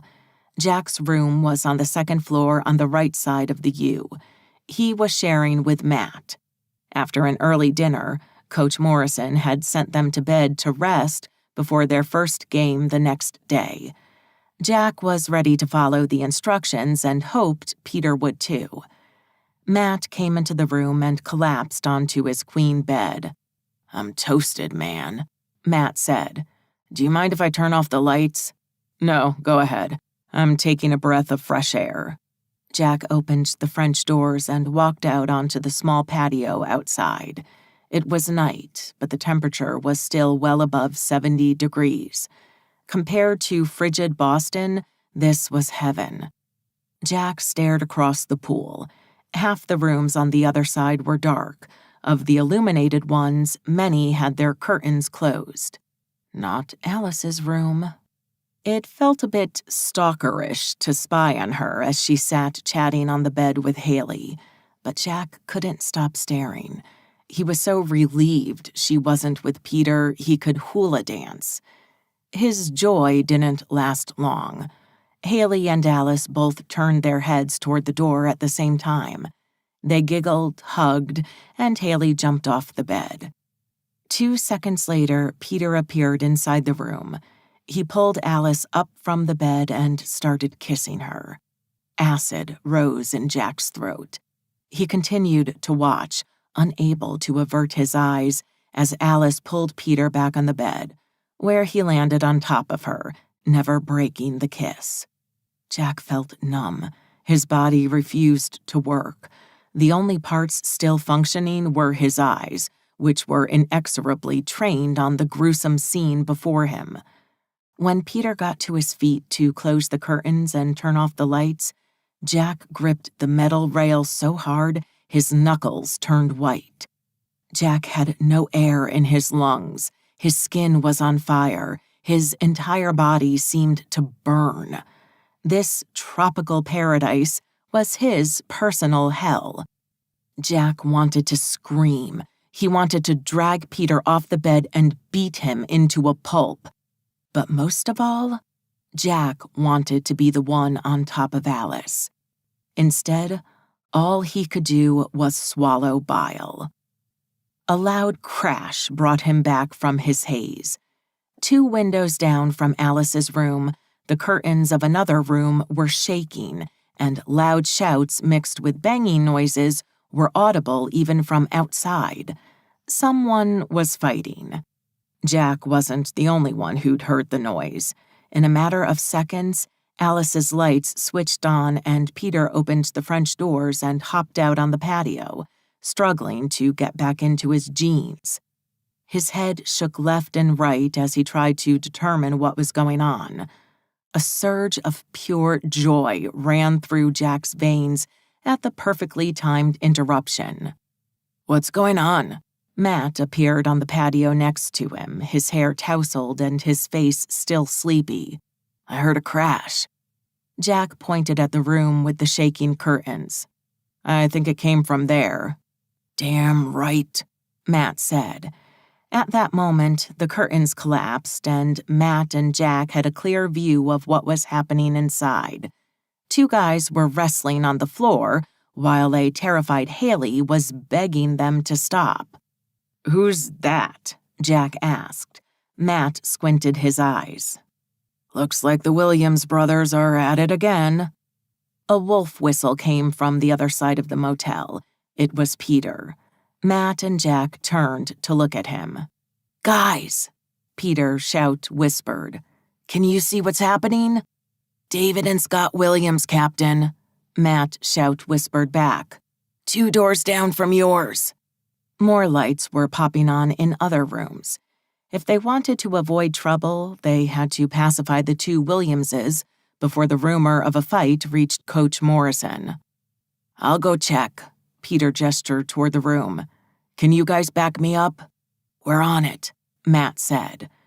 From their respective patios, Matt, Jack, and Peter all rushed in and out their rooms to go stop the Williamses. Jack knew he shouldn't be happy 2 of his teammates were fighting, but as he ran down the motel hall, he couldn't help but feel grateful the Williams brothers hated each other. 20. Haley. Today had been the best day of Haley's life, and it was about to get better. Since bumping into Scott that morning, Haley couldn't stop smiling. They'd sat next to each other on both flights and had spent the whole journey talking. And Haley had discovered Scott wasn't just a pretty face. He was the most amazing guy she'd ever met, and she could see herself falling in love with him in the blink of an eye. "Are you sure you're okay with swapping rooms?" Alice asked. They were chatting on the bed in their room. "Yeah." Haley beamed at her overconcerned friend. "More than okay." "Isn't it a bit, quick?" "Alice, we're going to sleep in the same room." Haley rolled her eyes. "It doesn't mean we have to have sex." Alice put her hands forward in a defensive gesture. "I'm just saying that if you're not sure, or if you change your mind at any point, you don't have to switch with Peter." She dropped her arms. "I can see him any other night." Peter and Scott were sharing a room, and Peter, playing matchmaker, had asked for a roommate swap. Both Haley and Scott had said yes. Haley was waiting with Alice for the guys to come back from their mandatory team dinner. "Alice, I'm sure," Haley insisted. "I haven't been this excited about a guy in forever. I'm just saying, you can take it slow if you want to." "And I already told you I don't plan to sleep with Scott," Haley said. "Just sleep in the same room." Alice looked at her skeptically. Haley smiled wickedly. "I'm not saying it's a total hands-off situation. I sure hope there'll be some kissing involved." "Okay," Alice conceded. "Because Peter will be here soon." Haley giggled. "Hey," she said. "You know what room they're in?" "No, Peter's coming here, so I didn't ask," Alice said. "Didn't Scott tell you?" "Yeah, but you know me. I forgot." Haley leaned to one side of the bed to grab the room's phone and dialed 9. The line connected after 2 rings. "Reception, how may I assist you?" "Hello," Haley said. "Could you please tell me what room Scott Williams is in? I'm here with the Harvard Crimson." "Mr. Williams is in room 226, the efficient voice replied. "Anything else I can do for you tonight?" "No thanks, that'll be all." Haley hung up. As if on cue, they heard someone knock on their door. "This must be your Prince Charming," Haley said, getting up to open the door. She let Peter in, grabbed her overnight duffel bag from the floor, and left Alice and Peter alone. Haley walked down the hall, staring at the doors. She was in room 230, so room 226 wasn't far. Haley reached it and stared, undecided. She'd been cocky with Alice, but truthfully, she was super nervous. She liked Scott so much, and she was afraid he didn't like her back with the same enthusiasm. He'd been wonderful all day, but what if he'd said yes to the room swap only to do Peter a solid? Well, it was too late to change her mind now. Haley knocked. A tall guy, presumably another basketball player, came to open the door. He was shirtless with only a pair of fleece pants on. His dark hair was wet as if he'd just come out of the shower. Piercing blue eyes dilated in surprise at finding Haley on his doorstep. Yet quickly his gaze shifted in a way that could be described only as predatory. Haley was struck silent. "Hello again," the guy said. Again? Had he noticed her on the plane? "What can I do for you?"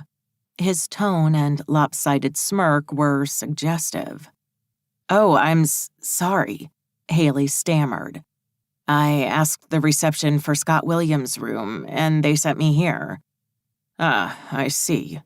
Blue eyes flashed. "They had the sense to direct you to the better Williams brother." You're Scott's brother?" Why was she stuttering? This guy made her nervous. He nodded. "David." Haley was tempted to turn and run. Do you know which room Scott's staying in?" "Were you on the plane with us today?" David asked, ignoring her question. "Yeah?" "I didn't catch your name." "Haley." David casually leaned against the threshold, arms crossed on his bare chest. "So, who are you, his girlfriend?" "No, we met today." David raised both eyebrows. "I mean," Haley tried to think how she could make him understand the situation. "I'm here with my best friend. She's dating Peter, your captain. They wanted to share a room, so we swapped. I'm supposed to be bunking with Scott." The smirk was back on David's face. "Interesting." "Nothing is going on." Haley didn't know why she felt the need to explain herself to this guy. "I'm just going to sleep in Scott's room, not sleep with Scott." "Well," David said, gently grabbing her hand and locking eyes with her, "if you're ever interested in doing something more exciting than sleeping," he suddenly pulled her in closer, "you know where to find me." "David." Scott's voice came from behind her. "Let her go." Haley tried to free herself, but David held her firmly against his chest. "And why would I do that?" David asked. "Can't you see you're scaring her? I won't just stand here and let you intimidate her." David's jaw tensed. "I don't recall needing your permission to do anything." Haley was still struggling to push him away from her, but he was not giving an inch. "David, back off," Scott ordered between gritted teeth. "Or what?" David asked. He made some sort of weird move and spun Haley around so that now she had her back pressed against him as he hugged her from behind. David bent his head ever so slightly. As he kept taunting Scott, his lips almost brushed against Haley's neck. "What are you going to do, little brother?" Scott was breathing hard. "Leave her alone," he repeated, closing his hands into tight fists. "She's all yours," David said. He pushed Haley toward Scott, who grabbed her shoulders to steady her. "Are you okay?" he asked. "Yeah," Haley lied. She wasn't digging the family drama one bit. Scott let her go, and before she had a chance to realize what he was doing, he threw himself at his brother. Fury twisted his handsome face in an unrecognizable mask. "What the hell is wrong with you?" Scott screamed, grabbing David by the throat and nailing him against the wall. David threw his brother back with equal force, and the two started beating the hell out of each other. They barreled around the room, knocking over furniture as they careened toward the windows. They ended up crashing against the French doors with a loud bang. Haley was crying. She was yelling at them to stop, but she was too scared to go anywhere near them. So she looked on as they kept fighting. At one point, the curtains collapsed, covering their struggling bodies, so only a shaking blob of fabric was visible. Peter came into the room, pausing briefly next to Haley. "Are you okay?" he asked. Relief washed over her. I'm fine. Please, just make them stop. I'm on it. Peter darted forward and started pulling at the curtains entangled around both brothers' limbs. Haley, I'm here, Alice said. Haley turned around and launched herself at her best friend, hugging her tight. What happened? Alice asked. Haley tried to reply, but instead of words, she started sobbing so hard against Alice's shoulder, she no longer could talk. 21. Alice.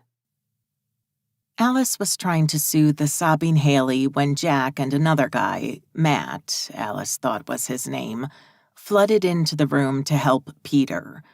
Working together, the trio were finally able to pull the struggling bodies apart. As Matt and Jack forced the wrestlers to their feet, Alice recognized one of them as Scott.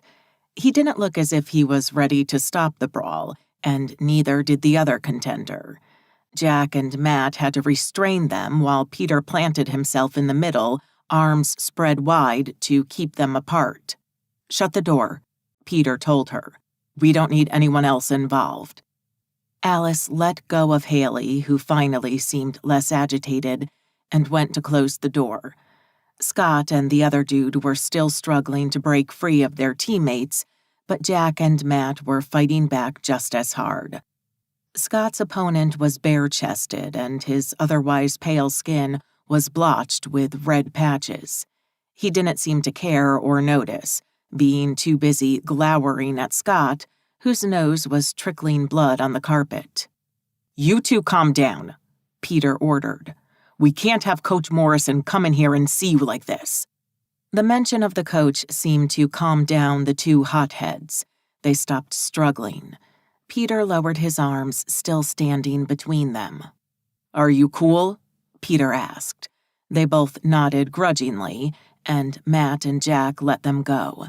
As soon as Matt loosened his grip on Scott, he jerked his elbow up to get free. He touched his hand to his nose to keep the bleeding in check, still glowering at the other guy. He looked ready to start fighting again. Instead, Scott turned around and left the room without saying a word. Haley watched him go with a dismayed look on her face. What happened here, man? Peter asked. The remaining amateur boxer flattened his wet, disheveled hair back, unconcerned. He was another looker for the team, but something about his face read mean. My little brother must have some anger issues, mean, good-looking guy said. Brother? This was Scott's brother? And you wouldn't know anything about provoking him? Matt said. Scott's brother wiped sweat from his forehead with the back of his hand. It's not my fault if he can't control himself. The door opened again and another player walked in, presumably the missing roommate. Whoa, he said, taking in the devastation inside his room. What happened here? Scott and David decided to play real-life Mortal Kombat, Jack explained. He had not looked at Alice once since he'd walked in. We'd better clean this up, Peter said, looking around the room. Luckily, it looks like nothing's broken. Peter, Alice said. He paused mid-motion to look at her. Yeah, baby? It's best if I stay with Haley tonight. Was that a satisfied smirk on Jack's face? Jack bent to straighten a capsized coffee table before Alice could be sure. Peter walked toward her. Sure, baby, I'll see you tomorrow. He planted a tender kiss on her forehead. Good night, everyone, Alice said, purposely avoiding Jack's gaze. Alice and Haley left the guys to clear up the mess and walked back to their room. Inside, Haley slumped on her bed and covered her face with her hands.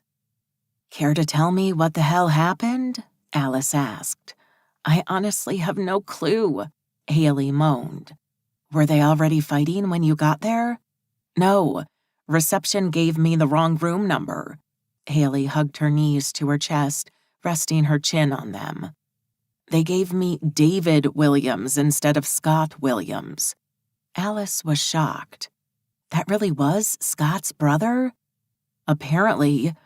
So I knock on the wrong door and David comes to open. Then he starts acting all cocky and smug. Haley imitated a dude's voice. Oh, they've sent you to the better brother. Was he hitting on you? Oh, yeah. Did he get physical? He sort of force-hugged me, but then Scott arrived and they started arguing and, well, you saw. Yeah, heard too. Scary. It was. It looked as if they wanted to kill each other. Haley scrunched her face. How can you hate a brother that much? So, Scott has some family issues, huh? Alice tried to lighten the mood. Mm-hmm. I wonder what the real story is. Rivalry? Some competition is normal between siblings, Haley said. But those two acted as if they completely, utterly loathed each other. They were pretty intense, Alice admitted. I'm sorry I ruined your romantic night. Haley, you didn't do anything, Alice reassured her friend. Seems to me it was all David's fault. He was being a douche, Haley agreed. But Scott attacked him first. Has this changed your mind about him? I don't know. It definitely wasn't a first date to remember, Haley chuckled sadly. And him running away like that without a word? Weird, huh? They say women are complicated, but guys are even stranger, Alice said. Should we try to get some sleep? Oh, no. Haley covered her face with her hands again. What? I dropped my overnight bag in David's room. I'll have Peter get it tomorrow. Thank you. Haley peeked at her from between her fingers. I don't want to have to see him again. You need to borrow some PJs? No, I have a long t-shirt in my luggage I can use. Haley hopped off the bed to get changed, and Alice dropped her head on the pillow, feeling uneasy. She stared at the ceiling, wondering what else would go wrong on this trip. 22. Haley. A brief but decisive knock on their door woke Haley early the next morning. She dragged herself out of bed and shuffled toward the door. She peered through the peephole and saw David waiting on the other side. Haley instinctively took a step back. What do you want? She called through the door. Good morning, sunshine. David's ever-mocking voice was muffled on the other side. I come in peace to return your possessions.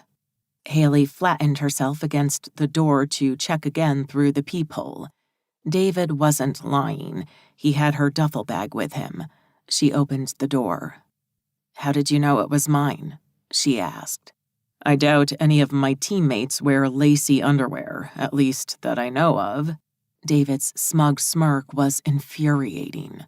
By the way, impeccable taste. Give it back. Haley stretched her arm forward to grab her bag, but David snatched it backward. Not yet, he said, still smiling. You're going to have to hear me out first. Haley crossed her arms and took a step back. Hear out what? I wanted to apologize for what happened last night. It wasn't my intention to cause trouble. Yeah, it was. Haley was not about to let his charm fool her. Why else would you be like that? Well, when an amazingly beautiful girl, who is not my brother's girlfriend, happens to knock on my door in the middle of the night, I find it hard not to present her with... David paused. Options. The compliment, no matter how cheesy, made Haley blush. Flattery rarely worked on her, but pair it with piercing blue eyes and uncanny good looks, and it did have an effect. Listen, Haley sighed. I'm not sure what's going on between you and your brother, but I'm not getting in the middle of that.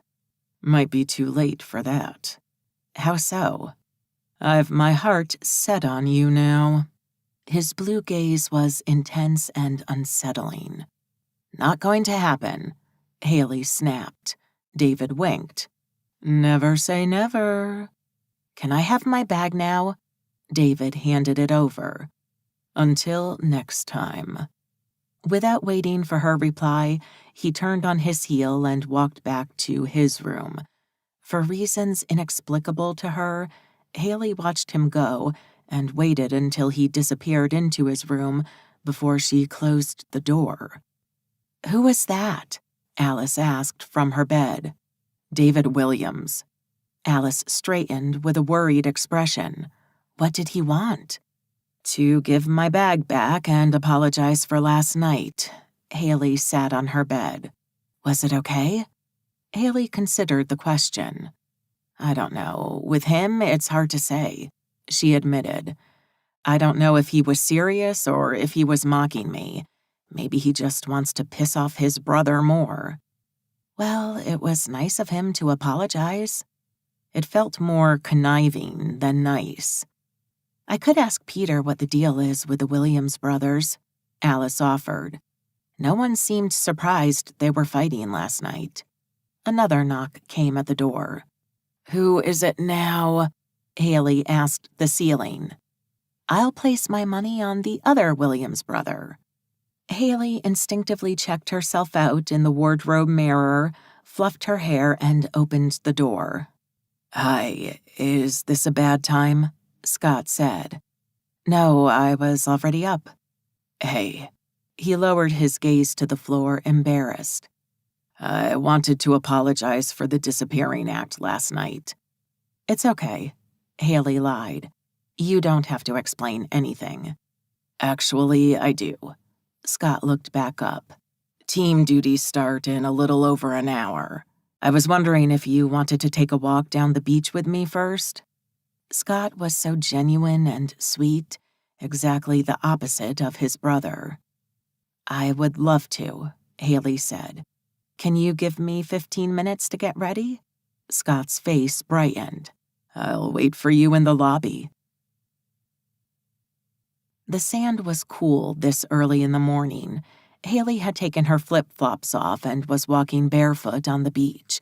The sun was still low above the horizon, but its warm rays indicated the temperature would rise soon enough. Scott hadn't said much yet. He had a serious frown and the face of someone thinking too much. Haley decided to break the ice first. "So that was your brother, huh?" Scott was still lost in his thoughts. "Yep." "What's the deal with you two?" "We were never close." Scott looked straight ahead, his voice emotionless. "But I'm not sure when David started hating me. Maybe he thinks I've stolen his thunder or something by, being born." So nothing else got stolen between you two?" Haley asked. Scott scratched the back of his head. "Is it that obvious?" "Well, you saw us talk last night and lost your mind. All that rage wasn't about me."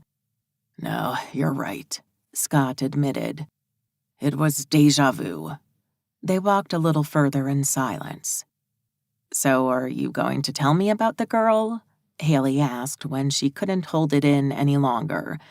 Scott didn't try to deny it. "It was a long time ago, in high school. Her name was Brigitte.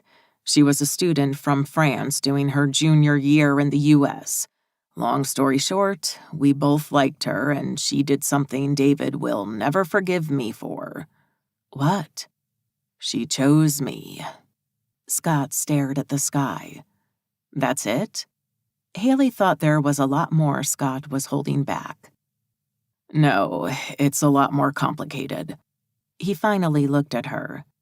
"But enough about the past." He stopped to face her. "What happened yesterday won't happen again. I won't lose control like that. What I'm saying is, I'm sorry you had to see that, and I hope I haven't scared you off for good." He raised both his eyebrows in a cute and interrogative way. Haley smiled. "You haven't scared me off." "Good," Scott said, "because I've been dying to do this since the moment I first saw you."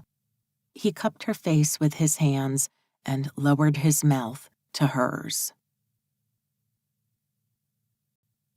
23. Alice. Christmas Day was the weirdest. It wasn't just the warm weather and floral decor that clashed with Alice's snowy image of the holiday, or that she had to eat a light, quick lunch because the team played later that night. It was being with Jack without really being with him. It felt strange, wrong. She'd always imagined their first Christmas together under different circumstances. Alice's mood wasn't exactly cheery to begin with. Peter had seriously downplayed how much the team-related activities would keep him busy. If Alice had come alone, she'd have been pissed. Add the fight between David and Scott, the room swap complications, the fact that Jack had been a total bitch the entire time, and there was a distinct lack of Mary in her Christmas vacation. And it was about to get worse. The referee blew his whistle 3 times, signaling the end of the game. Alice stared at the scoreboard, downcast. Harvard had lost. They'd won their first 2 games, and Alice had hoped the winning streak would continue. But no. Now Peter would be in a bad mood, and their last night in Hawaii didn't sound very promising with a sullen boyfriend. "We lost," Alice said. "I don't care." Haley pushed her hair behind her ears. "I couldn't wait for the game to be over." "Aren't you worried Scott will be mad about losing?" "He doesn't look too ruffled." Haley waved and smiled at him. Scott flashed her friend a grin that indeed said he didn't care much about the final score. Haley and Scott had officially become an item.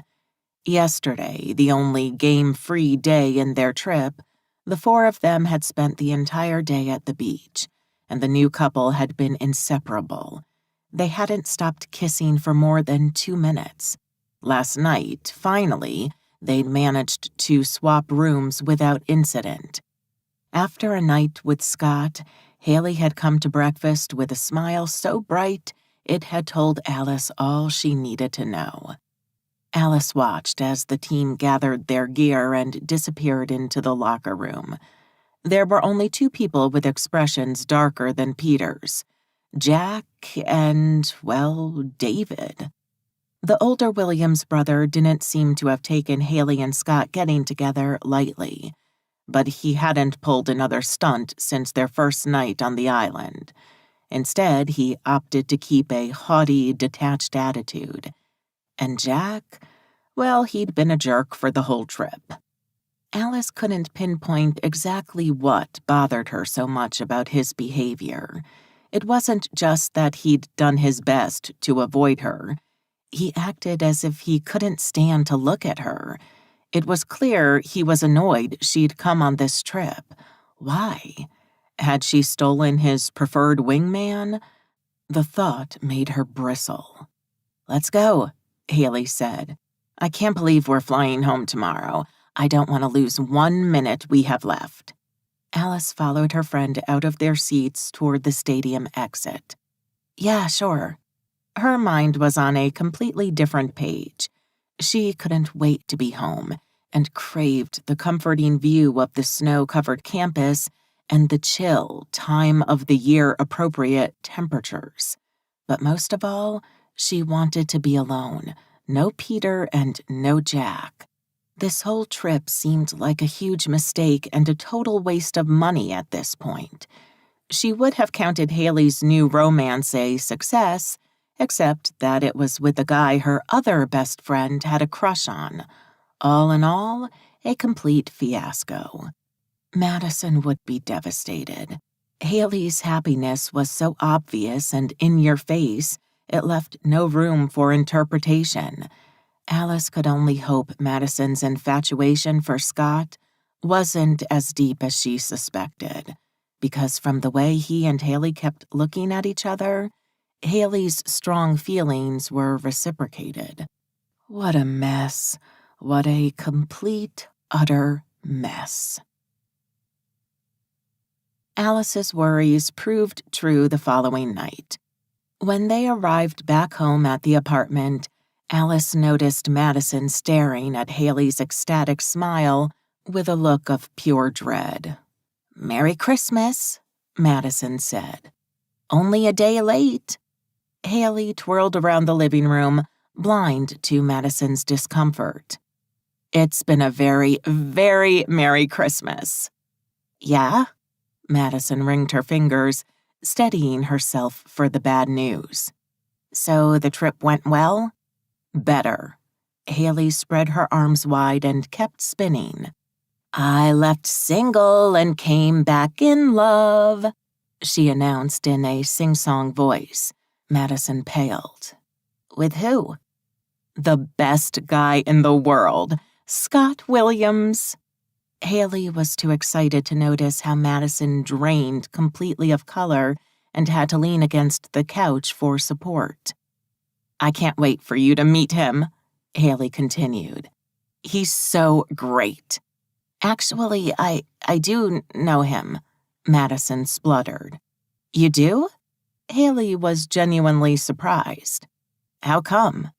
"English concentration, remember?" Madison's voice carried a ring of accusation. "I told you when we went to see that basketball game." "How am I supposed to remember from so long ago?" Haley dismissed her. "Anyway, he's Superman when it comes to courses." "What do you mean?" Alice purposely injected herself into the conversation to give Madison a minute to recover. "He's taking all these pre-med courses on top of his main English concentration, on top of basketball. He's superhuman." Alice checked she'd heard right. "So he wants to go to med school, but he's majoring in English?" "Yeah, says it's his passion." Haley shrugged. "You should ask the other poet in the room." She jerked her chin toward Madison. "I'll never understand why people spend so much time reading all that stuff dead people wrote." "Just because the only thing you enjoy reading is lines of code," Madison snapped, "doesn't mean all other people shouldn't care about literature." Haley lifted her hands in surrender. "No one's touching your precious Shakespeare, don't worry. Wow, I can't say a thing about books without you getting all touchy. Hands off lit, I promise." Oh, Haley. She had no clue Madison's attitude had nothing to do with literature. It was more of a hands-off Scott issue. Madison blanked out Haley and turned to Alice. "Did you have a good time too?" "Yeah, but I got so mad at—" "I'm hopping in the shower and then straight to bed," Haley interrupted. "I'm beat." "Good night," Alice said. "Night." Haley disappeared inside the bathroom. "You were saying?" Madison asked. Now that Haley was out of hearing range, Alice asked, "Are you okay?" "I'd rather not talk about it," Madison said, close to tears. She was visibly struggling to choke back a lump in her throat. "Can you distract me with your own boy problems?" "Are you sure?" "Yeah," Madison nodded. "We'll talk about it, but not now. Can I keep Blue tonight?" "Sure." Alice walked into her room to pick up the bunny. She brought him into Madison's room and sat on the bed next to her. "Here, bunny joy for you." "Thanks." Madison took Blue and placed him on her lap. He squealed at being handled, then relaxed when Madison started stroking him. "So, was it Jack or Peter who pissed you off?" "Jack, for the most part." Alice started telling her friend about Hawaii, focusing on how Jack had ignored her, and leaving out Haley and Scott's romance. If Madison wasn't ready to discuss her feelings for Scott, giving her a break was the least Alice could do, and she had enough Jack complaints to keep talking all night long. 24. Alice. The weekend before the start of spring term, Alice received a text from Georgiana. Her mentor was back from Paris and she wanted to meet up. Alice popped her head inside Madison's room. "Hey, you busy?" Her roommate was lying on her made-up bed, enthralled by some 19th century literary tome. Madison raised her bespectacled face. "Huh?" Her expression was one of not-so-veiled annoyance that she usually gave when someone interrupted her reading. "Georgiana is back from Paris," Alice said. "I'm meeting her for coffee." Madison lowered the book to her knees. "So she didn't stay in Paris? Pity." Alice could not understand how two people, cousins, she liked so much, could despise each other. At least, she knew Madison didn't like Georgiana. She wasn't sure if it went the other way around, too. "I take it you wouldn't want to join us?" "I'd rather stick a fork in each of my eyes." "How would you read, then?" "Audiobooks." Alice walked into the room and sat on the only chair available next to Madison's desk. "I honestly can't understand why you don't get along with her," Madison snorted. "And I honestly don't understand how you can be so blind to the fact that my dear cousin is a stone-cold bitch." "She's always been kind to me." "You must be part of an elite group of chosen ones." Madison drummed her fingers on the hard cover of her book. "As for the rest of us, we only get to see her queen bee side. Everything has to be about her and never anyone else." "But did she ever do something bad to you?" Alice asked. "You mean like stealing my boyfriend?" Now, that explained a lot of things. "She did that? I didn't know." "Well, it's not like she's going to tell you or even admit it. If you asked her, she'd tell you he wasn't really my boyfriend, that the relationship was all in my head since I had a childish infatuation, and anyway, she couldn't help it if he loved her and not me." Alice did not recall Madison ever being with someone in a long-term relationship. "When was this?" "High school. I was a freshman, and she couldn't stand me dating a senior. She didn't even like the guy. She stole him just to spite me." Madison's features contracted in anger. "She made freshman year a nightmare for me. The day she graduated was the best day of my life." "Sounds like a long time ago," Alice said. "Couldn't you give your cousin a second chance?" Madison huffed. "Listen, Alice, I know she's your friend, and I'm glad she's nice to you. But we're like oil and water. We don't mix. I already have to spend spring break trapped on a tiny island with her. I want to avoid any unnecessary suffering." Okay, I get the message." Alice lifted her hands in surrender. "Where are you going for spring break?" "Martha's Vineyard. It's my other cousin's, Vicky, the nice one, wedding, and she made it a 1-week event in the middle of March on an island you shouldn't touch until late May or June. But never mind, she's the one cousin I love." Alice chuckled. "Your family is complicated." "You tell me." "I gotta go now." "Have a good time with Maleficent." Madison waved, then stuck her nose back in her book. Alice stopped at the door. "Are you sure you'll be all right? Is Haley out, too?" Madison lifted her gaze again. "She's at Scott's, I think. And Alice, I'm not suicidal. You can leave me alone for an afternoon, I promise." Madison was trying to appear strong, but Alice could tell she was in a lot of pain. "Okay, I'll see you later," Alice said. She still felt responsible for what had happened between Haley and Scott. She'd made one of her best friends the happiest person in the world, and the other miserable. Madison smiled, then made a point of staring intently at her book. The "this conversation is over" message all too clear. Alice walked out of the room, guilt comfortably nestled on her shoulders. Georgiana was waiting for Alice at the Starbucks on Broadway. She'd already ordered 2 venti cappuccinos and was seated at a round table in the corner near the wall-wide window. "Hey," Alice greeted, Georgiana's eyes widened. Whoa, it's you! She stood up to hug her. Alice Brown, for a moment I didn't recognize you. This new hairstyle is amazing. When did you dye it? A while ago, I needed a change. Alice shrugged. She had forgotten the last time she'd seen Georgiana. She'd been a blonde. You look amazing, too. They both sat down. The weather was freezing, and Alice gladly wrapped her hands around the warm coffee cup. I can't be that amazing. Georgiana pinched herself on a cheek. I'm still super jet-lagged. We landed only last night. Georgiana loved false modesty. Right now, she had the look of a porcelain doll.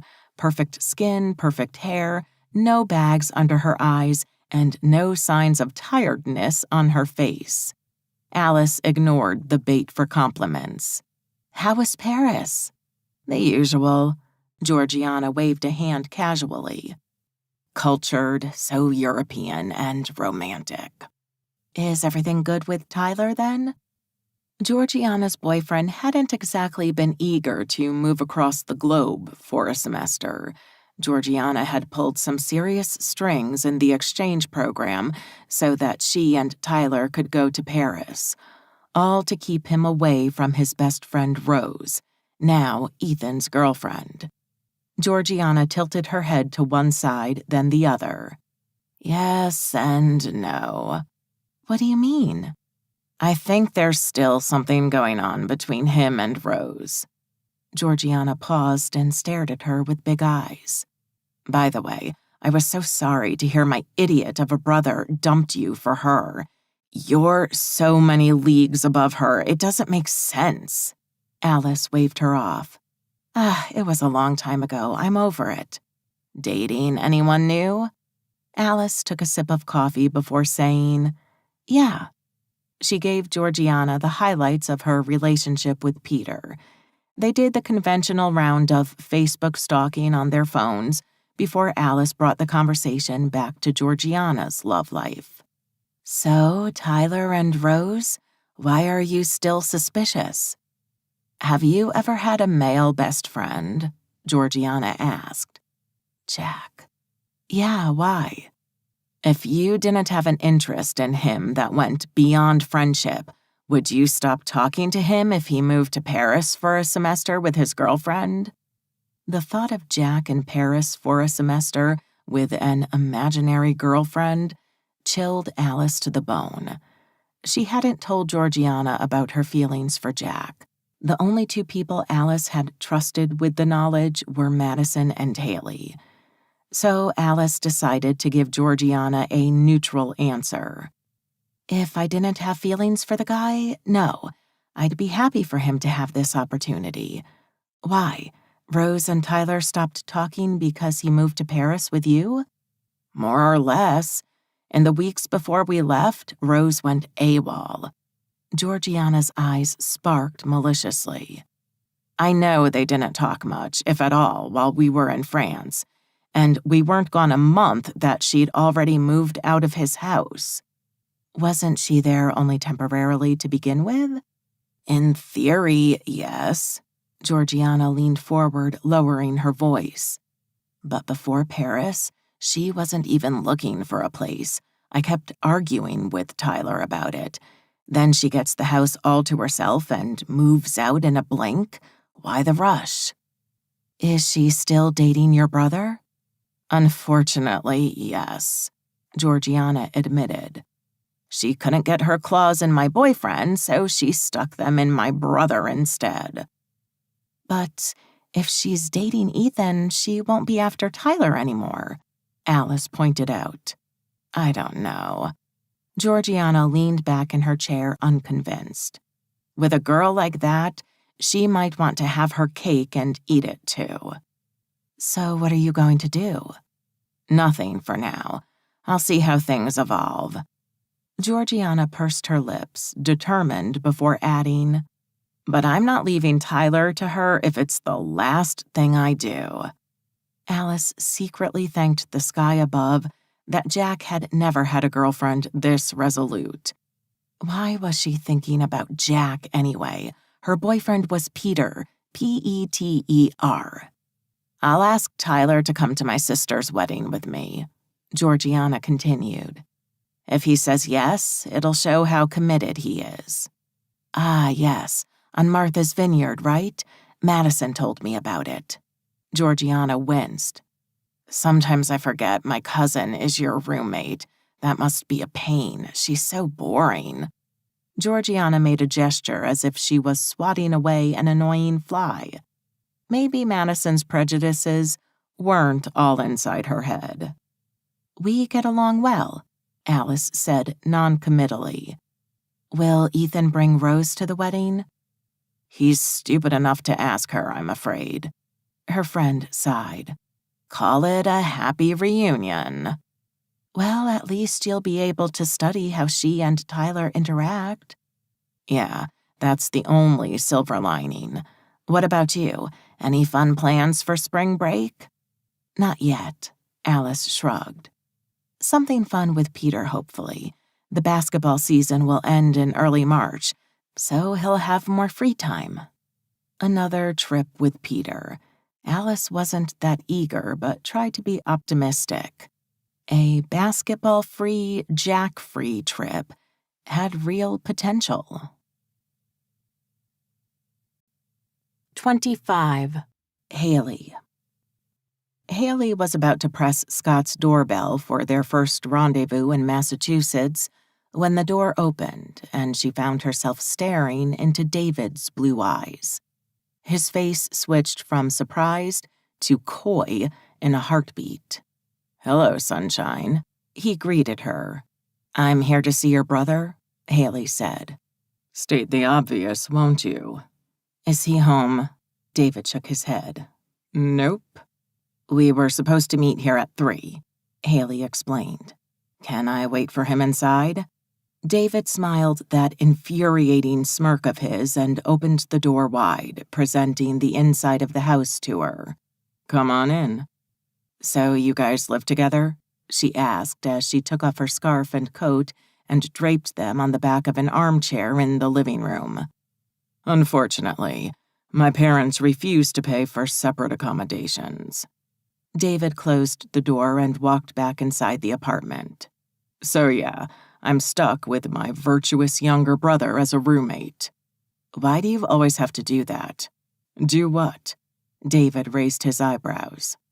Speak as if you mean the exact opposite of what you say. Oh, that? David chuckled. It's called sarcasm. I get it, you have it in for Scott, but can't you get over it? David's eyes blazed. Get over what, exactly? Haley lowered her gaze, unable to meet his eyes, as she whispered, He told me about Brigitte. Oh, yeah? David gritted his teeth. And what exactly did he tell you? He told me you both liked her in high school and that she chose him. That's rich. David's nostrils flared wide as he stared at the ceiling. What's rich? That little tale my brother fed you. You're doing it again, hinting at some mysterious hidden truth and never saying what's on your mind. I hate to break it to you, Princess, but with me, what you see is what you get. He pointed down at himself. I don't pretend to be good when I'm not, and I don't pretend to be a righteous son of a bitch when I'm not. Again, you don't say it, but you're implying Scott does pretend to be something he's not. David shrugged, apparently calm again. Your words, not mine. And what would he be lying about? See? David's smirk was bitter this time. To lie outright wouldn't be Scott's style. He prefers to omit. That Brigitte story, he conveniently left half of it out so he wouldn't look bad. What did he leave out? Haley asked. I'm sorry, I can only give sarcastic, half-true answers, so why don't you ask your boyfriend? David put so much hatred into the word boyfriend that Haley recoiled. She wondered how it was possible for the two of them to live together without either of them having killed the other yet. She refused to let David provoke her. "You're just trying to screw with my head. Tell yourself whatever you need to sleep at night." "I don't need to tell myself anything," Haley snapped. "Good for you." David walked back to the door and opened it. "I trust I can leave you here without you scavenging the place, yeah?" Haley sat on the couch and crossed her arms over her chest, glaring at him. "I'll wait right here." "Perfect. Don't wait up for me." He slammed the front door as he left. Haley wanted to scream. She shouldn't let him get to her. How did he manage to get under her skin so easily and so quickly? To distract herself, Haley studied the room, taking in details of the house. Definitely a guy's apartment. The couch was brown leather with plastic compartments to hold glasses or beer cans. She swiped a finger over the rim of one. Everything else screamed model house, as if this were the apartment they used to show for visits. It was all plain furniture. The only personalizing touches were basketball-themed items casually propped here and there around the house, and a huge flat-screen TV. She wondered what the bedrooms looked like. Could she get away with taking a quick peek? But what if Scott came home and found her snooping in David's room? She'd be so busted. Haley checked her watch. He was supposed to have been here 15 minutes ago. It couldn't be much longer until he arrived. As if on cue, Haley heard a key turn in the lock and the door opening. She got to her feet. "Haley, you're here," Scott said. He seemed surprised to find her inside. "I'm so sorry I was late. I was reading and lost track of time." "It doesn't matter. David let me in." Scott's face immediately darkened. "I'm surprised he was here. He's usually never at home." "He was headed out," Haley said. Said not to wait up for him. Scott looked wary. "Is that all he said?" Haley considered how to answer. She didn't want David to stir up problems between her and Scott, which had clearly been his intention, but she was too curious about Brigitte to let it go. "We had a bit of an argument, actually," Haley said, hugging herself. Scott took 3 quick strides across the room and braced his hands on her shoulders. "Did he do something to you?" he asked, looking at her with a worried expression. "No." Haley shrugged free and sat down. "He didn't do anything. He said things." "What things?" Scott sat next to her. "He said you haven't told me the whole truth about Brigitte." Scott massaged his temples with his fingers. "What else?" "Nothing, that's all he said." "All right."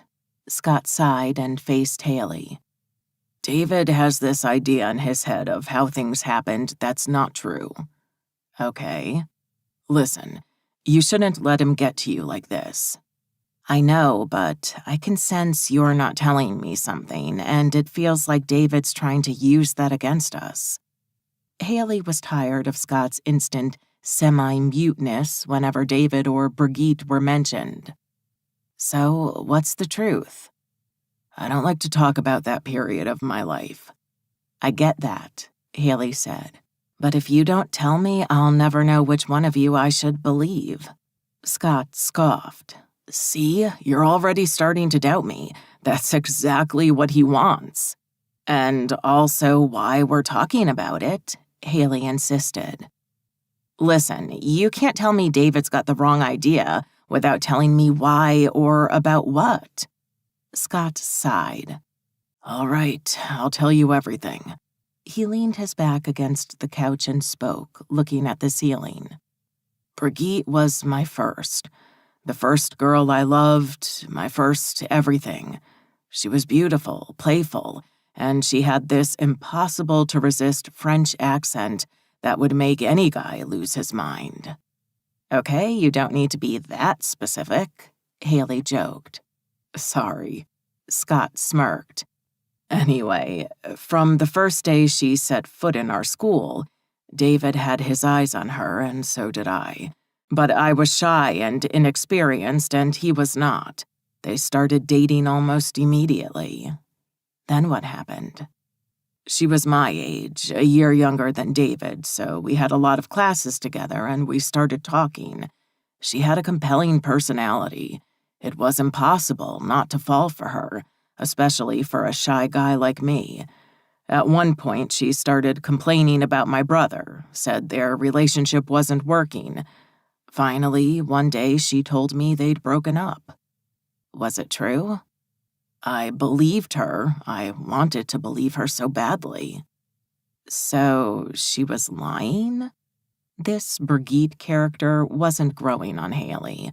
The opposite, in fact. Yeah. And you couldn't tell? No. Scott shifted position and finally met her gaze. I never saw her with David anymore, and I had no reason to assume she was lying. So you two, what? Exactly what you think. We were together while she was still seeing David. I don't understand. What did David do? He didn't know. Scott shook his head. Brigitte told me we had to keep our relationship a secret. She explained it by saying she didn't want to hurt David's feelings, and it was too soon for us to date openly, blah, blah, blah. I was young and in love, gullible enough to go along with it if it meant I could be with her. It didn't last, I take it? No, David found us together. The shadow of a bad memory crossed Scott's face. We got into this huge fight, and then we told Brigitte she had to choose. And she chose you. Haley finished for him. And that David will never forgive. So you stayed with her even after she lied to you like that? As I said, I was young, stupid, and in love. Haley put the last pieces together. David doesn't believe you didn't know. No, I don't think he does, and the fact that I kept going out with Brigitte afterward was proof enough for him. Haley honestly could not blame him. How long were you with her? At the end of the year, she moved back to France, and David moved on to college. This wound between us has been festering ever since. Well, at least now it makes sense why he behaves like that. Haley's head was spinning with all this new information. Haven't you tried to explain to him how it really happened? It seems to me this Brigitte person was pretty awful. In hindsight, she was. Scott agreed. And I've tried to talk with my brother 1,000,000 times, but he won't listen. I'm sorry for dredging all of this up. Haley squeezed Scott's upper arm. But I needed to know. And I'm glad I told you the whole story. Come here, Haley said. She opened her arms to hold Scott to her chest as she leaned back on the couch. Haley stared at the ceiling, enjoying Scott's weight on her, but as she stroked his hair, she couldn't help but feel sorry for David. 26. Alice. You guys, Madison called, strolling across the living room with a huge suitcase in tow. I'm off. Wish me luck for the worst spring break ever. Alice interrupted her own packing and emerged from her room to say goodbye. Oh, come on, she said. It won't be that bad. A week stuck in a tiny island with my entire family? Madison rolled her eyes. Yeah, it will. Haley joined them. If it's any consolation, she said, I've been conscripted by my parents as well after skipping Christmas. Haley hugged Madison and then eyed Alice sideways. She's the only one who's going to have a good time. I'm sure you guys will have just as much fun, Alice said defensively. Yeah, Madison snorted. She lifted one hand and lowered the other as if weighing options on an imaginary scale. Boring family wedding on freezing Martha's Vineyard? She reversed the height of her hands. Or amazing trip with hot boyfriend in sunny Miami. You're right, it's hard to call. Oh, shut up. Alice shoved her away playfully. At least you're going somewhere, and weddings are fun, Haley protested. I'm just going to be confined at home for a week. Trust me, Madison exhaled. If you'd met even half my family, a week in your house would look like paradise. You could always meet cute wedding guests, Alice offered. I don't know. Madison frowned. All Vicky's friends are lawyers. What's wrong with lawyers? Haley asked. Seriously? Madison said, incredulous. I mean, Haley continued, aren't you supposed to become one as well? A shadow crossed Madison's face. We'll see, she sighed. I'd better go or I'll be late. See you guys. They did a three-way hug and then Madison left. Are you leaving today as well? Haley asked once Madison was gone. No, Peter is picking me up tomorrow, Alice replied. You? Haley checked her watch. I have an Uber booked in half an hour. I'd better go finish packing. A short while later, Haley called out again to announce she was leaving. Alice hugged her friend goodbye, walked her to the door, and turned around to an empty apartment. She wrapped her arms around her chest, hugging herself. It felt weird to be here alone. Should she call Peter and ask him to spend the night? It would make sense as they had to leave for the airport early the next morning. As sensible as it was, the idea did not appeal to Alice. She'd rather be alone. You'd rather be with Jack, a treacherous voice echoed in her head. No, I wouldn't, Alice said aloud. Liar. Alice sank on the couch. Okay, she was lying. The thought of being away from Jack for a week was depressing. Even if they didn't spend as much time together as they used to, she still saw him in class every day and most weekends at games. Even at Christmas, seeing him in small, annoying doses had been better than not seeing him at all. Alice threw a pillow across the living room and let out a frustrated scream. Why can't I just forget him? She asked the ceiling. No reply came. After an uneventful trip, Alice and Peter landed at Miami Airport mid-morning and took a cab to Peter's house. His parents owned a condo apartment in South Beach, and they'd agreed to let him use it during spring break. Alice couldn't have afforded to pay for a hotel on top of the flight, not after Christmas's detour to Hawaii. Peter's house was a glassy two-story apartment. Wall-wide windows and white minimalist furniture were the main theme.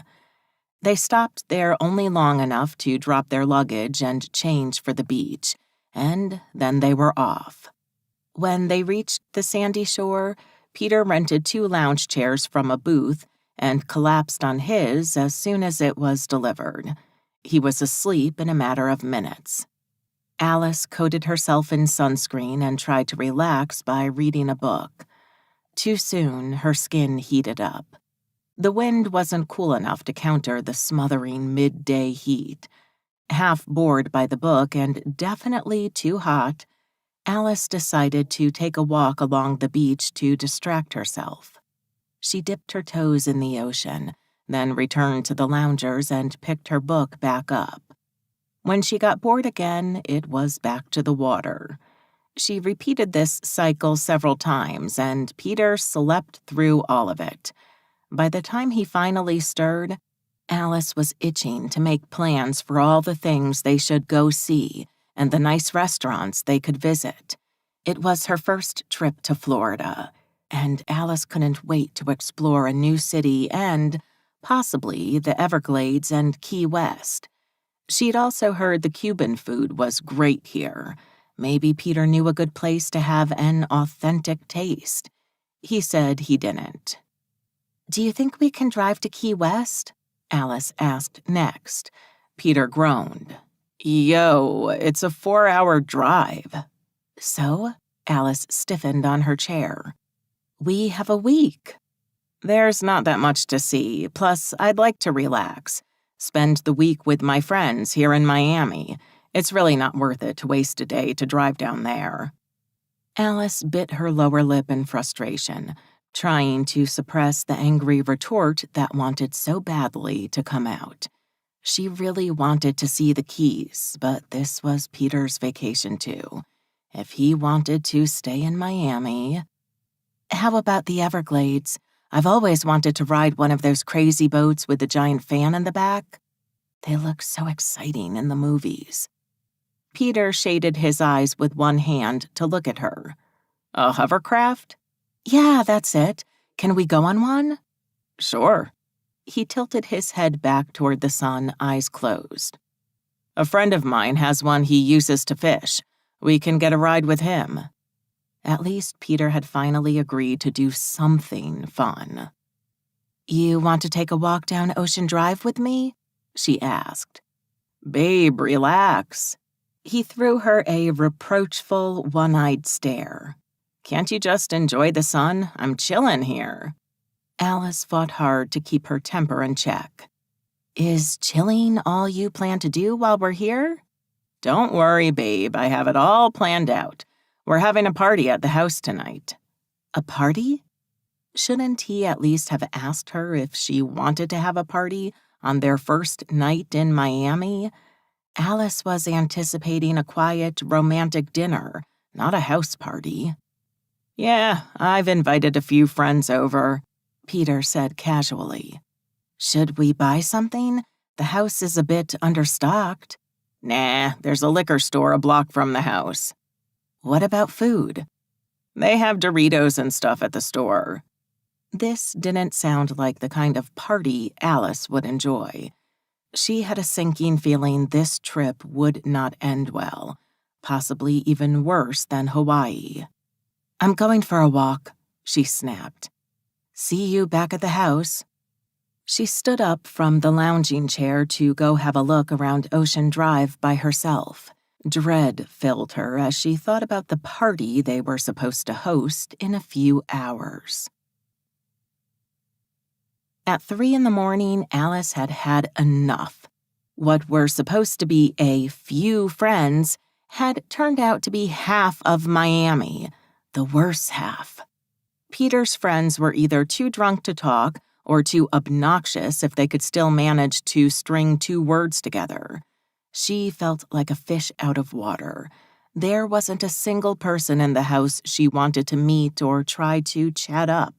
Her head was throbbing thanks to the loud music drilling a steady boom, boom, boom in her brain. She'd even considered calling the cops on her boyfriend just so she could finally go to bed. Enough was enough. Alice walked toward Peter and poked him in the shoulder. I'm going to bed, she said. Aw, baby, already? He slurred his words. But the fun is just starting. I've had enough fun for tonight, Alice hissed, sure that Peter would miss the sarcasm in her voice. All right.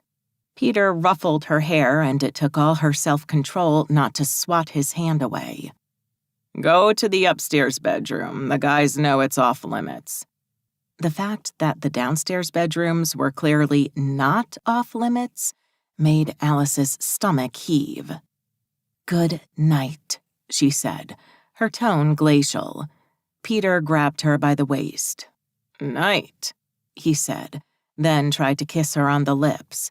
As he drew closer, a whiff of his breath, a disgusting mix of beer and cheap vodka, smacked Alice. Repulsed, she turned her face and Peter's lips landed on her left cheek.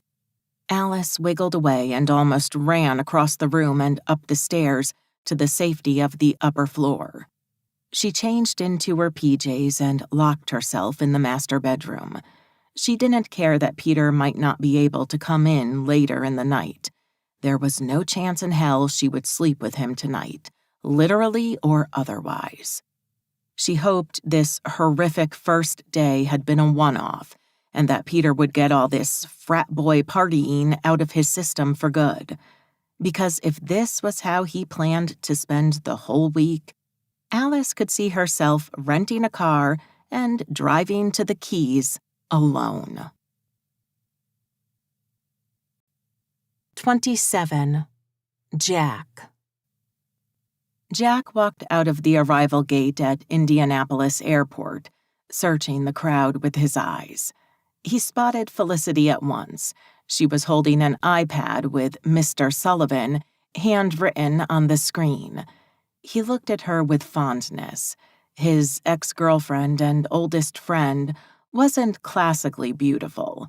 Short, with squashed features and a little on the chubby side, but her impeccable grooming and bubbly personality made her attractive. Jack was spending spring break home because he hadn't seen his parents at Christmas. As for Felicity, he suspected she'd come home only to spend the holiday with him. Felicity insisted on denying it, but Jack was sure she still loved him. No matter that their relationship had ended more than 3 years ago, her feelings for him had always been fiercer and apparently longer-lived. When Felicity spotted him, her entire face brightened, and Jack's heart sank a little.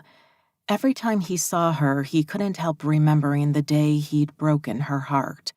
The way she'd cried and screamed how much she hated him. The way his chest had exploded with guilt at causing her so much pain. And the solitude that had followed that summer after he'd lost his best friend. "Jack!" Felicity waved a hand above her head and ran toward him. She barreled into him and he scooped her up in his arms, lifting her feet off the ground. "It's so good to see you," she said. "You too, Felix." Jack ruffled her blonde hair fondly. "I can't believe you're here. It's been forever." "When did you land?" Jack asked. "Early this morning. I caught a late flight last night." Felicity was studying at Berkeley. After their breakup senior year, before they'd somehow patched their relationship, Felix had gone to school as far away from Jack as she could. "But I still look fresher than you," Felix added, eyeing him sideways as they walked toward the car. "What's up with you, Sullivan?" Jack grimaced. What was up with him was that Ice had decided to spend spring break in Miami with Peter, but Jack wasn't comfortable discussing his feelings for another woman with Felicity, especially not in person when he could witness all the tiny giveaways of her discomfort in the creases of her face. Jack shrugged. "Nothing, I'm just tired." Felicity didn't look convinced, but she didn't press him. They reached her car and spent the rest of the journey in silence, with Felicity driving and Jack staring out the window. She dropped him at his parents' house, and they agreed to meet up later for a beer. Jack was in his parents' garden in front of the rock fire pit. The sun had set a while ago, and Jack had lit the gas fire to keep warm. He was staring at the flames, sipping beer from the bottle, when Felicity walked out from the house and sat on the chair next to him. "You're worrying your mother, you know," she said by way of greeting. "My mom?" Jack raised his brows, still looking at the fire. "Why?" Felicity wrapped herself in one of the outside blankets and dragged her chair closer to the fire. "Maybe because you're sitting outside when it's 50 degrees? I have the fire to keep warm." "Or maybe it's that you're drinking beer alone, looking sadder than when your Teenage Mutant Ninja Turtles went missing?" Despite his bad mood, Jack's lips twitched. Losing his favorite action figures had been the biggest tragedy of his childhood. He turned to face Felix. "I'm not alone. You're here." "Open this." She handed him a beer bottle. "Your dad said you kidnapped the bottle opener." Jack took the bottle, cracked the cap open, and gave it back. Felicity took a sip and sighed. "Is this brooding still about that girl at Harvard?" No point in lying. Jack turned toward the fire again and nodded. Felicity scoffed. "Have you talked to her?" Jack shook his head. "Jack Sullivan, look at me." He did. Tell her how you feel. What's the point? Ice has a boyfriend. That's because she doesn't have all the information. You haven't seen them together. A flash of Alice and Peter making out on the bed in Hawaii appeared in his mind's eye. She's in love with Peter. Or maybe, Felicity said in her I'm spelling it out for you voice, she's in love with you and is using this Peter guy as a distraction because she thinks she can't have you. Jack glared at his friend. You don't even know her. Believe me, Felicity turned red. It's very difficult to get over you. Guilt gnawed at Jack again. It was clear Felicity was projecting herself onto Alice, but Ice wasn't Felicity, and she wasn't in love with him. Listen, Felix, she's been with Peter for months. They're in Miami now on a romantic getaway. Trust me, she's not in love with me. How do you know? Have you ever asked her? Ice wouldn't be dating Peter if she loved me. Again, she doesn't have all the info. What difference would it make? Jack, can't you see? Felix sounded exasperated. She tried to kiss you, and you said you wanted to be her friend. She has no idea how you feel. But why date Peter? To make you jealous? Even if she did at the beginning, now they've been together too long. Okay, maybe Alice likes this Peter dude, but do you know for sure if she's in love with him? No. So stop being such a crybaby and talk to her. What are you waiting for? Peter graduates in a few months. So your plan is to wait for him to be out of the picture? Jack shrugged. Maybe.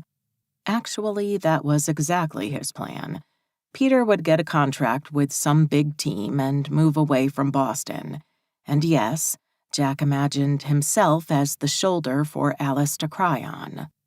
That's a losing strategy. Why? If you want the girl, go get her. Don't wait for her to fall into your lap. Fight. And what if I lose? You wouldn't be worse off than now. You've got nothing to lose and everything to gain from talking to her.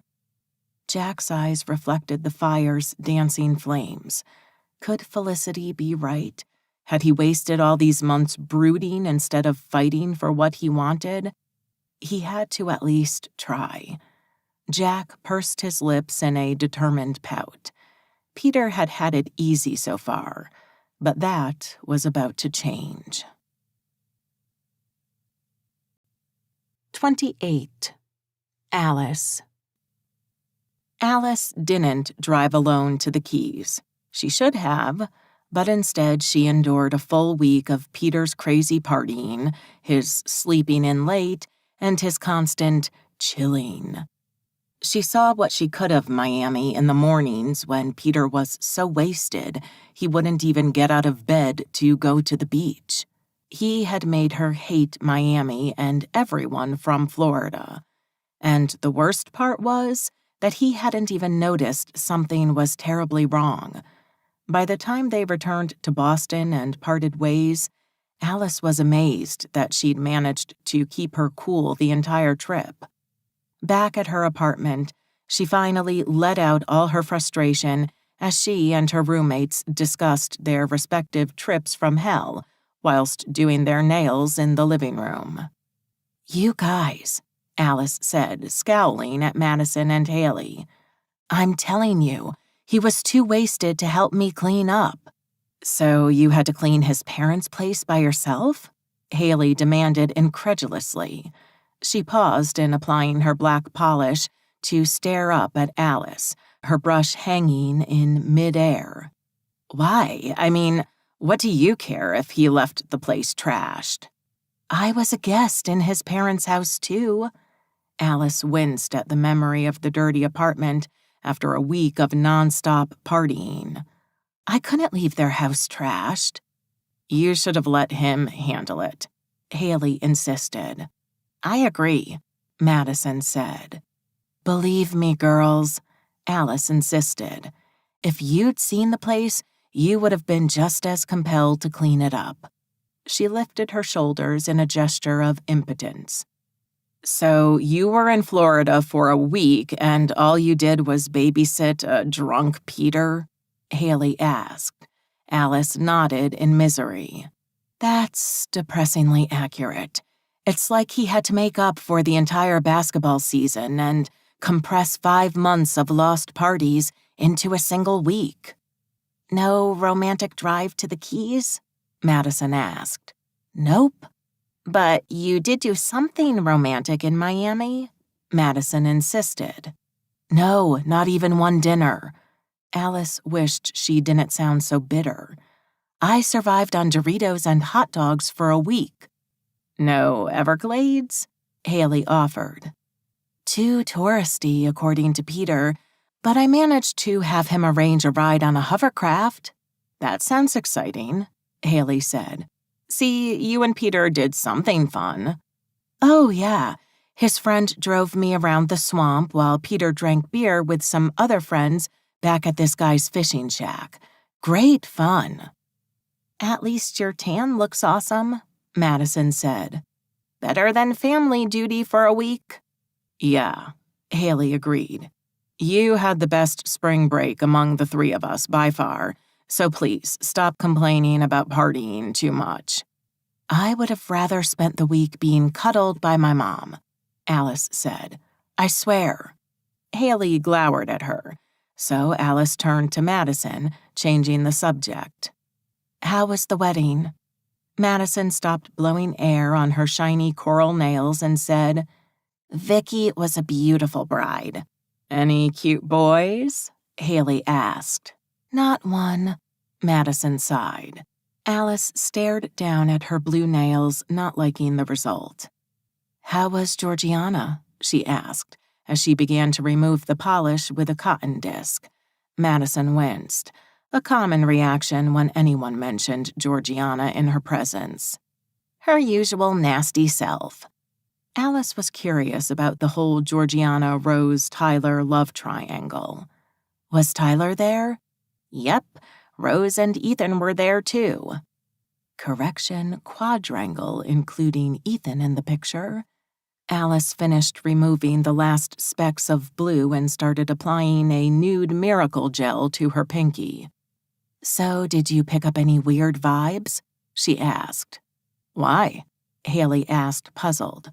What's going on? Madison launched into an explanation. My cousin Georgiana suspects her boyfriend Tyler has a thing for his best friend Rose. Or equally bad, that Rose is trying to steal him from her. Only Rose was at the wedding as Ethan's date. He's my other cousin, Georgiana's older brother and Alice's ex. Haley raised both her eyebrows. Come again? I said my cousin Georgiana. Yeah, I got all that the first time, Haley interrupted. It just sounded too soap opera to be real. So is it? Alice asked. Did any of it seem real to you? Well, Madison thought for a second. Rose and Tyler definitely seemed awkward around each other, and Georgiana stared daggers at her for the entire week. Moved the target from its usual spot behind my back, actually. But from the way Rose and Ethan were staring at each other the entire time... Sorry, Alice. Don't worry, Alice shook her head. He's ancient history. They seemed smitten, Madison concluded. So no, I don't think Rose is trying to steal Tyler.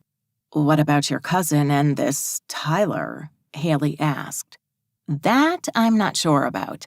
I caught him looking at Rose with a brooding expression one too many times. So Georgiana wasn't entirely wrong, Alice mused. There could have been something between Rose and Tyler at one point. If there ever was, Rose is over it, Madison said, confident. And I hope for his sake, Tyler will be over my sweet cousin soon, too. Oh, come on, Alice chided. Madison shrugged. He didn't seem much into her anyway. She turned to Haley. What about you? How was your break? In one word, boring, Haley replied. But I didn't have to cook, and my mom did my laundry. She ironed my pajamas. Ironed PJs. Can you guys believe it? Alice and Madison chuckled. I'm being serious, Haley insisted. It was way too cold to do anything remotely fun. Not as cold as Martha's Vineyard, Madison interrupted. I promise. Still cold enough to spoil every outdoor activity. Plus, none of my friends was there. They all came back for Thanksgiving or Christmas, but definitely not spring break. It was a desert town. What did you do all day? Alice asked. Honestly, I coded, I slept, and I ate my mom's food. I win the prize for lamest spring break ever. Yeah, Alice smiled playfully. I'm afraid you do. Anyway, Haley continued. Next weekend, I'll come up with something amazing to cure our back-to-school blues. She paused to look them in the eyes. And that, you guys, is a promise. Roomies, Haley sang as she burst into the living room the next Saturday. What do you say we all go out together tonight? Define we, Madison said. Define out, Alice echoed. We as in us, Haley pointed at them in a circle. Plus the guys, and we're going out as into some grown-up bars. Haley wasn't letting their scarce enthusiasm damper hers. We're finally all 21, you know what that means, Madison scoffed. I'd rather not be the fifth wheel, thanks, but no thanks. Madison, Haley turned to face her. You wouldn't be the fifth wheel. A lot of guys from the team are coming. The season is over, and they can finally enjoy their Saturdays like normal people. You can meet someone. Yeah, sure, Madison said. Because that always happens to me. Madison's neck and cheeks heated. She'd hidden the real reason for not wanting to go behind sarcasm. So far, Alice reflected, her friend had never seen Haley and Scott together. Madison had probably gone out of her way to make sure that didn't happen. As for Peter and Alice, this was the first weekend after the season's end, excluding spring break, that they could go out together. Even with Haley dating Scott for 3 months, there hadn't been any previous group dates. A beer with Peter and a random guy or guys on the team on weekdays at most. But the basketball season was over, and change was in the air. Is Jack included in the group? Alice asked, to draw attention away from sulking Madison. I'm not sure, but most of the team is going, Haley replied. David, too? Alice asked. Haley shrugged. Probably. Madison threw her a mean stare. It must be nice having 2 guys fighting over you. Haley frowned. As it happens, it's pretty horrible. What's up with you? Did you eat lemons for breakfast? Madison caught herself and blushed a deeper shade of red. I'm sorry, Haley, it's not you. It was clear to Alice how Madison was trying her best not to be jealous or bitter, but sometimes her repressed feelings got the best of her. I just got a low grade and can't wrap my head around why. Haley rolled her eyes. What did you get, a B+? A-, actually, but I really can't understand why the minus. Haley turned to Alice. Are you going to smack her, or should I? Hey, Madison protested. I'm right here, I can hear you. Haley blew out air. So, tonight, are we on? Sure, Alice said. I guess, Madison agreed. Great! Haley clapped her hands twice. I'll call Scott and organize everything. While Haley was busy on the phone with her boyfriend, Alice whispered, Are you okay? You don't have to come if you don't want to. Madison's lips parted in a sad smile. I have to face them sooner or later. I won't be able to avoid them forever. Okay, Alice continued in hushed tones. But if it gets too much, let me know. Promise? Madison nodded. The downtown bar Haley had chosen was already half full when the three of them strolled inside. The nightclub was fancy in an urban way, brick walls with wide metal-framed windows and high ceilings. Tall, circular tables surrounded a dais in the center of the room. None of the guys had arrived yet, so the girls got started on cocktails. Haley, her enthusiasm for being the evening planner unabated, immediately offered to go order for everyone. They happily let her. "How are you holding up?" Alice asked Madison. She grimaced. "You don't have to check on me every 5 seconds. I can handle myself." From the way Madison kept gnawing her bottom lip, eyes glued to the entrance door, Alice doubted her friend was going to handle anything well, but she didn't press her further. Haley came back with their drinks and started babbling about something. Alice didn't listen. She was too distracted, worrying about Madison. Haley snapped her fingers in both their faces. "Hey, I'm talking. What's up with you two?" "Nothing," Alice and Madison said in unison. After being caught, they both made an effort to act normal and give Haley their undivided attention, at least until Madison went suddenly pale. Her gaze fixed over Alice's shoulder with that deer-in-a-headlights expression. Alice turned toward the front of the pub, where the heads of several tall guys bobbed above the crowd, heading toward them. Her eyes trained on Jack first, then Peter, Scott, and the many other familiar faces with them. It looked like Haley had been right. Most of the team was here, at least everyone old enough for public drinking. Peter greeted her with a kiss, and Scott did the same with Haley. Madison stared, petrified. "Hi, babe," Haley said to Scott. "Remember Alice?" Scott looked at her and said, "Hi." "And this is Madison," Haley continued. "My other roommate." A flicker of recognition creased Scott's forehead. "Hi." He smiled as if he'd placed where he'd seen her. "You're in my poetry class." "Yeah." To her credit, Madison managed to function as a normal human being, smiling only a little awkwardly. "Madison, nice to meet you." "Scott." They shook hands, and when Scott turned to kiss Haley again, Madison downed her entire drink. Alice was about to say something when she became distracted by Jack appearing with a flock of girls in tow. They looked like freshmen at best, but they couldn't be. In a bar, it always was 21 and above only.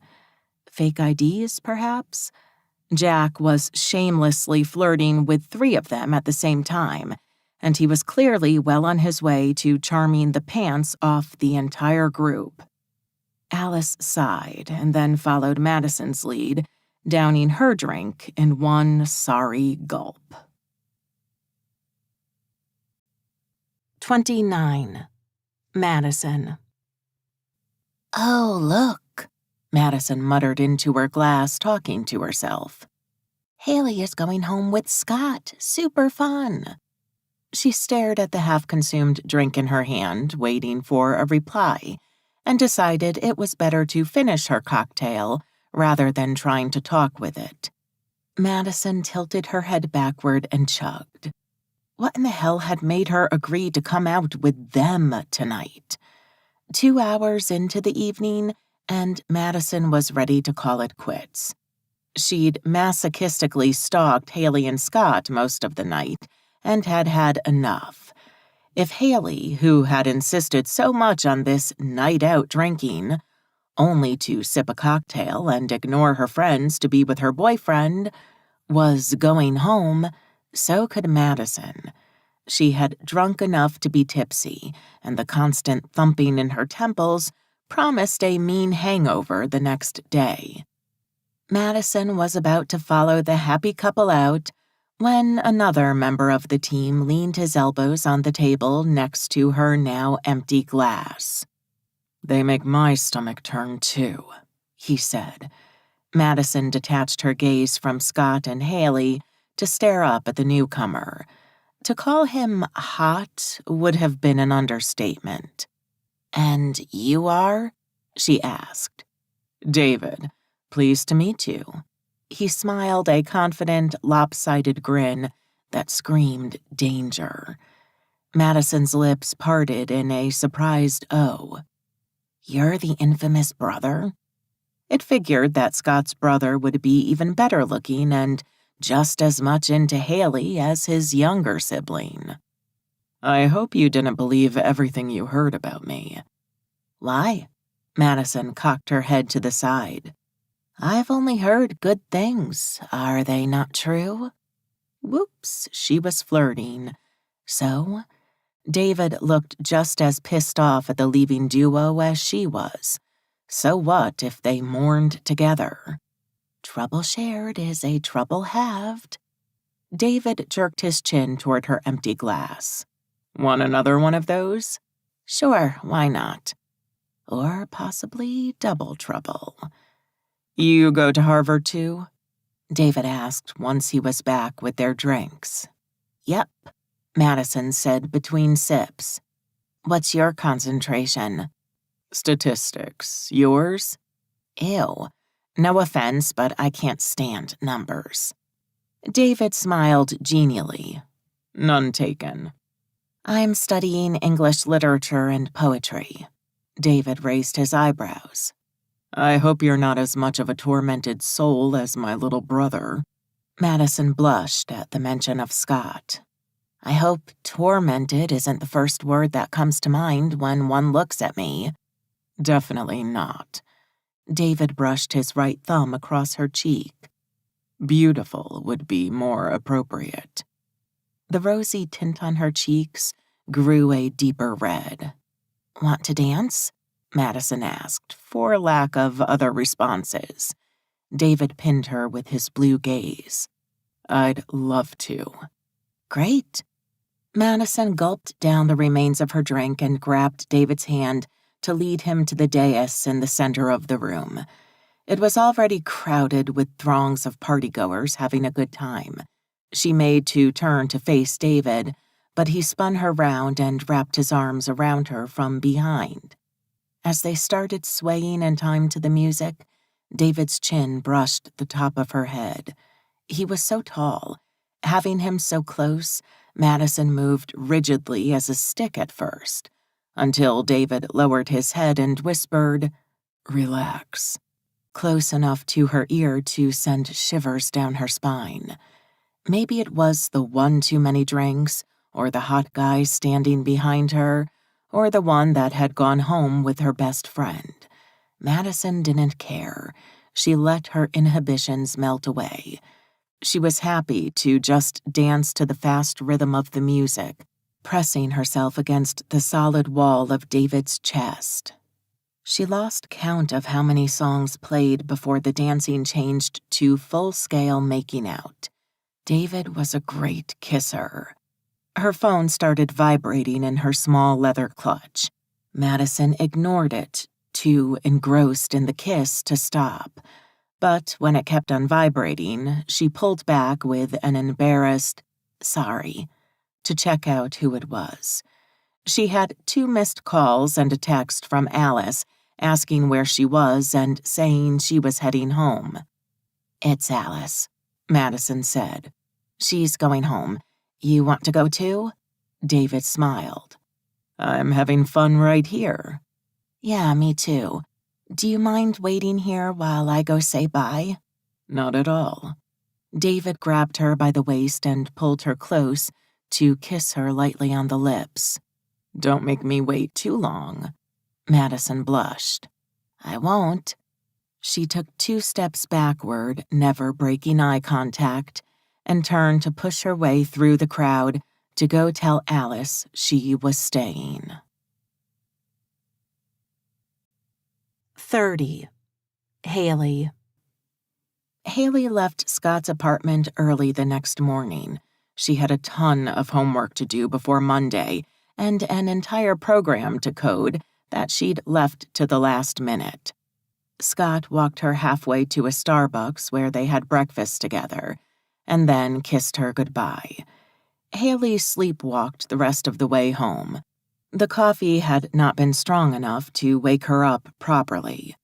Mercifully, it took her only 5 minutes to get to her building and take the elevator up to her floor. Pushing open the door to her apartment, Haley was startled to find a tall, dark-haired, bare-backed guy in her kitchen.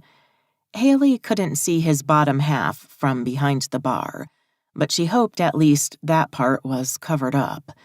The mysterious dude was standing in front of their open fridge, acting as if he owned the place. The mere stance of his shoulders exuded arrogance. He took his time to examine the contents of the fridge and settled on Haley's 2% milk. With the milk carton in his hands, the dude grabbed a glass out of the cabinet above the sink and poured himself a drink. The theft of her milk shook Haley out of her shock. She kicked the entrance door shut with force to make sure it made enough noise to startle the thief. It did.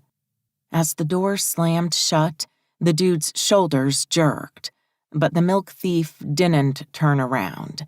He finished drinking his milk, taking his time, and then placed the used glass in the sink without washing it. Haley's nostrils flared. "That's my milk you're drinking," she accused.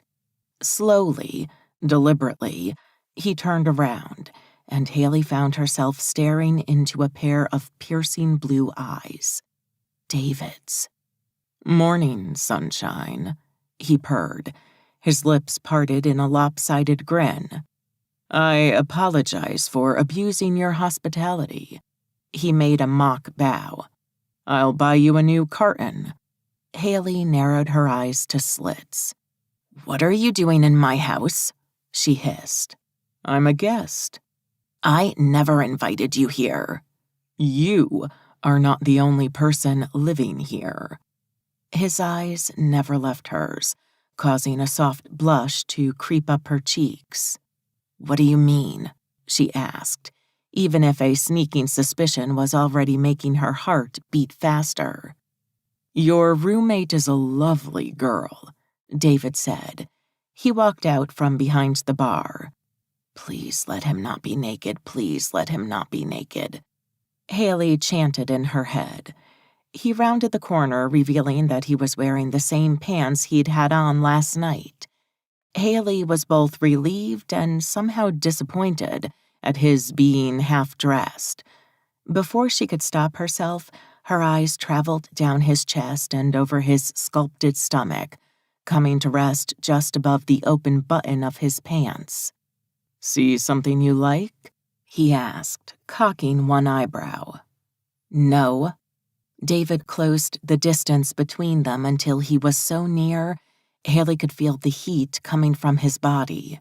"I'll see you later, then." He gave her that mocking grin again. "Or not." Haley poked him just below the collarbone, pressing hard on his chest. "Hurt her and—" "What?" he challenged, inching even closer, his face a breath away from hers. "What are you going to do, princess?" Haley held his gaze. "You don't want to find out," she hissed. David stepped backward. "Relax," he said. "Contrary to popular belief, I can be a gentleman when the need calls for it." Without waiting for a reply, David walked into Madison's room and closed the door behind him. Haley was left standing alone in the hall, her face so hot she was sure she must have had steam coming out of her ears. She glared at Madison's door, then stormed inside her own room. Throwing her coat on the bed, she searched her bedroom for something that would help distract her. Haley sat at her desk, stabbed the on button of her laptop, and opened a blank C++ page. Programming always calmed her, but today it was life or death. It'd keep her from bursting into Madison's room to drag the bastard out by his hair. With one hand clenched on the mouse and the other drumming on the wooden desk, Haley tried to focus on the program. The blinking cursor teased her, waiting to be moved, making her brain feel as empty as the blank page. David's smug smirk kept appearing in her mind's eye, erasing everything else. She couldn't remember the simplest input command. When squealing giggles echoed in the adjoining room, Haley's concentration failed, and her mood blackened even more. This David situation was not working for her. She had to do something to stop him. Haley remained in her room until she was sure that both David and Madison had left the apartment. Not that it did her any good. She hadn't accomplished anything the entire morning and was still fuming from her short encounter with David. When it seemed safe to come out, Haley tiptoed into the living room, still wary of her own house. Alice was sitting at the dining table doing homework. Haley strolled toward her. "We need to talk." "Hey." Alice lifted her head from her chemistry book. "I didn't know you were home." Haley sat in the chair opposite to her. "Did you know who else was here?" "Yeah." From her tone, Alice didn't seem too happy either. "How did it happen?" Haley asked. Alice dropped her pen and closed her book, resting her elbows on it. "After you left with Scott, I went home with Peter. Madison told me she was having fun and that she was staying. I didn't know that it was David providing the entertainment and charming his way to her bedroom." "What do you think about it?" Haley asked. Alice leaned back in her chair, crossing her arms. "What do you think? You seem to have a definite opinion on the subject." Haley lowered her gaze and bit her bottom lip. She was ashamed of her train of thought. "Come on," Alice encouraged. "Spit it out." Haley scrunched her face. "Promise you won't judge me?" "Why would I?" "What I am about to say is horrible, and you might think I'm a presumptuous bitch." Alice smiled reassuringly. "I'm sure I won't." "Okay." Haley inhaled and prepared to say the unsayable, all in one breath without pausing. "I think David is sleeping with Madison only because he wants to mess with me to make me jealous. I'm not saying Madison is not likable or anything. She's absolutely likable. I just don't think he likes her. Am I the most arrogant person in the world and the worst friend ever for thinking that?" Alice shook her head. "No. Unfortunately, I agree with you. I don't like David. Something about him is off, and he's taking advantage of Madison, but I'm not sure why." "Do we tell her?" "No," Alice shouted. "Never. You can never say anything about it to Madison." Haley had not expected a reaction so strong. "Whoa, relax. Why can't we talk to her?" "I'm sorry for yelling at you," Alice apologized. "It's just that Madison is already so insecure around guys. We can't put more doubts in her head. She looked so happy this morning." Haley felt like gagging. "I'm glad I didn't see that." David's behavior was literally making her stomach ache. "So what do? We tell the guys to do an intervention on his side?" "Why?" Alice asked skeptically. "You think he would listen?" "No, probably not." "And I wouldn't put it past him to tell Madison." "You're right." Haley suppressed a frustrated scream. "We can't sit here and watch him play with Madison's heart, so—" "I'm sorry, but that's exactly what we do. Nothing." "Nothing? How can—" "Haley," Alice interrupted. "I know you're worried. I am too. But if we try to do something, anything at all, we'd be playing his game. He'd use it to hurt Madison or you, try to get between you two. Ignore David long enough, and you'll be calling his bluff." "I hate sitting here doing nothing." "I know." Alice reached across the table to grab her hand. "But it's the right thing to do." "I hate him." Haley squeezed her friend's hand. "I was giving him the benefit of the doubt, but now?" She shook her head. "I hate him." "It's hard to think he's Scott's brother." Yeah, right? Now Hawaii makes a lot more sense. Imagine having to put up with him your entire life. Poor Scott, Alice agreed. Let's talk about something else. Haley let go of Alice's hand to pull one foot up on the chair and hug a knee to her chest. Is everything all right with you and Peter? You've seemed off lately. A dark shadow crossed Alice's face. Wrong topic. Okay, so what was up with Jack last night? He was flirting with all breathing things. Alice's cheeks heated up. Even more wrong topic. Why? You're not still into him, are you? Alice stared her down. Haley, I love you, but this is your third strike. But you've been with Peter for how many months now? I'm not talking about it, so drop it, Alice hissed. Then, regaining her cool, she added, Can we talk about something not boy-related? The two of them stared at each other blankly. Alice cracked first, bursting out laughing. Look at us, she chuckled. We're two promising, bright Harvard students, and all we can talk about is guys. If you want, we can discuss the latest Kardashian drama, Haley said genially. Alice scowled at her, still smirking. I'd rather not. How about we just do our homework? Fine. Haley pushed her chair back and went to retrieve her laptop, ready to spend the rest of the day brooding. 31. Alice. Haley's mood did not improve over the next few weeks. Alice kept catching her walk around the house with pursed lips and a morose frown. Madison was at the opposite end of the emotional spectrum. She waltzed through the apartment with a happy, distracted air. Alice was torn. She was happy Madison was taking a break from her heartache over Scott and Haley, but her dating David was an awful idea. To discuss the issue with Haley was out of the question. Her other roommate wasn't aware of the full extent of the problem. Haley kept insisting on an intervention whenever the subject came up, which was a no-no. Only two other people knew everyone involved, Peter and Jack.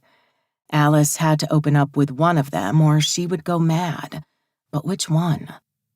Alice stared at the ceiling of her room, trying to ignore her inner voice which screamed for her to confide in Jack.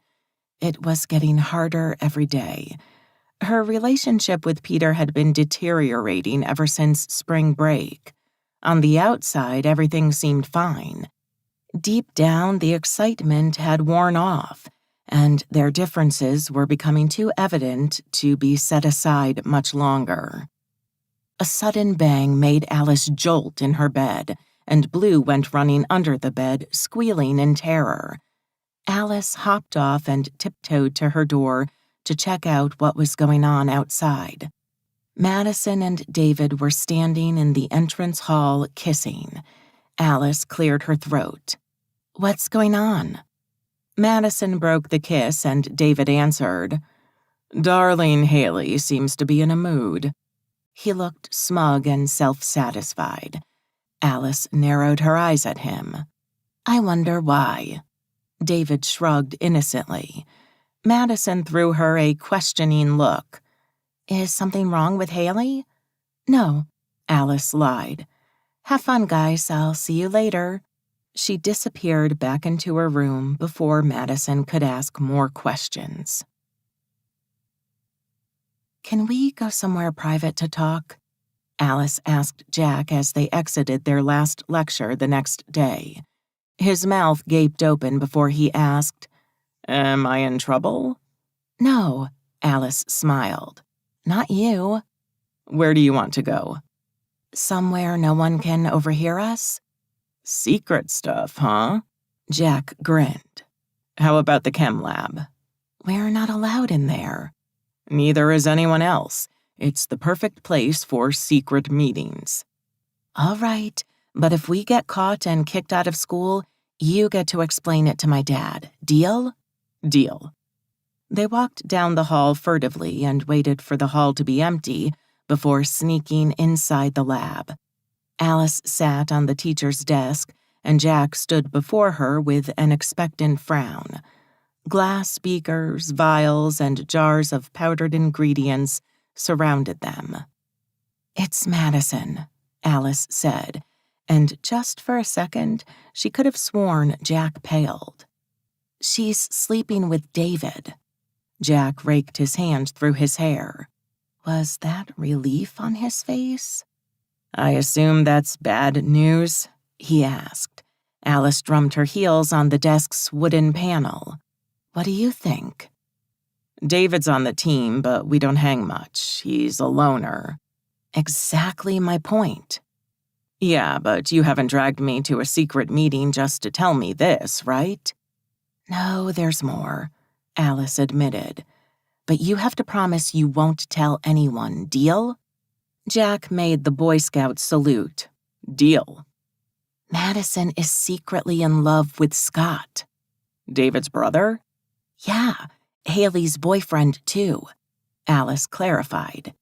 "Haley doesn't know and she can't find out." "Okay." "But we think, Haley and I, that is, that David is only using Madison to screw with Scott and Haley." Jack scratched his head. "And you concluded this how?" "David tried to make a pass at Haley several times. It seems too much of a coincidence for him to date our roommate next." Jack was not convinced. "Why would he do it?" "To make Haley jealous." "That would work only if Haley… is she jealous?" "She won't admit it, but I think she is a little." Alice nodded. "David has a unique way of getting under Haley's skin." "So his diabolical plan is working." Jack let out a mocking, evil laugh. Despite the seriousness of the discussion, Alice chuckled. "Yeah, Haley is brooding half the time, but Madison is the real problem." Alice's cheeks heated with worry. "She's so insecure around guys, and she's only ever dated D-bags, the type who only use her for cheap one-night stands. Madison can't know David is using her too, and if he breaks her heart—" Jack looked away as if he was embarrassed. Was he self-conscious about treating women poorly? He should be. "Is this too much girl talk for you?" Alice asked. "No."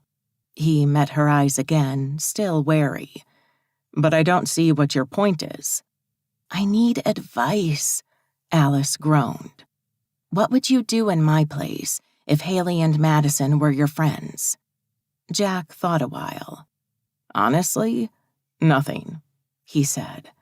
Alice breathed in relief at Jack coming to the same conclusion she had. "If David only wants to make Haley jealous," Jack continued, "and she does nothing, this little act will become boring for him in no time. The best advice I can give you is to tell Haley to act as happy as she can around David, instead of letting him know she's pissed off." "Yeah, you're right. I'll do exactly that." Alice hopped off the desk. "Thanks for listening." Jack pulled her into a hug, and she wished she never had to let him go. Back home later that night, Alice tapped on Haley's door and slipped inside without waiting for permission. "Can I talk to you?" she whispered. "Why are we whispering?" Haley used the same hushed tones. "Because I don't want Madison to overhear us." Haley beckoned her to the bed where she was already under the covers with her laptop on her knees. "What's up?" she asked. "David." "What did he do?" Haley hissed, making room for Alice on the bed. "Nothing." Alice paused. "Nothing new, I mean." "So?" "It's you." Haley mouthed. "Me?" "Yeah, you," Alice confirmed. "You can't glower at him every time you see him around the house." "But—" "And you can't disappear into your room and slam the door when you catch them kissing either." Haley pouted. I know you're mad. Alice squeezed her friend's knee. But right now, you're right where he wants you, and David knows it. Haley chewed her lower lip. So what do I do? When you see them, smile, be pleasant, act as if you don't care. But I do care. Which is why you have to do this. You're right. I've been an ass. Haley pursed her lips in a determined expression. I'll fake please the shit out of him. That's my girl talking. Alice stared at her watch. Gosh, it's late. She yawned. I said my piece. I'll go. Haley pulled her into a hug. Thank you for the tough love. You're welcome. Alice got up. Night. Night. Alice sneaked out of Haley's room as silently as she had walked in and tiptoed across the hall. She headed to her room, but changed her mind mid-course and paused in front of Madison's door. Hell, in for a penny, in for a pound. It was time for a second pep talk. Again, Alice gave a soft knock and slunk in uninvited. Hey, do you have a minute? She whispered. Madison closed a book and looked up at her. Why are you whispering? Alice made her way to the bed. I don't want Haley to overhear us. Déjà vu, anyone? Madison frowned. I have a feeling I won't like the next thing that's going to come out of your mouth. What is it? Alice decided to cut straight to the chase. Scott, why are you dating his brother? Why not? Isn't it weird that 1 minute you like Scott and the next you're dating within the same gene pool? Scott is with Haley. Madison replied, annoyed. Yeah, for now. Are you suggesting I should save myself for Scott in case one day they break up? Madison sounded bitter. That's not what I meant. What then? I'm just saying that, considering your feelings for Scott, it could be a bad idea to date his brother. His bastard of a brother, more accurately. I don't have feelings for Scott. Okay, Madison was in full-blown denial. Alice crossed her arms and arched an eyebrow at her friend. Madison dropped the book she'd been reading on the nightstand and leaned forward on the bed, reaching for Alice's hands. Listen, I had a silly crush on Scott, but that's over. Alice wasn't convinced, but let Madison finish anyway. Before Haley introduced us, we hadn't spoken once. He was the cute guy in my class I liked to look at and fantasize about. So it was never something serious? Alice asked, still skeptical. Just a fantasy. And David, are you guys serious? It's early days. Madison smiled, and Alice had to master all her self-control not to flinch. I don't know what's going to happen. Please be careful, okay? Why? Alice shrugged. Scott seems like a good guy, and he hates his brother. Does that make David a villain? No, it just puts him on my watch list. You're so scary, Madison joked. Alice lifted her hands, scrunched her face, and let out a terrifying zombie growl. Madison chuckled. Alice patted the bed. I'll let you get back to your book. She made to get up, but Madison pulled her back onto the bed. Wait a second, Madison said. Now it's time for pep talk number 2. 3, actually. Alice was surprised, so she asked, What did I do?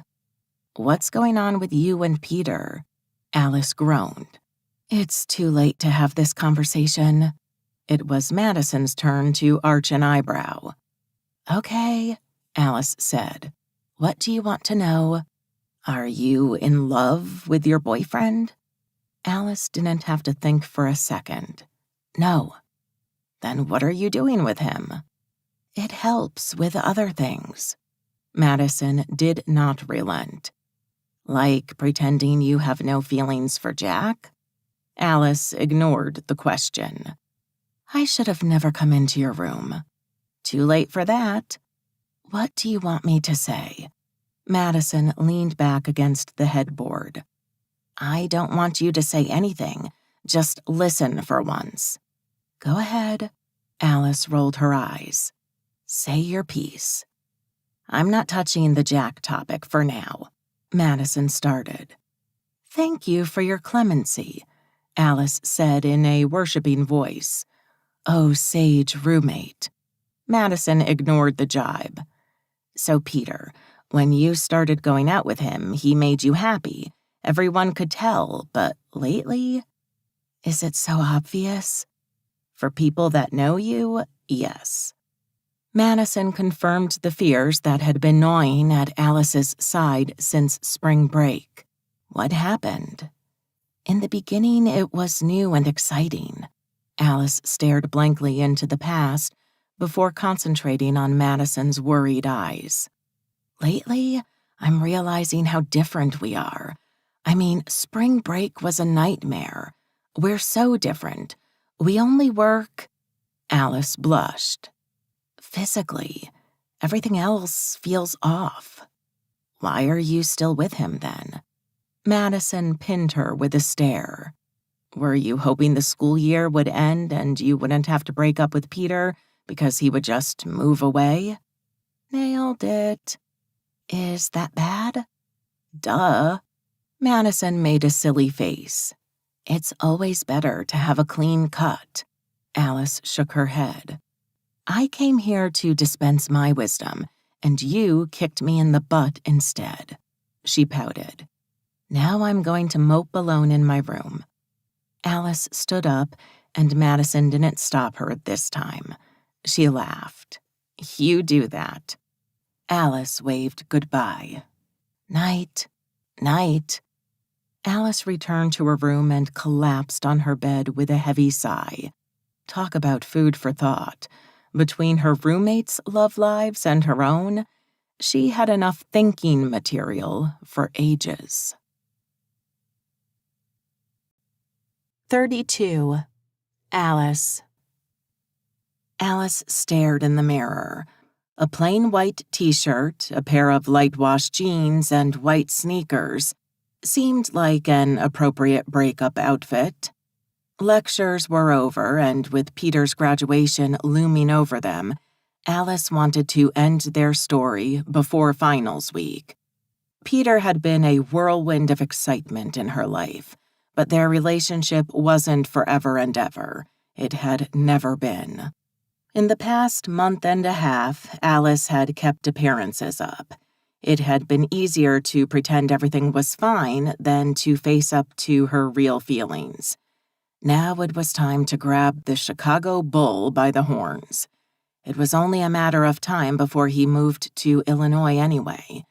His agent had been super positive about the Bulls making an offer. There was no point in staying together. It was only a matter of who said it first. Now that she thought about it, this would be the first time Alice was doing the dumping. In all her previous relationships, even when she'd known things weren't going well, she'd always allowed the other person to call the shots. Not this time. Strangely, the prospect of being single didn't make her feel insecure. Alice wasn't scared of being alone anymore. Was this what growing up meant? She knew calling it off with Peter was the right thing to do. That fact, however, didn't help her lack of experience in breaking the news. She'd done an extensive Google search on the do's and don'ts of the process. After being on the receiving end so many times, Alice should have been much more of an expert, but right now her mind felt blank. Honestly, there had never been a breakup modus operandi that had made her feel better about what was happening. She did a mental recap of the internet's advice all the same.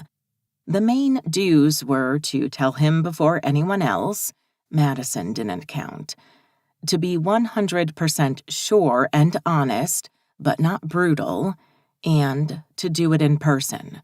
She had that covered. The don'ts included not using empty cliches, "It's not you, it's me," and the likes. Not asking for a break, and apparently public spaces were a huge no-no. That's why Alice had asked Peter if she could drop by his house later. Yes, and if his roommate was going to be there. No. Peter opened the door to his house with a smile so dashing, a little something fluttered in Alice's belly. A million doubts immediately attacked her brain, and she tried to chase them away. A strong physical attraction wasn't enough to stay with a guy. "Hey!" He pulled her into a crushing hug. "Hey yourself." Peter led her inside the house, whistling a happy tune. "You're in a good mood?" Alice asked guiltily. She was about to ruin that for him. "Oh, baby, you've no idea. I just got the call." He stared at the ceiling. "I'm in." Alice could tell his mind was a million miles away. "In?" "The NBA."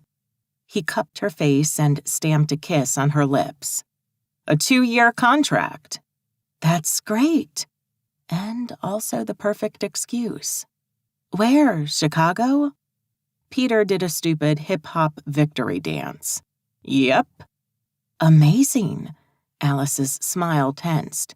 This was the perfect moment to tell him. "What's up, baby? You look so serious." Alice sat on the couch. "Can we talk for a minute?" Peter looked at her warily. "All right." He sat next to her. "This year with you has been the most exciting of my life, and I'm glad I've gotten to know you." Peter's face darkened. But you're moving to Chicago. You'll have this electrifying new life, and I'm super happy for you, I am. But I'm staying here. You'll be traveling a lot, meeting so many people. I'm not going to fit into that life, and I guess we've always known this, us, wasn't forever." Peter remained silent for a second, then said, "Be honest, Alice. We'd be having this conversation even if Chicago wasn't in the picture, right?" "True," Alice admitted. Peter was so sharp sometimes. "Listen," the next part was the hard one. "I love spending time with you, and we have great chemistry, but—" She paused. "I'm not in love with you, and you aren't with me either, are you?" The L word had not made an appearance in the 6 months they'd dated. "I'm not sure." Peter looked crestfallen. "You're the first girl I really liked." "That's because I'm super awesome." Alice tried to joke, but she felt choked. Saying goodbye wasn't easy, no matter how sure she was. "If you were in love with me, you'd be sure. It isn't something you can half feel." "I've never been in love, so I wouldn't know. Have you?" "Yes, with Jack. I still am." Alice blushed. "Only once, and it sucked. It still sucks." "This sucks," Peter complained. "I didn't think we would say goodbye today." "But you knew we would eventually." "Yes, I guess I did." Peter opened his arms. "Come here." He pulled her onto his lap, and she nestled her chin on his shoulder. "I know you're right, baby," he said, stroking her hair. "It's just that I'll miss you." "Me too," Alice sniffed. "But it's not like we're breaking up because we hate each other. We can always keep in touch." She pulled back to look at him. He seemed to consider but shook his head. "Nah, we both know it wouldn't work." "No, probably not. I have no past experiences to relate to. You're the first ex I'd like to keep in touch with." Alice fought back tears. "But you'll be too busy fending off cheerleaders and fans anyway." Peter's eyes were so blue and his face so gorgeous. He wasn't making this easy on her. "Can't we keep seeing each other until we're both in Boston?" he asked. For a moment, Alice was tempted to say yes, What difference would a month make? But it'd only be a slower death. What was the point? I couldn't stand it. She shook her head. It'd be like going around with a stick of dynamite and a ticking clock attached to our backs. It'd be horrible. You're right. A clean cut is best. Peter stood up, scooping her into his arms and carrying her with him. But don't think for a minute I won't see to you one last time. Alice giggled and let him take her to his room.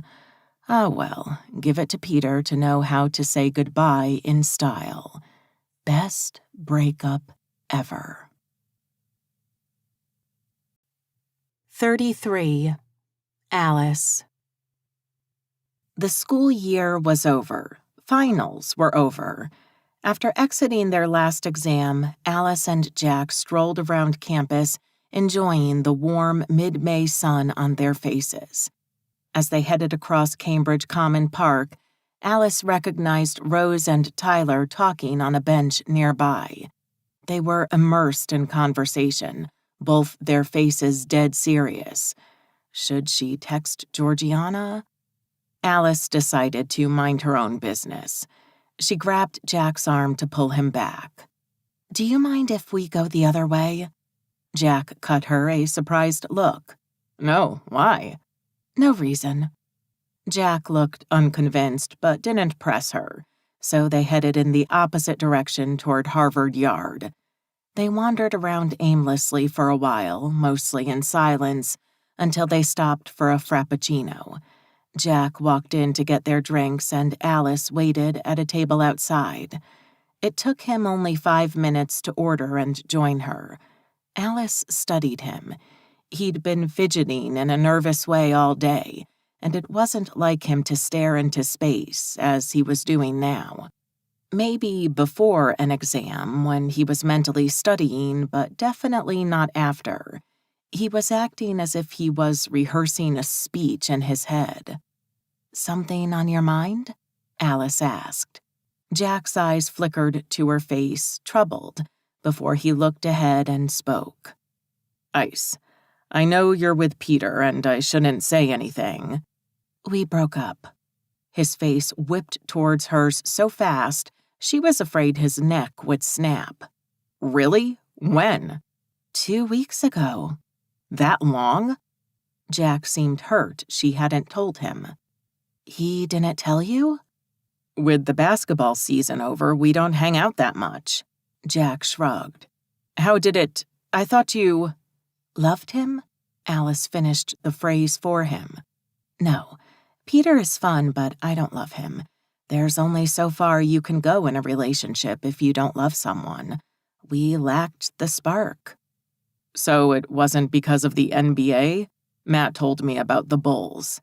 Alice smiled mischievously. Actually, that gave me the perfect excuse to break up. The long-distance scenario and how it would have never worked. Jack blinked. You mean you broke up with him? Yeah, don't look that surprised. And don't worry, he wasn't too heartbroken or anything. Alice paused, gathering the courage to ask. What about you? Any new girl on the horizon? No, no one. I haven't found my spark either. Jack looked at Alice as if there was more he wanted to say. Well, it must be hard, she chuckled awkwardly. My roommates and I are probably the only 3 girls on campus you haven't slept with. Why did she always have to blab stupid things when she was nervous? Jack's neck flushed scarlet, and his jaw tensed. Right. Alice frowned. Why did you blush just now? I didn't. He flashed her a dismissive grimace. Yes, you did. I told you my roommates and I are the only 3 people on campus you haven't had sex with, and your neck turned 50 shades of red. Jack lowered his gaze to the floor. He looked guilty, like someone who'd been caught. But caught at what? Oh gosh, Alice gasped, bringing a hand to her mouth, realization washing over her. No, it couldn't be true. She felt tears welling in her eyes, and she, too, stared at the floor. "Haley or Madison?" she whispered. "It was nothing." "Haley or Madison?" Alice repeated through gritted teeth, keeping her gaze trained on her sneakers. "Madison." A blade cut through Alice's heart. "When?" "It was a one-night stand at the beginning of freshman year. She wasn't your roommate then, and I didn't know you knew each other."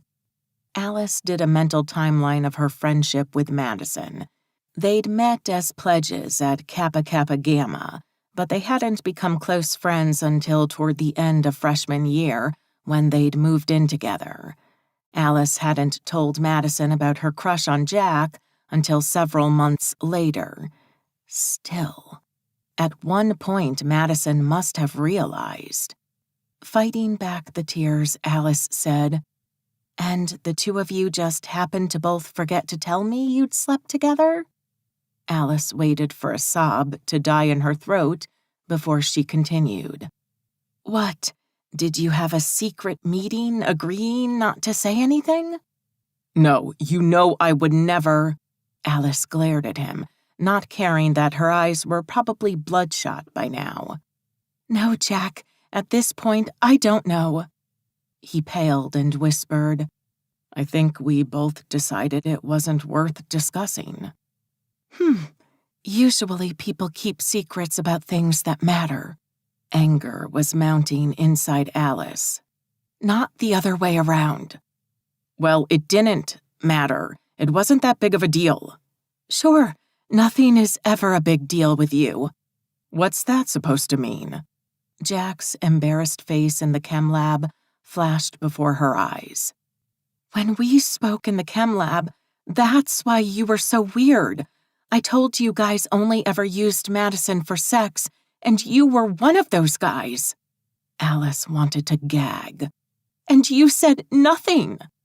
"What was I supposed to say? Yeah, I had sex with Madison once.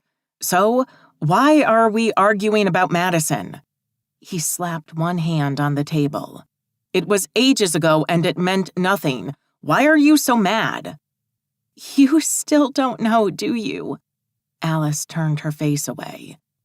"She's my best friend, and you... What?" Alice couldn't keep her feelings bottled up inside any longer. She stared into his dark eyes and spilled it all out. "I'm in love with you, Jack. I have been since freshman year. I had to watch you go through girl after girl, and I hated every single one of them because I was jealous.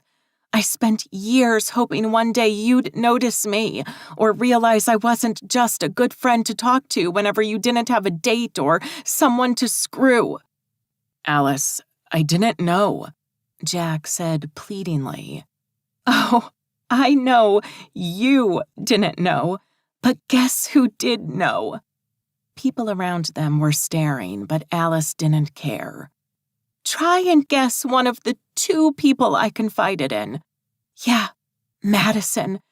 And all this time she never told me she had sex with you, and just by chance, you never told me either." Alice stared at the sky, blinking. Gravity wasn't helping in keeping the tears in. Still looking up, she added, "I'm an idiot, but I'm not that stupid. I've probably been a running joke between the two of you this entire time." Alice pushed her chair backward, making an angry scraping sound, and walked away as the first tears rolled down her cheeks. Jack ran after her. "Alice!" He grabbed her by the shoulders and forced her to turn. "I've been the idiot this entire time. You're the most wonderful person I know, and I should have realized a long time ago we weren't just friends." For an instant, the snake of Alice's hope lifted its head, ready to destroy all her rational thoughts as she waited for Jack to tell her that he felt the same, that he loved her. Instead, he added, "Madison was nothing." Just like that, a mental image of her best friend naked in bed with Jack appeared before her eyes, and Alice couldn't take it. It made her so jealous her blood sizzled, her stomach churned, and suddenly she was scared she might throw up. "Nothing, huh?" she hissed, shoving Jack away. He kept hold of her arm. "Ice, please." "Let me go!" Alice screamed, yanking her arm free. She turned on her heel and ran away, tears flying behind her in the wind and heavy sobs shaking her entire body. 34. Madison. Madison was home alone. She was lounging on her twin bed reading a paper for class when a loud pounding on the apartment door startled her. The insistent sound of fists meeting with wood told her the noise wouldn't stop until whoever was out there was let in. And to have all that intensity, it had to be a male someone. She left her unfinished paper on the bed and went to open the door. "Jack!" Madison was taken aback. She barely had time to take in his crazed expression before Jack burst past her into the house yelling, "Is she here?" "Who, Alice?" Madison closed the door behind him. "I thought she was with you." "She was." Jack searched the apartment with his eyes as if he expected Alice to jump up from behind the couch and yell, "Surprise!" Madison touched him gently on the back. "Jack, she isn't here." Jack clenched his fists. "I need to find her." "What happened?" Jack turned to face her. "She knows." "Knows?" Madison frowned. "Knows what?" "About us." Madison suppressed a groan. She was scared and relieved all at once. The squashing weight of the secret was finally gone, but now the consequences of the truth were about to come back and bite her. Since the day Alice had pointed out her tall, brown-haired classmate as her crush, Madison had felt a gut-wrenching guilt. Every time Alice spoke about Jack, a stone settled in the pit of her stomach. Madison knew she should have told Alice she'd had sex with Jack the moment she'd recognized him, but she hadn't. She'd panicked instead. And after that first encounter, the more Madison kept quiet, the harder it became to talk. The fear of Alice shunning her and of Haley choosing Alice over her had been too much. For the first time in her life, Madison had met two girls she adored who wanted to be her friends. She didn't want Alice to hate her for something that had meant nothing, so she'd kept the secret. And so far, so had Jack. Madison narrowed her eyes at him. "Why did you tell her?" Jack raked a hand through his hair, his face tormented. "I didn't. It sort of came out." "How?" Madison hissed. How could something this big sort of come out? Jack flinched. "She told me you three were the only girls on campus I hadn't slept with. When I didn't laugh along with her joke, she guessed the truth. It was one thing to not tell her, but when she asked me, I couldn't lie to her face." "Oh," Madison covered her forehead with her hands. "Now she's going to hate me." "Not as much as she hates me," Jack countered. Madison didn't want to play the who will Alice hate more game. Jack had no idea why Alice was so upset. "You don't understand," Madison said. "I do. She told me everything." Madison doubted it. "Oh, really?" "Yeah, really," Jack sneered. "She told me she's had feelings for me from the moment we met, and that she only ever told you and Haley. She said now it all felt like a bad joke, that we were having a laugh behind her back or something." It was worse than Madison thought. "Oh, no." "I tried to tell her what happened with us meant nothing." Jack raised his hands defensively. "No offense." Madison was well past the point of being stung by this comment. Their night together had meant nothing to her either. Alice needed to understand that. As her mind raced to find ways to make Alice see the truth, Jack's last words penetrated her worried haze. Madison studied him. Alice told you she was in love with you, and all you said was our night together was meaningless? I didn't have time to tell her much else before she ran away. Any idea where she could be? Maybe. Madison started pacing the room, thinking aloud. There are a couple of places she could have gone to cool her head. Come on, give me directions so I can get going. No. Madison stepped back. I need to explain everything to her first. Alice needs to be ready to listen to whatever you have to say. Madison. Jack's tone was low and his jaw tense. I should speak to her first. Why? Because you did such a great job in the last conversation? I don't need your permission, he snapped. No, but you need hers. Damn it. Jack turned and punched the closest wall. Madison jumped back, staring wide-eyed at the small dent Jack's fist had left in the drywall. He wasn't moving now. He had his arms braced on the wall next to the dent, his shoulders heaving with forced breaths, and his head dropping low. Jack, Madison said, Alice will need time before she's ready to talk to you. He turned bloodshot eyes on her. And what's different about you? It's not the same. Why? Because she isn't in love with me. Jack's jaw sagged. He closed and opened his mouth twice to retort, but nothing came out. You'd better go. Madison opened the apartment door and pushed a shocked into silence Jack out. I'll ask Alice to call you, but you need to give her some space. Jack didn't speak. With a dejected air, he turned on his heel and jogged down the hall.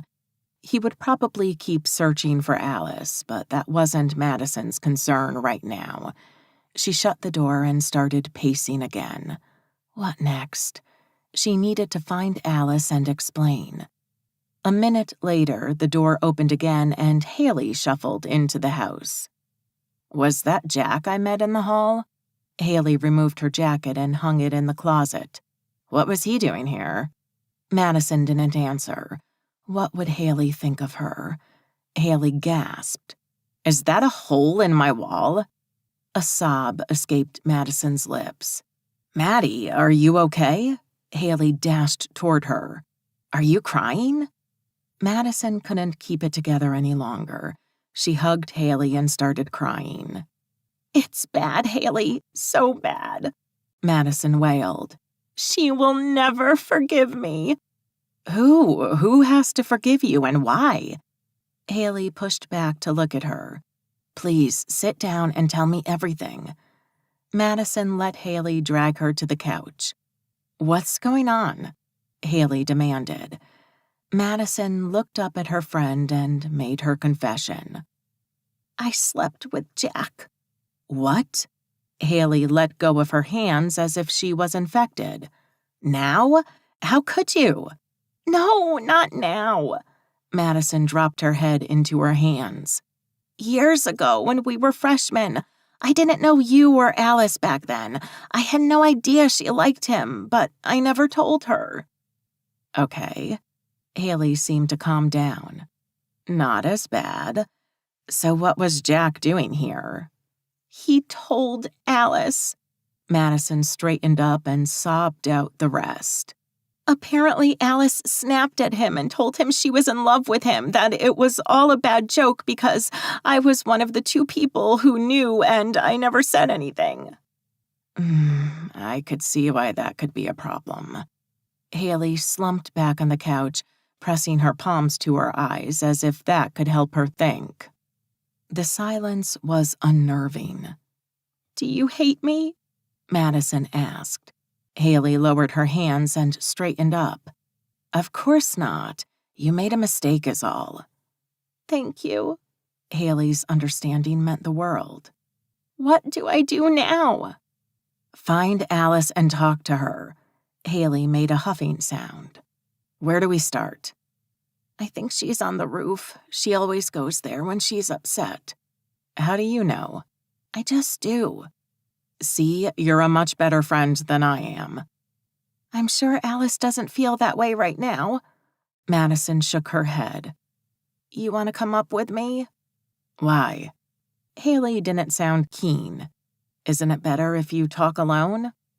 I need you there to give an impartial, non-emotionally involved perspective, and just in case she tries to throw me over the railing. Haley sighed and stood up. Let's go. 35. Alice. Alice leaned on the railing of her building's rooftop, staring at the Charles River and the Boston skyline in the distance. She wasn't really taking in the view. Her mind was blank. All she could feel was the wind brushing against her face and pushing her tears backward. Mid-spring and the late afternoon air was still cold in Cambridge. Alice heard the rooftop's heavy metal door open and close. She didn't turn to look, but she was sure Madison had just walked outside. Her dear friend must have had another behind-her-back chat with Jack. Still not turning, Alice said, Go away. I don't want to see you. Alice, please, just hear me out, Madison pleaded. Alice turned to face her ex-best friend and was surprised to find Haley standing beside Madison. She directed her fury at Haley first. Did you know? Haley paled at the harshness of her tone. No, I didn't, I swear. Alice relaxed a little. At least she had one loyal friend who hadn't lied to her every day for the past 2 years. Haley approached her and they hugged. I think you should hear Maddie out. Haley whispered in her ear. Alice pushed Haley back. I don't care what she has to say. Alice, it meant nothing, Madison said. If I hear anyone else saying it meant nothing, I'm going to scream. People don't hide meaningless things. They hide the important stuff. But it wasn't important. Alice narrowed her eyes. So why keep it a secret? I was scared you wouldn't want to be my friend any longer. Madison looked haggard. Her face was red, blotchy, and covered in tears. The wind blowing against her made her appearance all the more tragic by giving her a halo of golden locks. But Alice wasn't about to be mollified by the act. You'd just told me how deeply in love you were with Jack, and I didn't know what to do. I panicked, and after I didn't say anything that first time, it became harder and harder to tell you. Excuses. These were all empty excuses. Well, guess what? Now we're no longer friends, so there you go. Good job. Please don't say that. Madison sounded desperate. Alice, Haley said soothingly, maybe you should try to calm down. Why? She's a liar. She lied to you too, you know. To me. Haley took a surprised step backward. About what? Alice, don't, Madison whimpered. She'll be after your boyfriend next. Alice knew she was being mean, but right now all she wanted was to hurt Madison as much as she'd hurt her. Scott? Haley asked, moving her gaze back and forth from Alice to Madison. What about Scott? She likes him, Alice said. Haley set her gaze on Madison. Do you? Yeah, I do. I did. Madison was becoming frantic. She was crying so hard she had trouble speaking. But I would never try anything with your boyfriend. You have to know that. She's just being mean right now. How long have you liked him? Haley asked. She didn't sound as mad as Alice had hoped. Forever, Madison confessed. I told you he was in my English classes. So why didn't you say anything? Because it doesn't matter, Madison screamed. It never matters. Scott doesn't want me. He never even noticed me before you started dating him.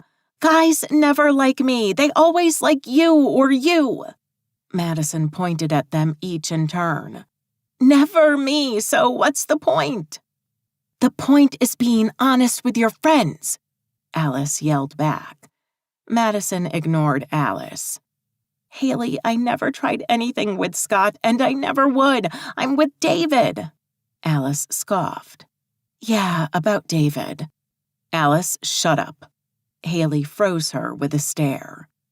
Alice's heart skipped a beat. She'd almost delivered a blow she would have never been able to take back.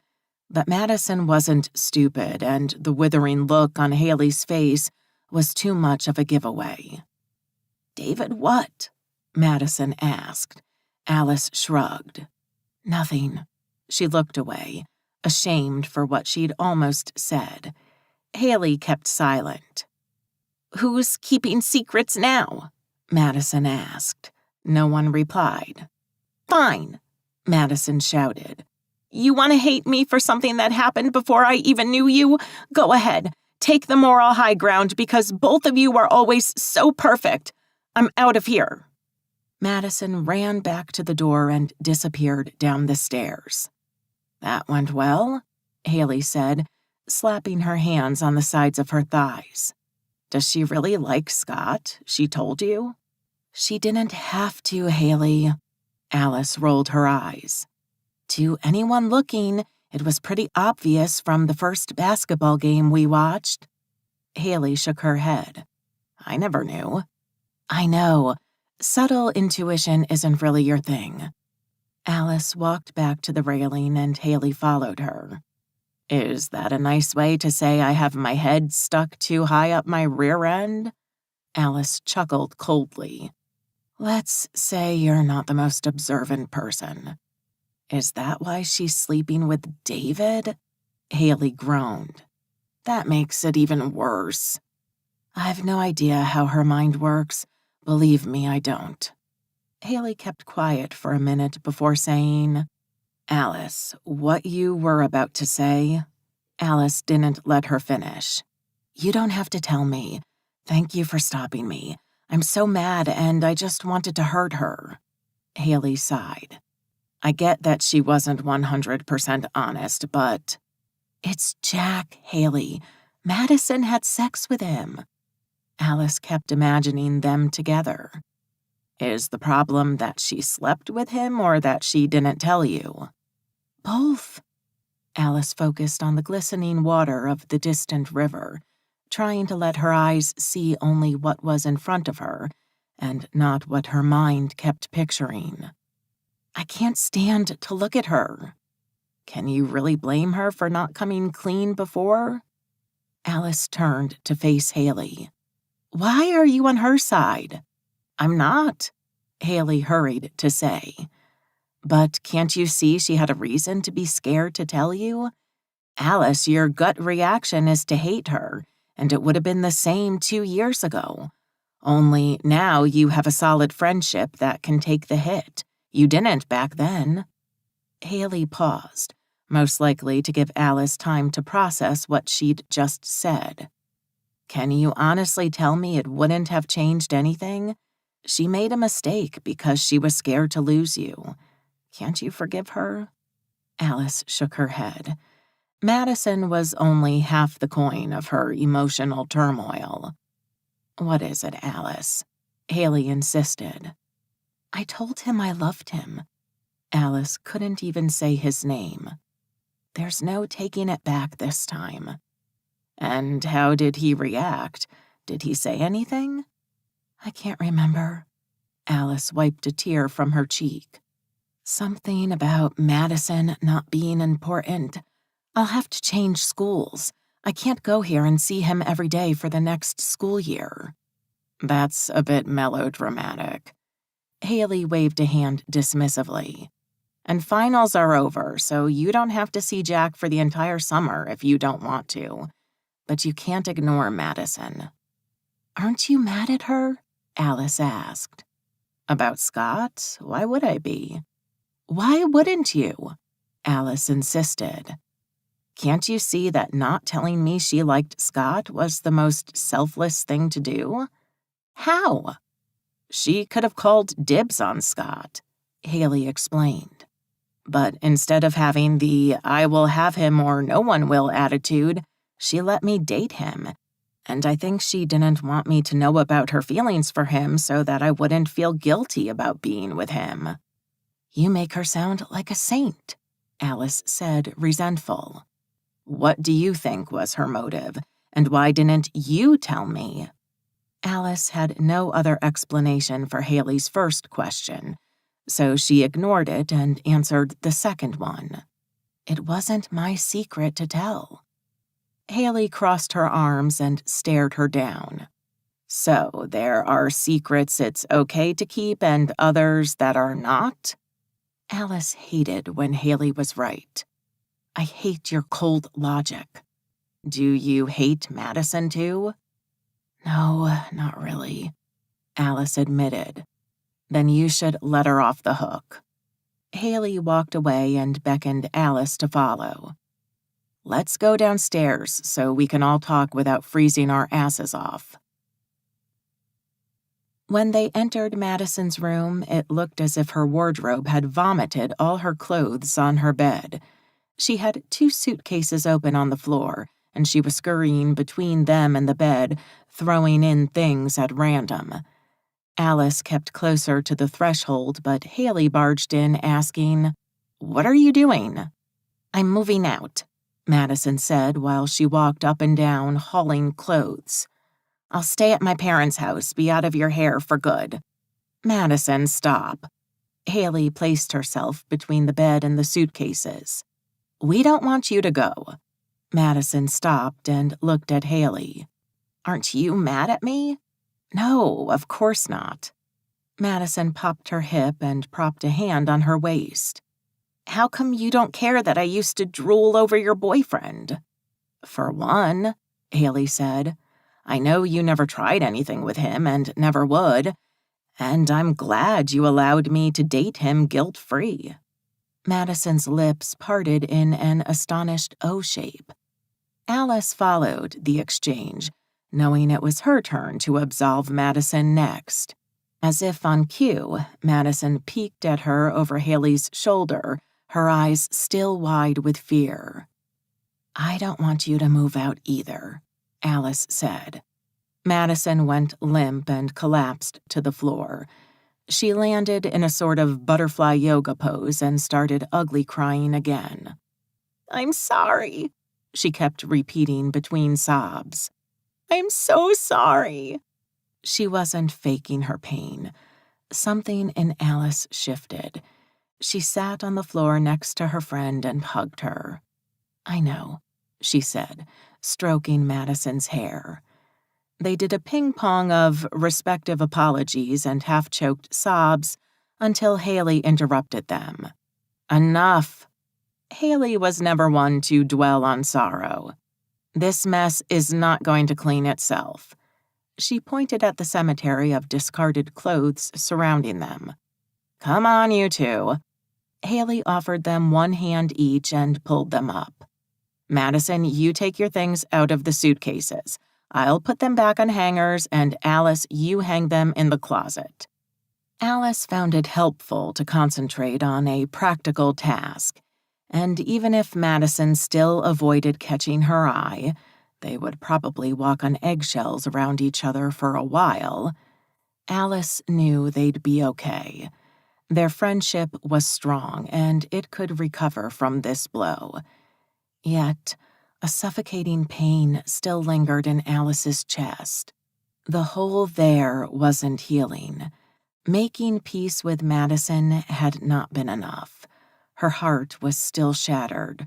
Her friendship with Jack was over.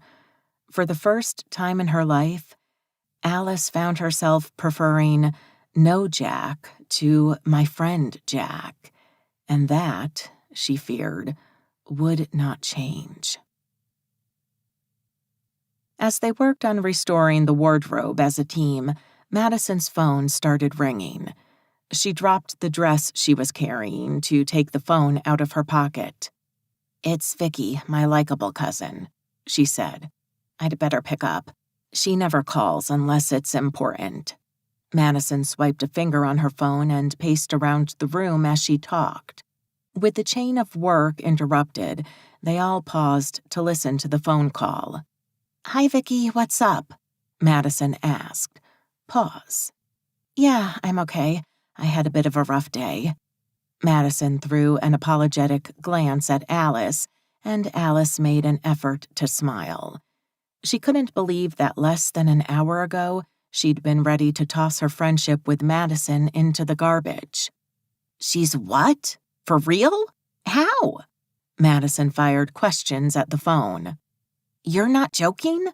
She sounded incredulous. "When? So soon? All right. You too. Love you." Madison hung up and turned to Alice. "You're never going to believe this." "What?"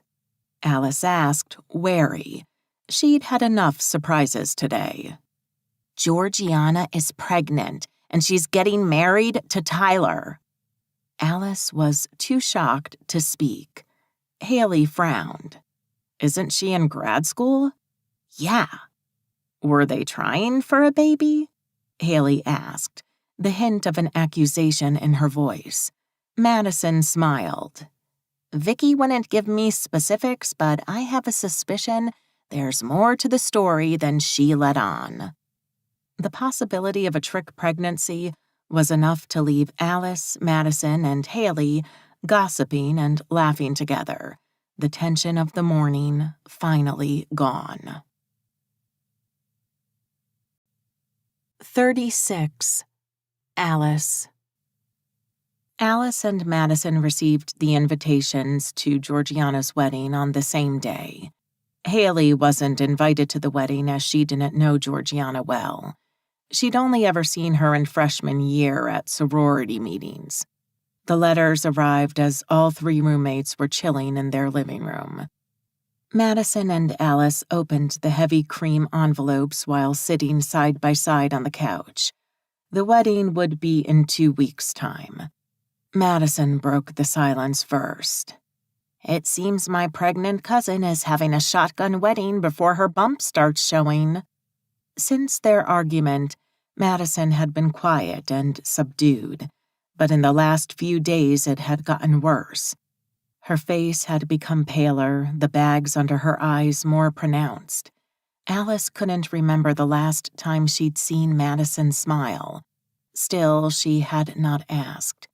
They were being perfectly normal with each other, but some sore feelings lingered. "I still can't believe she's having a baby," Alice said, turning the card in her hands. Georgiana had called Alice to deliver the happy news right after Madison had spoken with Vicky. Later, Madison had integrated the information with what she'd heard through her family's grapevine. The gossip was that Georgiana had deliberately stopped taking the pill to get herself accidentally on purpose pregnant. "It's a pretty obvious consequence when you go off the pill," Madison said flatly. "Are you sure that's true?" Alice didn't want to believe her mentor would sink so low to keep a man. Georgiana was smart, beautiful, and to the outside world, the incarnation of confidence. "You think there's no chance it was one of those rare cases where the pill actually didn't work?" "What?" Madison snorted.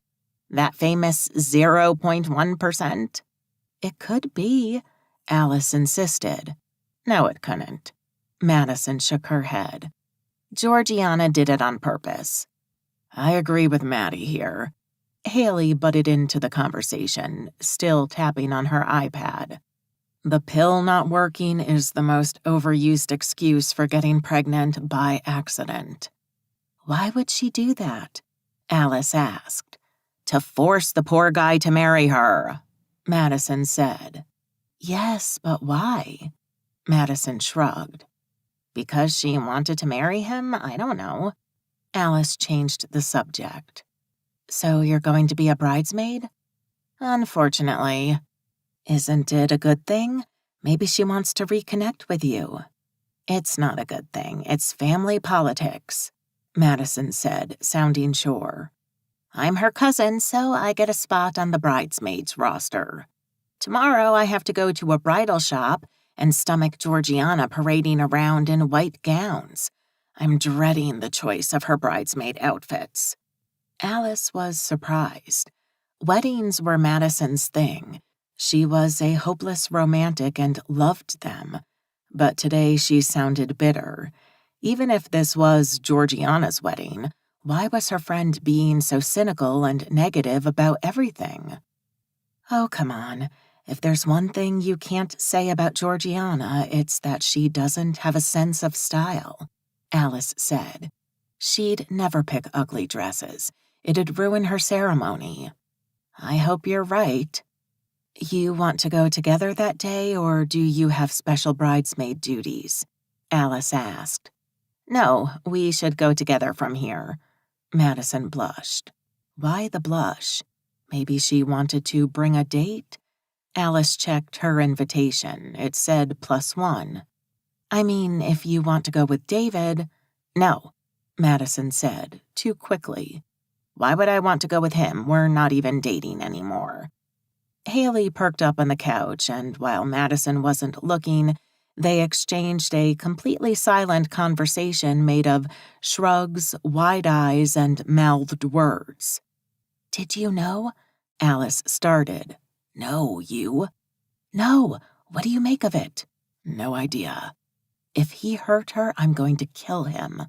"I'll help." "Maddie, are you okay?" Haley asked. Madison shrugged. "Sure." She turned around with a fake smile plastered on her face. "So, the wedding." Madison's tone was upbeat, and her change of subject so abrupt. Haley and Alice exchanged another "we'll get to the bottom of this later" look.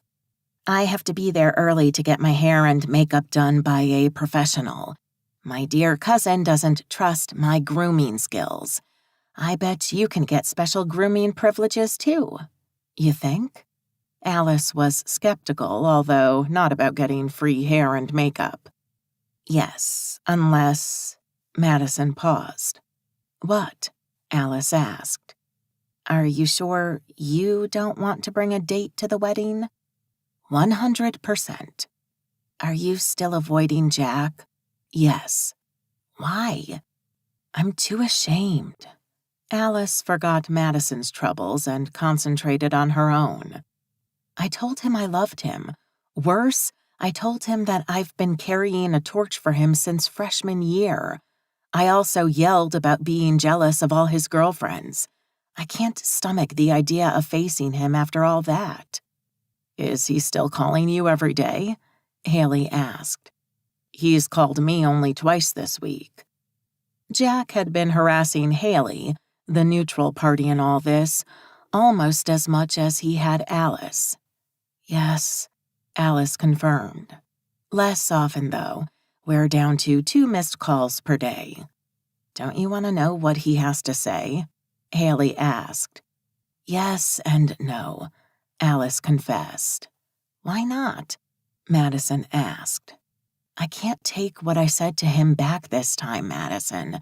I can't pretend I was acting out because I was on the rebound from Ethan. Saying I love you, I've been in love with you for 3 years, is pretty final. We can't go back to being friends. It'd kill me. It's goodbye for good this time. I'm not ready." "What if he has something different to say?" Haley asked. "Like what? That he's finally realized he loves me too? This is not a fairy tale, and Jack is no Prince Charming." Alice stood up from the couch and braced her hands on the window frame. Whenever she rehearsed her angry declaration to Jack in her head, her face burned with shame. "I'm in love with you. I have been since freshman year. I had to watch you go through girl after girl. I hated every single one. I was jealous. I spent years hoping one day you'd notice me." The humiliation was too much. "When he came here searching for you?" Madison said cautiously. "He didn't look like a worried friend." Alice stiffened. She didn't want to discuss Jack with Madison. The wound was still too fresh. "What did he look like then?" she asked. "To be honest, like a crazed lover. He punched the wall." Instinctively, Alice turned to stare at the wall and found her roommates staring too. "Yeah, right. I'm being serious," Madison insisted. "I saw him too," Haley said. "He looked desperate." "Did he say anything specific?" "No, but," Madison started. "No, exactly," Alice snapped. "Can we drop the topic now?" "What would you like to talk about?" Madison asked. "I've got no love life to complain about." "So you ended it for good with David?" Haley asked. "Yes," Madison winced. "Better no love life than a crappy one." "What?" Haley started. "I don't want to talk about it," Madison hissed. "Are we doing a bachelorette?" Alice changed the subject completely. It was clear whatever had happened between Madison and David was still too raw. "No," Madison said. "Since Georgiana's pregnant, we'll do a bridal/baby shower 2-in-1. "When?" Alice asked. "Next weekend." "Okay, so we have the shower next week and the wedding the week after?" "Correct," Madison confirmed. "And tomorrow is shopping with Bridezilla. But that's just for lucky me." "What am I going to do alone for 2 weekends?" Haley asked. "Want to swap lives?" Madison asked. "What do we need, a shooting star or something? Find me the star and I'll make the wish in a heartbeat." Haley rolled her eyes. "Your family can't be that bad." She turned to Alice for confirmation. "Right?" Alice took Madison's side. "The Smithsons can be overbearing at times." "The voice of truth." Madison made a thank you gesture and sighed. "I hope 3 weekends in a row with my family won't send me to therapy." The next weekend, Alice followed Madison up the front steps of her aunt and uncle's massive townhouse for the bachelorette/baby shower. Madison stopped on the doorway, visibly reluctant to go in. Alice stepped forward and rang the bell. Georgiana opened the door. "Alice! I still can't get over the hair. So fabulous." Georgiana hugged her and then switched her attention to Madison. "Madison," she said with a tight-lipped smile, "you might want to try a blowout sometime. I hear it does wonders for unruly curls. Come on in, everyone's outside." Madison rolled her eyes, then took Alice's arm under hers and guided her through the house toward the backyard. Okay, Alice thought. So Georgiana really was a bit bitchy with Madison. The setting outside was stylish in an overwhelming pastel colors way. Pastel decorations, pastel gazebo, pastel food, and pastel-wrapped presents. Pastel pink seemed to be the dominant color. "Is she having a girl?" Alice asked. "I think it's too soon to say," Madison said. "There's a lot of pink here." You know Georgiana," Madison shrugged. "She probably thinks she can influence the sex of the baby by sheer willpower." Alice looked down at the bright, rainbow-patterned present in her hands. "Let's go drop this off." They walked toward a table piled with presents, and she deposited hers on top. It clashed so badly with the harmonious pastel theme that Alice immediately removed it from the top and hid it at the back. "Where's yours?" Alice asked. "No idea. My mom was in charge of the presents from our side of the family. Probably something expensive." Madison added, her voice tainted by jealousy. "It's not like I'm going to spend my own money on my bitch cousin." "How about your unborn niece?" "Or nephew," Madison pointed out. "Let's see how he or she turns out first. Hey, why don't we go say hello to my mom?" Madison pointed at a stylish woman in the distance and steered Alice that way. Alice loved Madison's mom. Of all her friends' relatives, she was the most easygoing and probably the one who'd passed on to Madison her boho style. Alice suspected it had a lot to do with the fact that Madison's mom had not been a Smithson from birth. "Did you pick the bridesmaid dress?" Alice asked as they walked. "No, she did." "What color?" "Pastel lavender," Madison said mockingly. Alice suppressed a laugh. "Is it bad?" "No, you were right," Madison conceded. "She's too stylish to pick a hideous dress. Hi, Mom." They chatted with Madison's mom until Mrs. Smithson was called away to solve a catering problem, and then they headed back to the buffet. Alice was trying to decide what to eat when Georgiana waltzed over and grabbed a light blue pastry. "Alice," she said, "try these azure ones, they're delicious." "Madison," Georgiana continued, "you might want to stick to the white pastries, they're sugar-free. You know, in case you're watching your weight." Alice half choked on a bite of her azure tart. Georgiana definitely was snarky with Madison in a way she'd never seen her be with anyone else. A loud crash resounded in the background, and they all turned in the direction of the noise. A server had tripped and dropped an entire tray of glasses. "Those idiots!" Georgiana snapped. "Ladies, excuse me, I have to go make sure this party doesn't get ruined by substandard house help."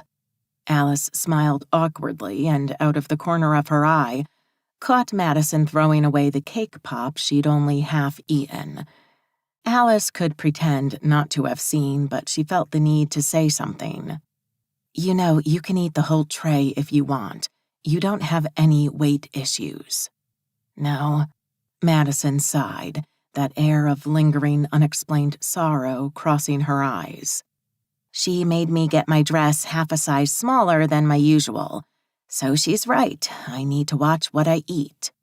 "No, you really don't." Alice picked up another azure tart and pushed it into Madison's hand. "Eat this, it's really delicious." Madison grabbed it and bit half off, smiling. You're right, these are divine." Alice wished everything in life could be solved with a azure tart.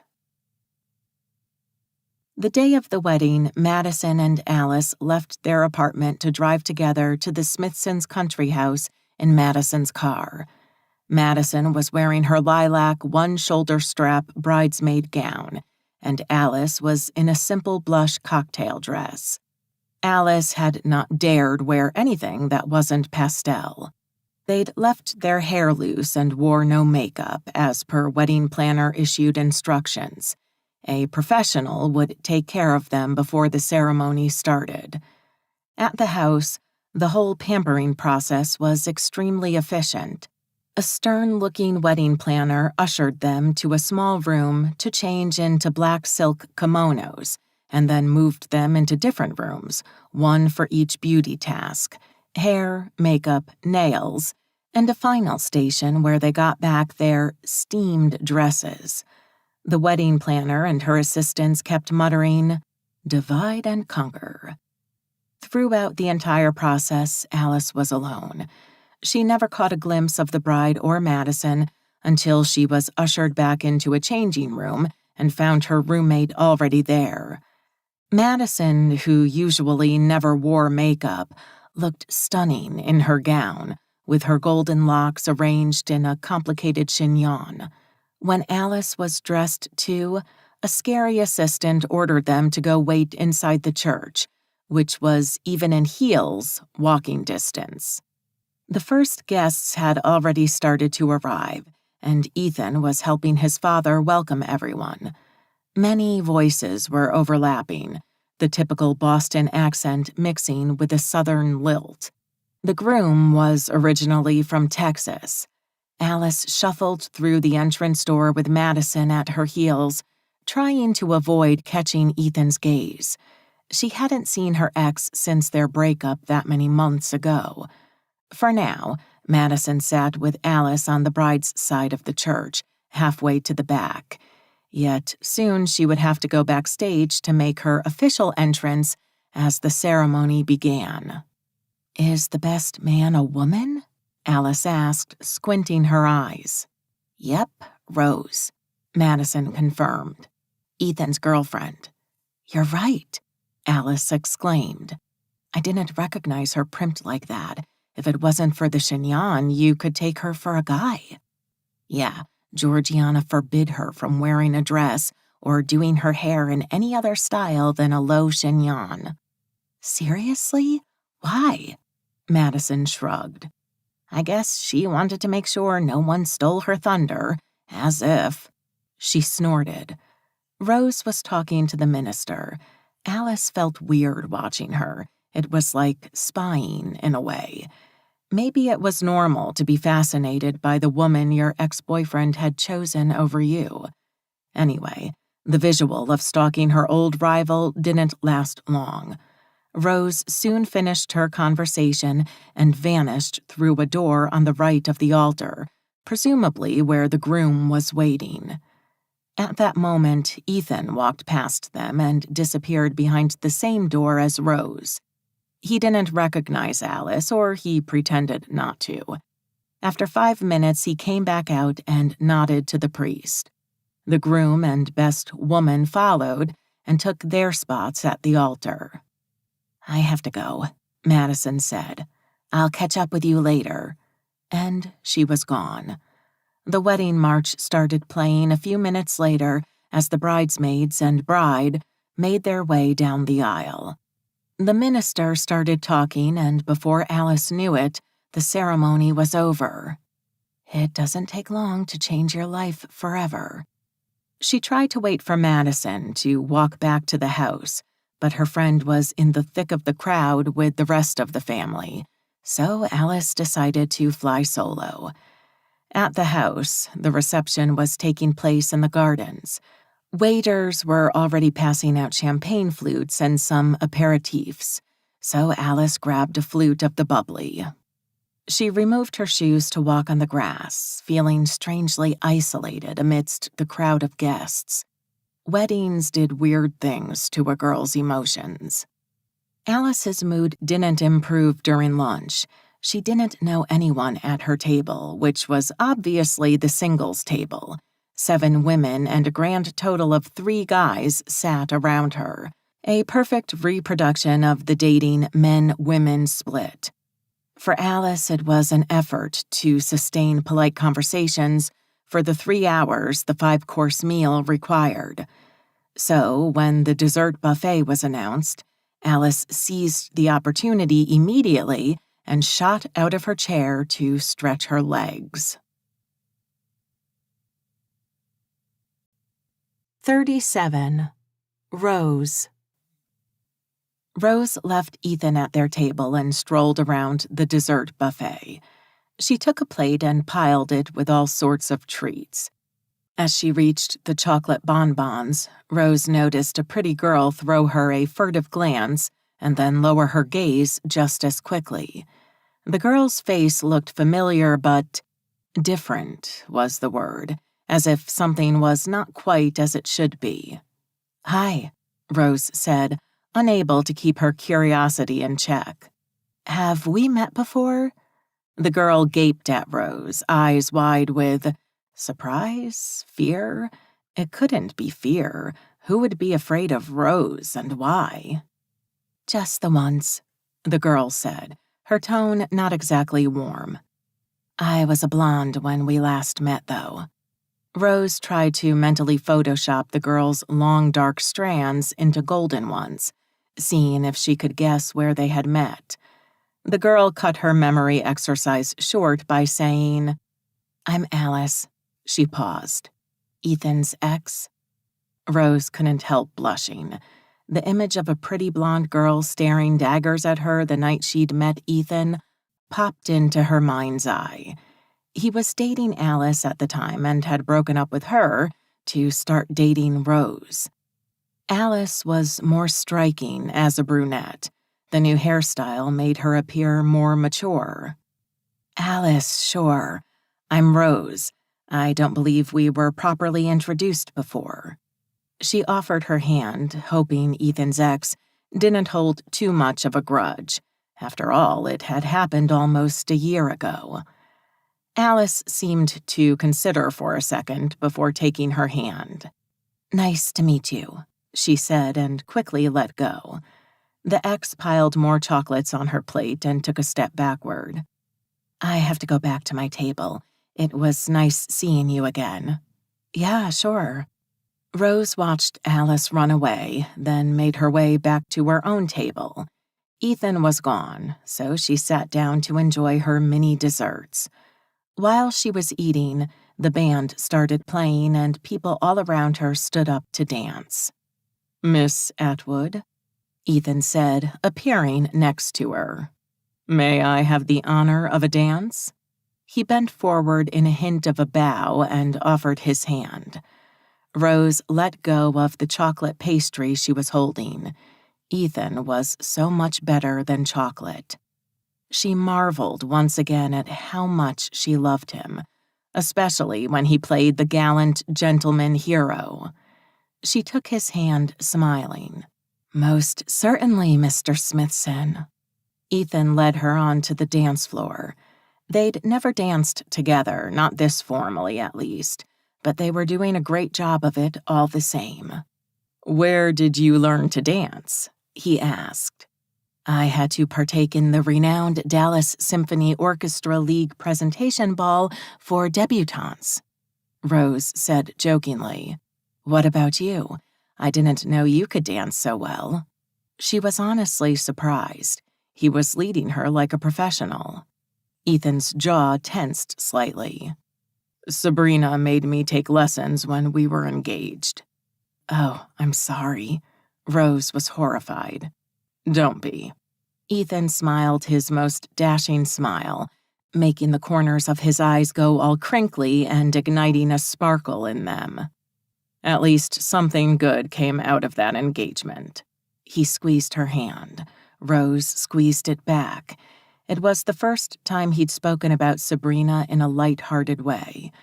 Rose liked to take credit for this newfound easiness about his past. "Speaking of exes, did you know Alice is here?" "I haven't seen her, but it figures." Ethan spun Rose away and made her pirouette back. "Alice is Georgiana's young sister or little sister. I never understood sorority tears very well." "She's dyed her hair. She looks good," Rose said provocatively, prodding Ethan's feelings for his ex. "You look good."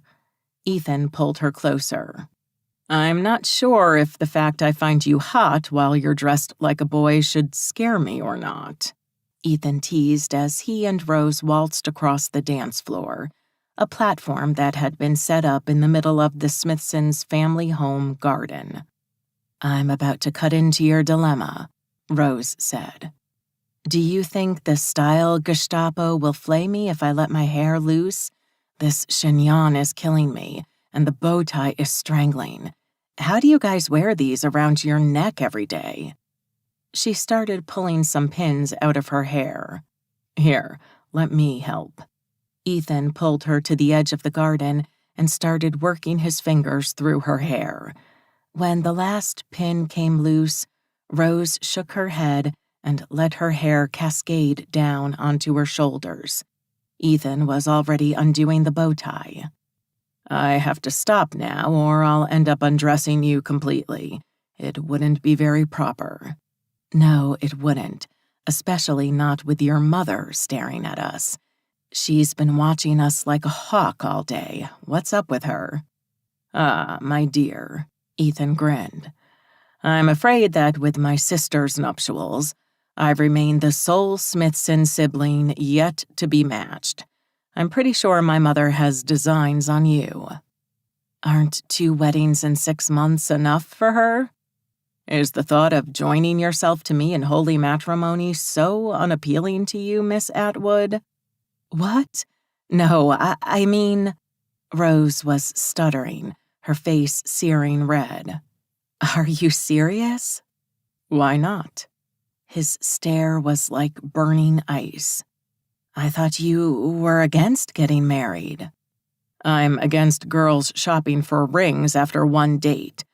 I'm not against getting married to the woman I love." "Are you proposing?" Rose's heart was beating way too fast. "Now, don't go getting a big head, Miss Atwood." She swatted him playfully. "Jerk." He grabbed her hand and pulled her into a kiss. "I love you," Ethan whispered. "One day I want you to be my wife. What do you say?" "One day." Rose couldn't help but smile like an idiot. "I love you too." "Now that my noble intentions are in the open, can I bring you to my room?" Ethan and Rose discreetly disappeared behind a bush and ran across the lawn toward the house, holding hands and laughing like a pair of kids. The inside of Ethan's house was so stylish it was scary. It was an impeccable mix of rustic and modern design, a balance hard to get right. From tiny objects to each major furnishing element, everything was placed perfectly, nothing left to chance. It was impressive, but somehow made the place feel more like a museum than a lived-in home. All this flawlessness could get suffocating. Rose felt for Ethan.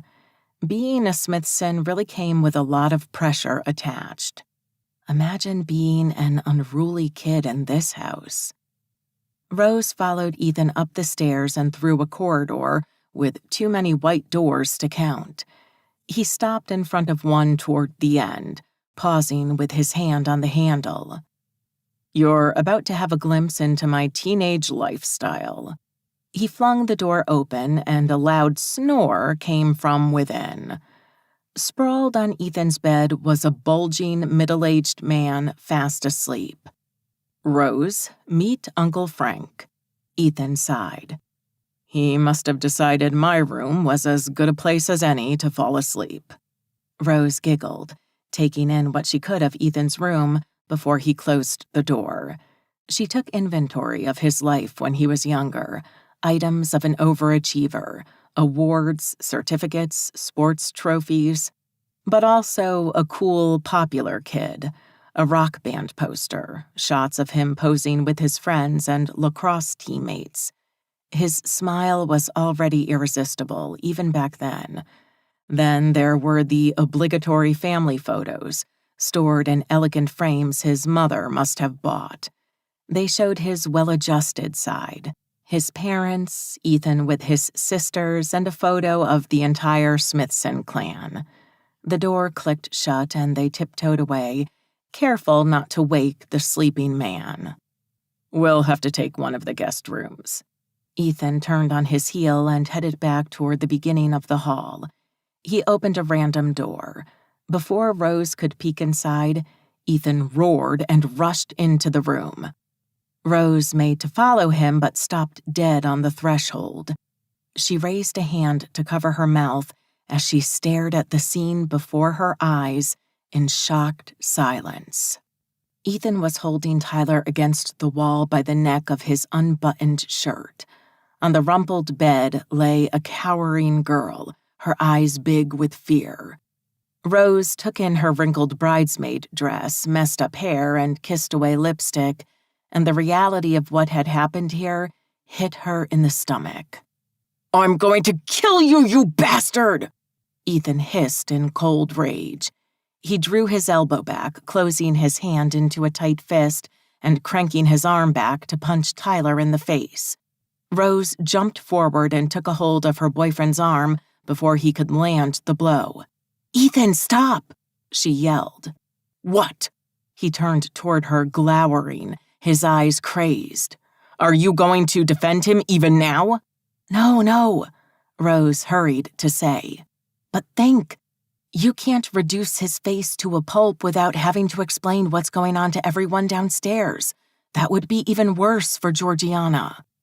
For a split second, Ethan seemed not to care what anyone would say, but he took a deep, steadying breath and lowered his arm without hitting Tyler. Instead, he yanked Tyler off his feet and hurled him across the room, sending him crashing against a wooden dressing table. The dresser capsized and Tyler careened to the floor. "What are you guys doing?" Vicky, Ethan's other sister, stepped into the room. "I could hear the noise from downstairs." She took in the scene and closed the door behind her before demanding again, "What's going on here?" Where Ethan's rage was intense and outspoken, Vicky's was calm and controlled, but no less brutal. Her blue eyes, the same color as Ethan's, were cold and smoldering at the same time. Ethan was leaning against the wall, looking exhausted. He made an "I can't talk" gesture and shook his head. Vicky turned to the girl on the bed next, who said, "I'm sorry," and began to sob. Rose was the only one cool enough to speak. "We came into the room and found them on the bed. Tyler must be drunk." She threw a reproachful look at her best friend. Tyler was sitting on the floor with his elbows resting on his bent knees and his face hidden in his hands. Vicky's cold fury turned toward the bridesmaid first. "Madison, I know you've always had it in for Georgiana, but this?" She waved a hand between the girl and Tyler. "On her wedding day?" "I'm sorry," the girl whimpered. "She's your cousin," Vicky barked. "We're family, for goodness sake." "Please don't tell my parents." The girl's eyes seemed to become wider still. Vicky seemed about to spit a gruff retort, but instead she took a deep breath and started pacing in circles, staring at the floor and holding her chin in one hand. She stopped and said, "We're not going to tell anyone." The middle Smithson sibling took turns staring down everyone present. "What happened here today doesn't leave this room." "Are you kidding me?" Ethan raged. "Our sister married this scumbag who couldn't be faithful to her for half a day. Gigi has a right to know. She could get an annulment or something." "Our sister isn't going to want an annulment," Vicky said. "Not even after this?" "I don't think so." Vicky shook her head. "Georgiana is too stubborn to admit she was wrong, and she's still pregnant with his baby." Rose's heart broke a little as she watched pain and anger mix on Ethan's face. "It doesn't mean they have to stay married," he said. "Not if this is how it's going to be." "Ethan," Vicky was not backing down. "I'm sorry to break it to you, but as much as I love her, our sister lied to him about being on the pill. She maneuvered to get herself pregnant. Georgiana forced this on him, knowing what she was doing all along." Rose agreed with everything Vicky was saying, and she was glad that for once, she wasn't the one who had to tell Ethan. Whenever Rose tried to point out that this was a two-person mess and that Georgiana wasn't exactly an innocent victim, Ethan left on the jealousy wagon, making it all about her history with Tyler. He'd never forgiven Rose for not allowing him to tell Georgiana that Tyler had cheated on her with Rose. Ethan was convinced Georgiana would not be pregnant now if she had known. Rose wasn't so sure, and to have someone else reason with him was a welcome novelty. They'd already had too many arguments about Tyler, and, frankly, defending her best friend was getting harder and harder. Rose was ashamed of him, and also of the tiny part of herself that was relieved it wasn't her that had married Tyler. Rose stared up at Ethan, the man she loved with all her heart, the man who'd saved her, and she wished she had a way to comfort him. He looked so anguished. "Well," Ethan said, then took his rage out on the ottoman at the base of the bed with a violent kick. "No one forced him to propose or to cheat on our sister on their wedding day." The statement seemed to give Vicky pause. She crouched on the floor next to Tyler. You. Hey, you. She snapped her fingers in his face. Look at me. Tyler slowly lifted his head. What happened here? 38. Tyler. I freaked out, Tyler said, barely able to focus on Georgiana's sister crouched next to him. People kept telling me all these marriage and new daddy jokes, and I just started downing one drink after the other, and I lost it. What a pathetic excuse. He was pathetic. If he couldn't keep it together for a few hours, how was he going to manage a lifetime? I don't know what I'm doing. Fair enough. Listen. Vicky paused until Tyler's eyes focused on hers. I know you didn't ask to be a father, but you're going to become one anyway. As our nephew or niece's dad, you're part of the family now, no matter what. Vicky was talking in a calm, polite voice that surprised Tyler. Now, you can be a good father even if you're not married to our sister, Vicky continued.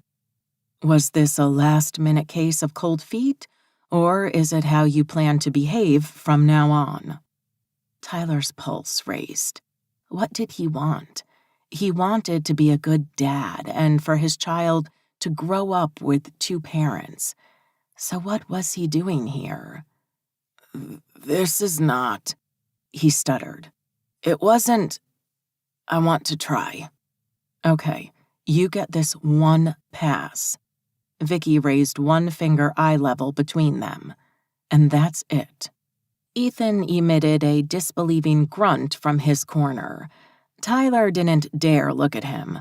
Of all the people in the world, why did it have to be he and Rose who had walked in on him? Still better than my pregnant wife, Tyler thought. The weight of what he had almost done to his wife made him sick. What if Ethan and Rose hadn't been here? Would he have had sex with Georgiana's cousin? Probably yes. What the hell was wrong with him? Vicky stood up. Go wash your face and pull yourself together. She offered him a hand and helped him up off the floor. Tyler did as he was told and disappeared into the ensuite bathroom. He didn't dare meet anyone's eyes, particularly not Rose's. In one look, he'd be able to read all her thoughts, and he couldn't cope with the reproach and disappointment he was bound to find written in her dark eyes. Tyler gently closed the door behind himself and braced his arms on either side of the sink. He stared into the mirror.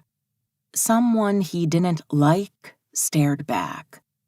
Georgiana wasn't perfect, but she didn't deserve this.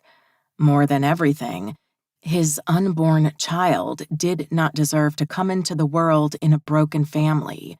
He'd been stupid and weak. Tyler shook his head. How had this whole mess even started? During the banquet, Tyler remembered shuffling around the tables alongside Georgiana.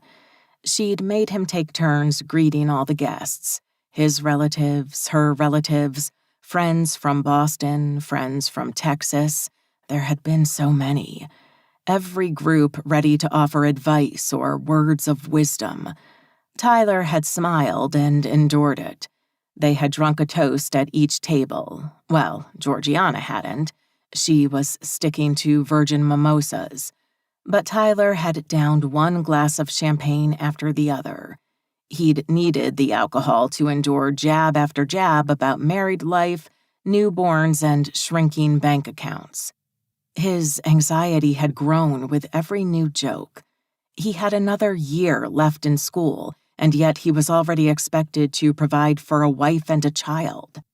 Tyler came from a wealthy family, as did Georgiana, so money wasn't a problem, in theory, provided he kept asking his parents for support. With Georgiana's expensive tastes, he couldn't buy a bigger home, repay student loans, and sustain a family without economic help from his parents. So that was his independence flying out the window. and it sucked. When the meal finally ended, Tyler had left his table with the excuse of needing some air. He had gone to hide behind a tall hedge that shielded him from view. The girl, Madison, Georgiana's cousin, he hadn't known she was her cousin at the time, was there hiding too. They'd started talking. Then he'd asked her if there was a place he could wash his face. She'd shown him to the downstairs bathroom, but there was a line, so they'd gone upstairs. Madison said he could use one of the guest rooms, and before he knew what was happening, they were kissing on the bed instead. He was cheating on his wife 3 hours after they got married. Never again. He'd be a father soon. It didn't matter if Georgiana had tricked him, that he hadn't asked for this, and that he was scared as hell.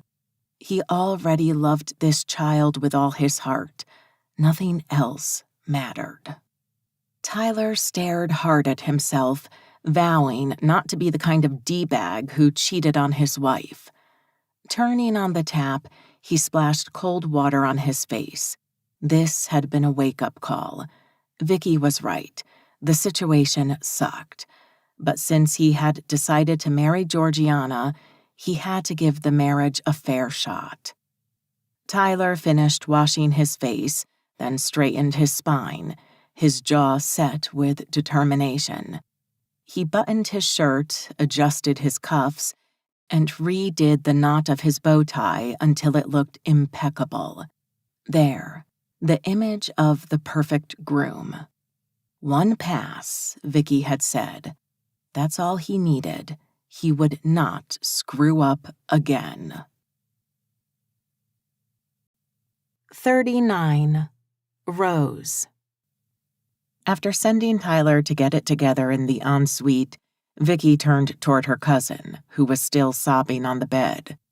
"Did you come here in your car?" she asked. "Can you go home right away?" "I drove here, but I came with my roommate." "Your roommate?" Vicky seemed surprised. "What's her name? How come she was invited?" "Alice, you met her," the girl said. Is it possible the roommate is Ethan's Alice? Small world, Rose thought.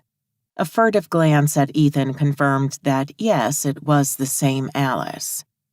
"Alice is Georgiana's friend, too," the disgraced bridesmaid continued. "She came to our house for Christmas the year before last, and she was at the baby shower. We were talking about her on Martha's Vineyard, remember? I was getting married. I don't remember anything anyone said to me that week, but I remember her from Christmas." Vicky stared at the ceiling pensively. "A cute blonde, right? I didn't see her in the crowd today or at the shower." "She's a brunette now."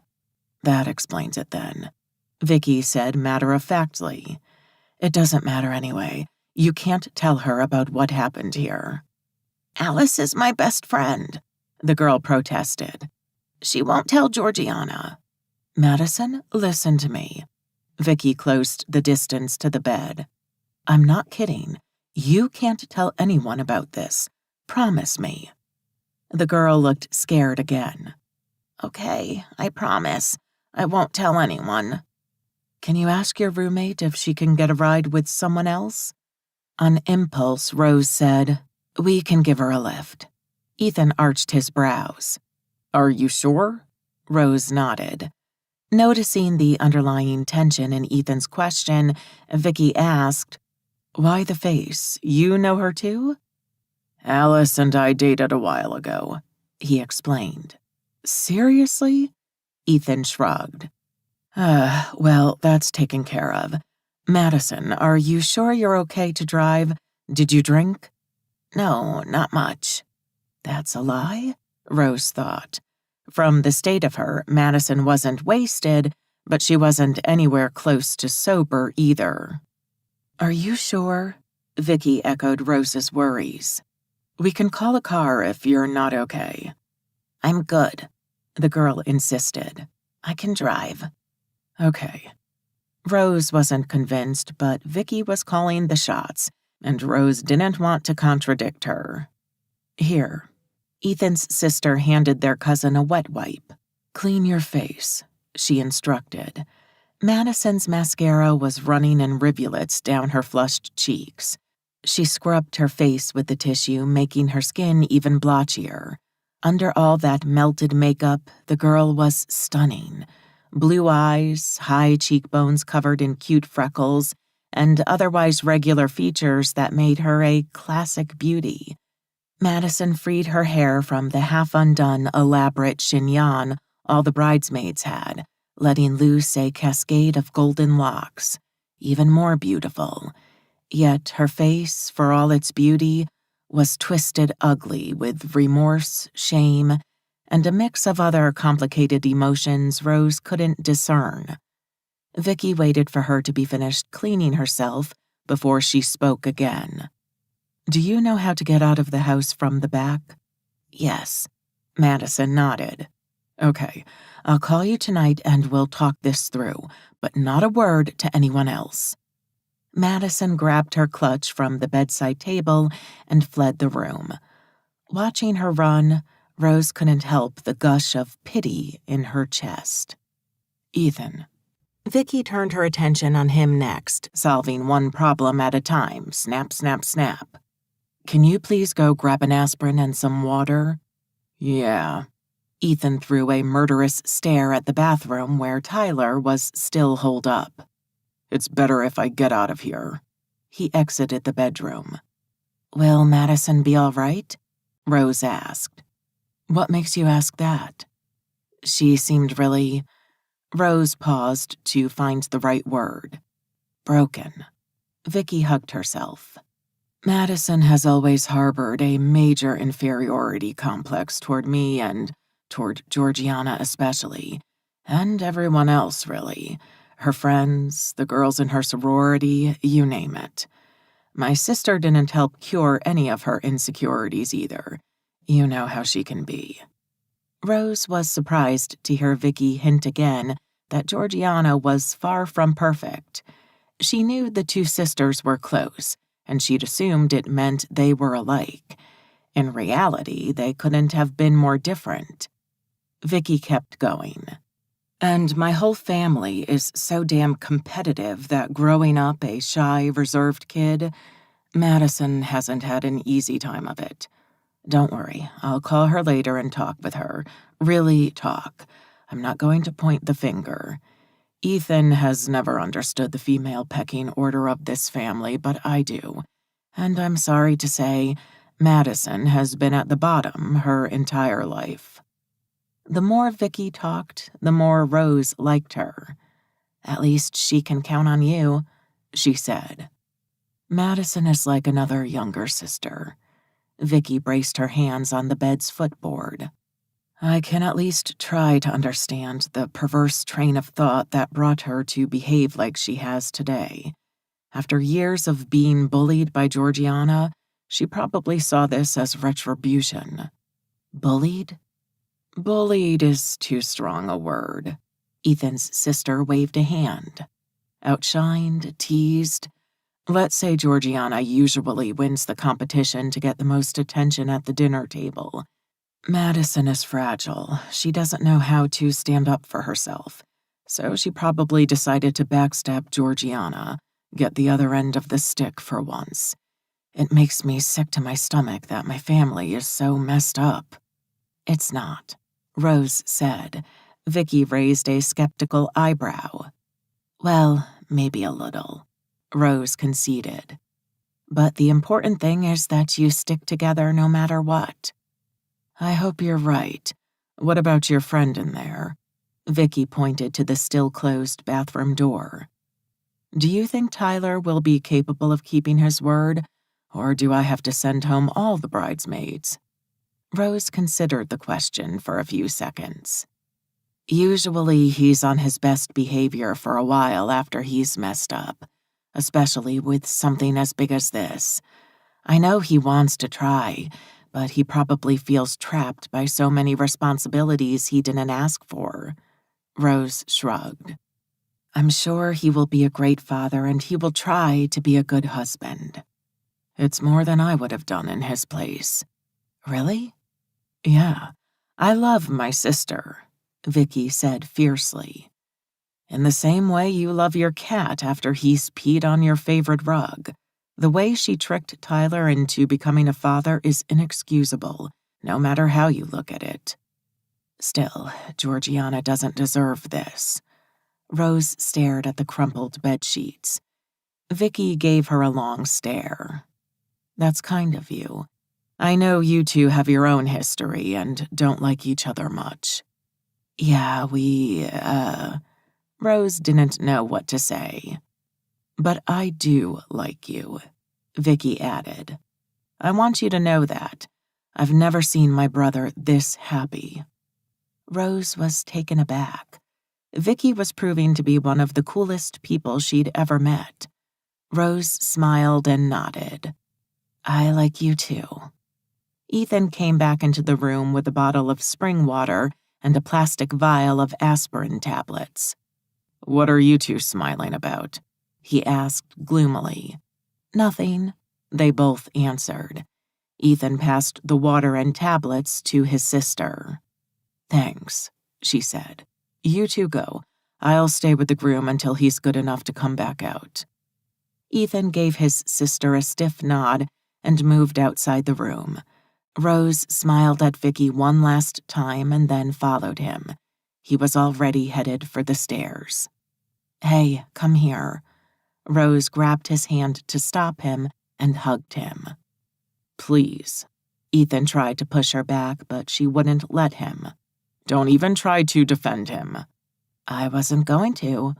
She took Ethan's face in her hands. I want to know how you feel. Ethan's jaw relaxed and he stopped struggling to get away. I can handle it. Are you sure? Yeah, I have you. He finally placed his arms around her waist. I'm good. Rose kissed him. I love you. I love you too. Ethan's features finally relaxed. Now, let's go before people start wondering where everyone went. Right, Rose smirked. And we have to tell Alice she just earned herself an awkward ride home. 40. Alice. Alice spotted Rose and Ethan coming out of the house. She had to admit they were a beautiful couple. After everything that had happened with Jack and Peter in the past year, Ethan was ancient history. But still, seeing your ex and his new perfect girlfriend so in love wasn't exactly ideal. They seemed to be walking in her direction, so Alice turned her back to them and grabbed a flute of champagne from a passing waiter. Surely they would try to avoid her just as much as she was trying to avoid them. The last thing Alice expected when she turned back was to find them standing right behind her as if they wanted to speak to her. She almost choked on her drink and recovered just in time to avoid making a complete fool of herself.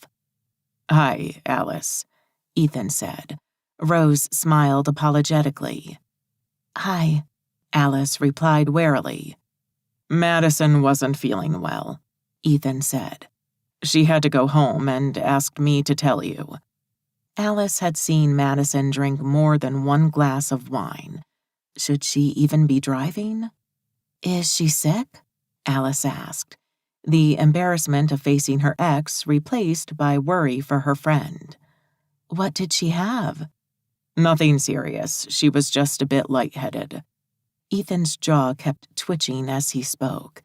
That, added to the way Rose was shifting uncomfortably from one foot to the other, and Alice was positive they weren't telling her the whole story. Alice dropped her glass on a nearby table and reached into her clutch for her phone. She had one new text from Madison. Not feeling well, heading home. Alice scrolled through the chat, but there were no other messages. Things didn't add up. She lifted her head and asked, Is Madison gone already? Should be. Ethan shrugged. His hostile attitude was pushing Alice's buttons. Was he mad at Madison? Because she wasn't feeling well? So you let her drive home alone when she was feeling lightheaded? Alice pressed him. That didn't sound much like Ethan. It didn't sound like any of the Smithson clan. It wasn't that serious. But serious enough she had to go home. Alice wasn't sure why she was trying to pick a fight, especially with her ex, but she wanted to find out what it was they weren't telling her. Anyway, Madison should have texted you to tell you, Ethan said, ignoring her question point blank. Since she was your ride, we can give you a lift home. A lift home with her ex and the girl he'd dumped her for. Hell no. Alice put the phone back in her purse to gain a couple of seconds. She had to wiggle her way out of this situation. Yeah, she did text me. Don't you worry, guys. I can call an Uber to get home. I live just off campus, Rose said. It's not a problem for us to drop you off. It'd cost you a fortune to get a car to come all the way here and back to Cambridge. Ethan's girlfriend was being so genuinely kind and warm, it was impossible to say no, and Alice wasn't good at thinking on her feet. Madison had better be seriously ill. Okay, then, Alice sighed. When do you guys want to go? After they cut the cake? Ethan looked at Rose, who nodded. All right, that's settled, Alice said. I'll see you later, guys. She walked away as quickly as she could without appearing to be running. Not long afterward, the band stopped playing and the wedding planner took the stage to ask all the guests to group on the lawn for the cutting of the cake. They formed a big semicircle around a small round table covered with a white cloth. On top of it stood the wedding cake, a 5-layer tower decorated with a waterfall of pink and white sugar flowers. Alice waited to see where Ethan and Rose would go and positioned herself on the opposite side at the back of the crowd. When all the guests were settled, soft music started in the background, and Georgiana and Tyler made their appearance from inside the house. The bride and groom crossed the garden holding hands, Georgiana looking positively radiant in her amazing high-low hem gown, and Tyler appearing too pale for his own good. He was smiling, but something was off. His smile looked forced. Was he nervous? Wasn't the hard part of the day, exchanging vows, over? As the bride and groom took their place behind the small table, Georgiana's older sister discreetly emerged from the house. Victoria scanned the crowd, then joined Ethan and Rose. They all started whispering furiously to one another, heads bent in a close circle. The argument seemed to become heated, so much so that Vicky made a "be quiet" gesture, peering over her shoulder. Alice's suspicions flared up again. It looked like the three of them were discussing some big secret the guests shouldn't overhear. Ethan went quiet and fixed his gaze ahead. Rose was studying his face apprehensively. Why?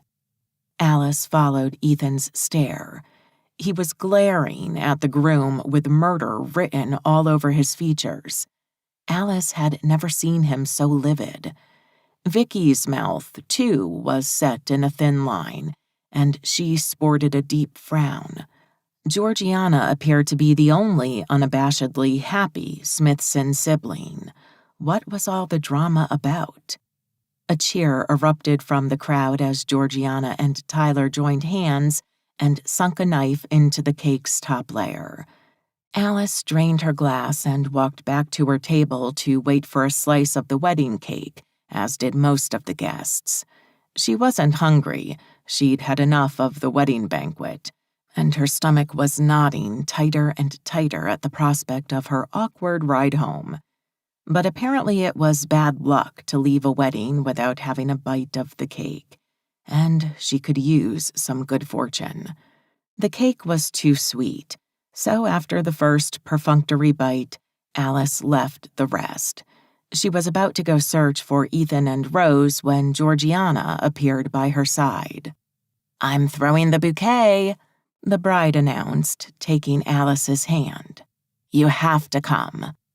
Alice followed her and joined the crowd of eager-looking, to say the least, belligerent, to be more accurate, single girls ready to catch the prize. Around her, crazed women started pushing and shoving, so Alice decided to move to the edge of the swaying crowd.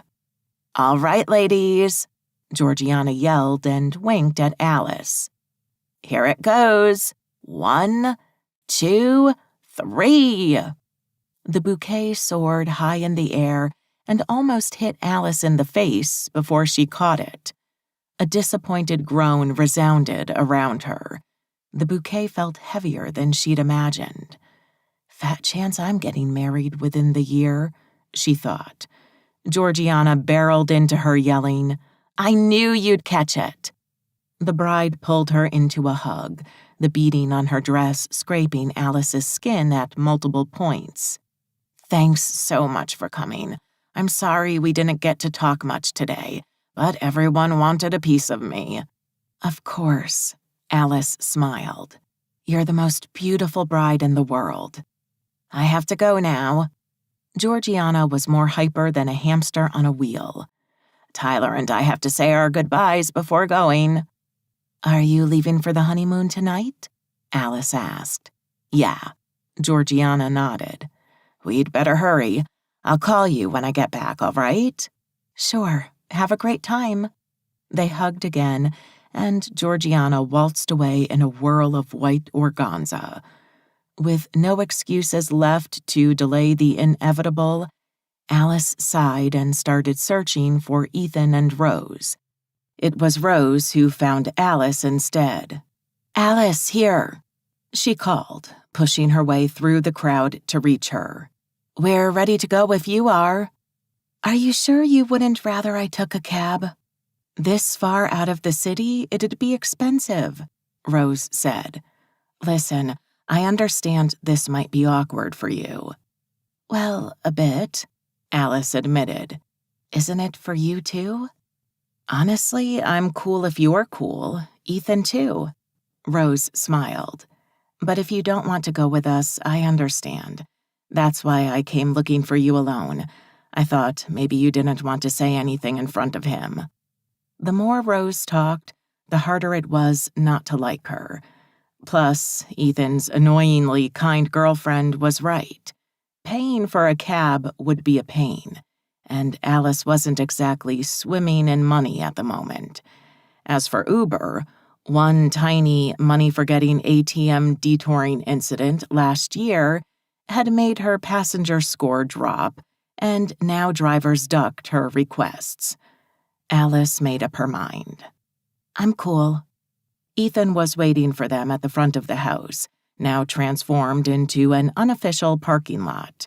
Luckily, they'd come in the pickup, so Alice wouldn't have to squeeze in the back of his sports car. "You're still at the Botanic Gardens?" Ethan asked, catching her eye in the rearview mirror. Alice blushed, thinking she'd had sex with him there, in her room. "Yeah, still there." The awkward trio spent the ride in silence, each of them busy with their own thoughts. Alice didn't pay attention to the road, so when Ethan pulled up in front of her building, she was startled they'd already arrived. She was about to get out of the car when she froze, her hand on the door handle, her pulse out of control. Jack was sitting on the steps of her building. 41. Alice. Spotting her, Jack sprang to his feet. "Hey," he said, jogging toward her. "Whose truck was that?" He frowned at the leaving car. "Ethan's," Alice replied, not offering any further explanation. Jack's face darkened. "Are you dating him again?" Alice's shoulders slumped forward. "No." She was tired of playing games. "He and his girlfriend gave me a lift back from Georgiana's wedding. Madison and I went together in her car this morning, but she had some kind of crisis and left mid-party. Alice searched her clutch for her keys and headed toward the door. I should probably check on her. Jack trailed her. Yeah, I saw her go inside. Alice narrowed her eyes at him. How long have you been waiting here? Pretty much all day. The admission jolted Alice's heart, but she decided to ignore it. Did Madison look all right? She wouldn't speak to me, but she had puffy eyes. Alice made to insert the keys in the lock. Then I should definitely go see if she's okay. Wait. Jack grabbed her elbow gently. Can we talk, please? It's been a long day, Alice protested, and I can't stand on these heels any longer. Let's sit down then. Jack pulled her away from the door and toward a nearby bench. Alice let him at first, but then chickened out. Jack ambushing her like this was too much. 1 X in a day had been enough, and even if Jack wasn't technically an X, it still felt that way. I think I really should go check on Madison. She resisted his pull. Look, Jack said, peeking over her shoulder. There goes another bridesmaid to take care of Madison. Alice turned around. Victoria, Georgiana's sister, was ringing the bell to her apartment.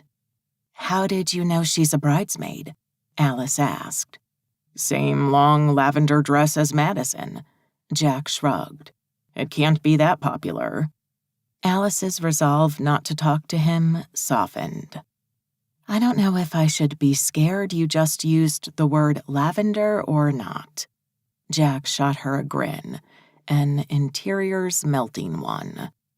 Come on, Ice. We need to talk, and Haley's here too. Jack jerked his chin at the building entrance. Madison is taken care of. Alice turned her head. Haley and Victoria were standing in front of the door, having some kind of argument. Alice finally gave in. With Haley there, Madison would be fine. She let Jack drag her the rest of the way to the bench. Jack looked nervous and wasn't talking, so Alice prompted him. What are you doing here? You wouldn't take my calls. Because the next time we talked, I'd have to say goodbye to you, Alice thought. Better get it over with quickly. Okay, so what is it? I came to apologize, Jack stated simply. For what? Alice snapped. For sleeping with my friend, for not telling me, or for something else? All of it, and more. Alice panicked. I can't do this, Jack, I can't. Do what? Have this conversation with you. He frowned. So Alice explained, the we can't be friends anymore conversation. Sorry, but we're going to talk about how we're not going to be friends. Jack tapped a finger on his thigh. Right now. A crack spread through Alice's heart. So you agree? She stared at the floor. We can no longer be friends. Is that what you want? Jack asked. To be my friend?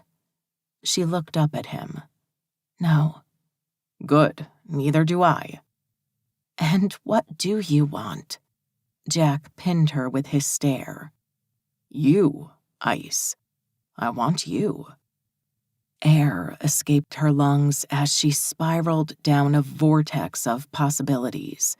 Then fear kicked in. Yeah, right, she said. Is it really that hard to believe? The only time I tried to kiss you, you did everything you could to push me back. So yeah, it is. You caught me off guard. I didn't expect it. I didn't know how to react. Jack gathered his thoughts. I didn't even know how I felt, and by the time I had a good idea, you were already dating Peter. And now you know? Alice asked, still skeptical. He locked eyes with her and closed the space between them. Yes. And how is that? Jack brushed the hair away from her face. We're not just friends," he whispered, never lowering his gaze. "We never were." Alice wasn't ready to accept these words. She'd waited too long to hear them. "And you realized this when?" Jack looked at the sky in a way that said, "You're not going to make this easy for me." No, she wasn't. He trained his eyes back on hers. "I think I first realized it, subconsciously at least, on Umbrella Night, when that dude grabbed you. When he pulled you away and you struggled to get free but couldn't, I wanted to beat him into a pulp." "That was a year ago," Alice noted. "I know. But again, from the first moment I saw you with Peter," Jack made a strangled noise with his throat, "all I've wanted to do is smash his face. I've been rotting with jealousy ever since." Could this be true? Was Jack really saying... What was he saying? "Was the umbrella at Christmas?" Alice paused, appalled, not sure what to ask. "Was it some sort of encrypted message I should have deciphered to what?" "I didn't put that much thought into it. I saw a bunny-shaped umbrella. It reminded me of you, of that night, and I wanted to give it to you." Alice narrowed her eyes at him. "Were you pretending to sleep on the plane the next day?" she asked, her voice daring him to deny it. Jack frowned, a red flush creeping up his neck. "I had been waiting for a break ever since you started dating Peter. I couldn't wait to leave for Hawaii because I knew you and him wouldn't be together, that I wouldn't have to guard my shoulder in case I bumped into you two on campus or change libraries because you were already there with him." Alice stared at him, her mouth gaping open. That was exactly how she'd behaved around Jack's girlfriends all along. Avoid at all costs. Hope bloomed inside her chest. "So yeah," Jack continued. "When you told me you were coming along, I freaked out. I didn't want to deal with you and him on my trip, so I pretended I was sleeping." "You said you were tired because you'd spent the night with someone," she accused. Jack shook his head. "Peter said it, and I let everyone believe it." His shoulders sagged forward. "Because it was better than the alternative, than you learning the truth." Alice raised her eyebrows in a silent interrogation. "That I'd spent the night awake, dreading seeing you and Peter together every single day of the trip." Alice tried to imagine what being on a trip with Jack and one of his girlfriends would do to her. A slow death. But still, she couldn't let herself believe him. If she did, then... No, it would hurt too much. "The night I met Peter," she said, ice in her voice, "you went home with Becky." Jack didn't lower his gaze. "Ice, you want a list of all the stupid things I did?" Alice nodded. "If you promise to listen to everything else I have to say, I'll give it to you. Deal?" "Deal." Jack smiled, relieved, and took her hands in his. "From the moment I saw your lips stained blue, I hated Peter, hated him. I wanted to be the one kissing you, but did I say so? No. I did what I do best and got drunk out of my mind and slept with the first girl I saw." Jack talking about sex with other girls was like having an invisible hand wrap around her heart and have it suddenly squeeze. Alice bit back the bitter retort already forming on her lips and forced herself to remain silent, to listen. "Then the next morning I woke up in her apartment," Jack said. The only emotion in his eyes was regret. "And she threw me out, and it felt pointless. I was tired of being with people I didn't care about." Alice interrupted him by wrenching her hands free. They immediately felt too cold, and she wanted to put them back where they'd been. But Jack talking about the girls he'd slept with was making it hard for her to sit still and listen to him. She pinned him with a stare, asking, "So, you haven't slept with anyone since, what, October?" "No," he replied, unflinching. Alice's eyes widened. "Don't mock me, Jack. You expect me to believe you've gone—" She counted on her fingers. 7 months without sleeping with anyone? "No one since Becky." There wasn't a trace of hesitation in his voice or features. A little smile spread on Alice's lips, and she couldn't stop it. "Go on," she said, "with the list of stupid things you did." Jack reclaimed her hands. "Umbrella night. I wanted to kiss you." A black hole opened where her stomach should have been. "And that day at the library," Jack continued. "The same, but I was scared of history repeating itself, like what happened with Felicity, and I couldn't bear to lose you the same way I lost her. Not you. So I pushed you away and spent an hour taking a freezing shower, not that it did me any good. Then, at the party, you acted as if nothing had happened. You pushed your friend on me, and you kissed Peter." Alice felt the need to admit some of her own stupid actions. "I was trying to make you jealous." "It worked." Jack flashed her a mischievous grin. "After your first date with Peter, I lost my mind. I was even more stupid." "How?" "I told you not to date him because he was bad for you. And when that didn't work, I tried to have him hook up with some random girl to prove my point and make you ditch him." Alice couldn't stop the foolish smile tugging at the corners of her mouth from spreading, or the small fire that was now burning in her chest. "You're really bad," she said. Was. Jack squeezed her hands.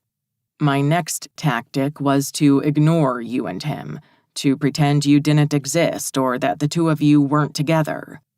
Alice knew that particular tactic all too well. She'd used it many times on him. "Then there was Hawaii, and I couldn't fool myself anymore," Jack said. "So I pretended to sleep to avoid you. That night, when I saw Peter come into your room—" "You saw that?" Alice asked, shocked. A furious blush invaded her face. "How?" "My room was directly opposite to yours. David and Scott Williams fighting was the best thing that happened in Hawaii. When I saw you head back to your room with Haley, I was happy. I was glad 2 of my teammates had almost beaten each other to death if it meant you got to spend one less night with Peter." Alice's mind was exploding. "Why didn't you say anything?" Jack scoffed. "Coming from you, that's rich." Alice pulled her hands away from his grip again and stood up. "Excuse me?" Jack sprang up from the bench and was in her face in a blink, crowding her. "You say you've known for years, so why didn't you say something sooner?" "I tried." She glared at him. "You rejected me." "And you claimed to have been on the rebound." "Are you saying you believed me?" "No," Jack admitted. "I never said anything after that day because you were with Peter. It didn't seem right." "And trying to have him sleep with other girls was right?" "That was a week into your relationship. You hadn't slept with him yet. When you became steady, it seemed wrong to try to break you 2 apart. I didn't want to hurt you." Jack paused. "And when you broke up, I messed up again." "Madison," Alice whispered. That invisible hand was back at her heart and squeezing. "Was that another one of the stupid things you did?" "Not telling you was stupid, and yes, it was deliberate." For once, Jack was owning it. "Have you ever wondered why I never as much as looked at someone in our concentration or at one of your close friends?" "You slept with Becky." "You pushed her on me," Jack protested. "And she's not a close friend." And why were close friends and people in our concentration off limits? Ice. You know why. It felt like crossing a line, Jack explained. One I crossed with Madison, but only because I didn't know you'd meet her in the future and become best friends. And why didn't you cross that line knowingly? To leave the door open. The door to what? You and me. Jack, you're contradicting yourself every 5 seconds. First, you didn't know, then you've always known. None of this makes sense. Alice took a step back. I'm too tired for this. I'm going inside. Jack grabbed her by the shoulders gently, keeping her in place. No, you're not, he said. His tone was final. I know I'm not making much sense, but I've come to tell you something, and you need to hear me say it. Alice's heart was beating too fast. She couldn't speak. Jack's right hand traveled from her shoulder to her neck, ending up buried deep in her hair. I love you, Ice, and I'm not afraid. I won't be stupid again and not kiss you, even if it is just this once. His other hand moved down to her lower back, and he pulled her close to him. The hand at the back of her nape tilted her head upward, and Jack's lips brushed against hers. Alice's knees buckled. She wrapped her arms around his neck for support, her fingers slipping through his dark hair. 1,000,000 times she'd imagined kissing Jack, but none of her fantasies could have prepared her for the real thing. Everything inside her melted, all her fears, all her insecurities, all the pain and jealousy. It was all gone, obliterated by this kiss. Jack broke the kiss. I love you, he whispered. Before Alice could say it back, he was kissing her again, and this time her knees really did give way. Jack scooped her up into his arms and began to carry her away from her building. Where are you taking me? Alice asked, losing herself in his eyes. Home, with me, and I'm never letting you go ever again. Deal? Jack flashed her that mischievous grin she loved so much. Alice beamed back at him. Deal. This has been Friend Zone, a new adult college romance, Just Friends series, Book 2. Written by Camilla Isley, read by Susan Marlowe. Text copyright 2017 by Camilla Isley. Production copyright 2022 by Camilla Isley.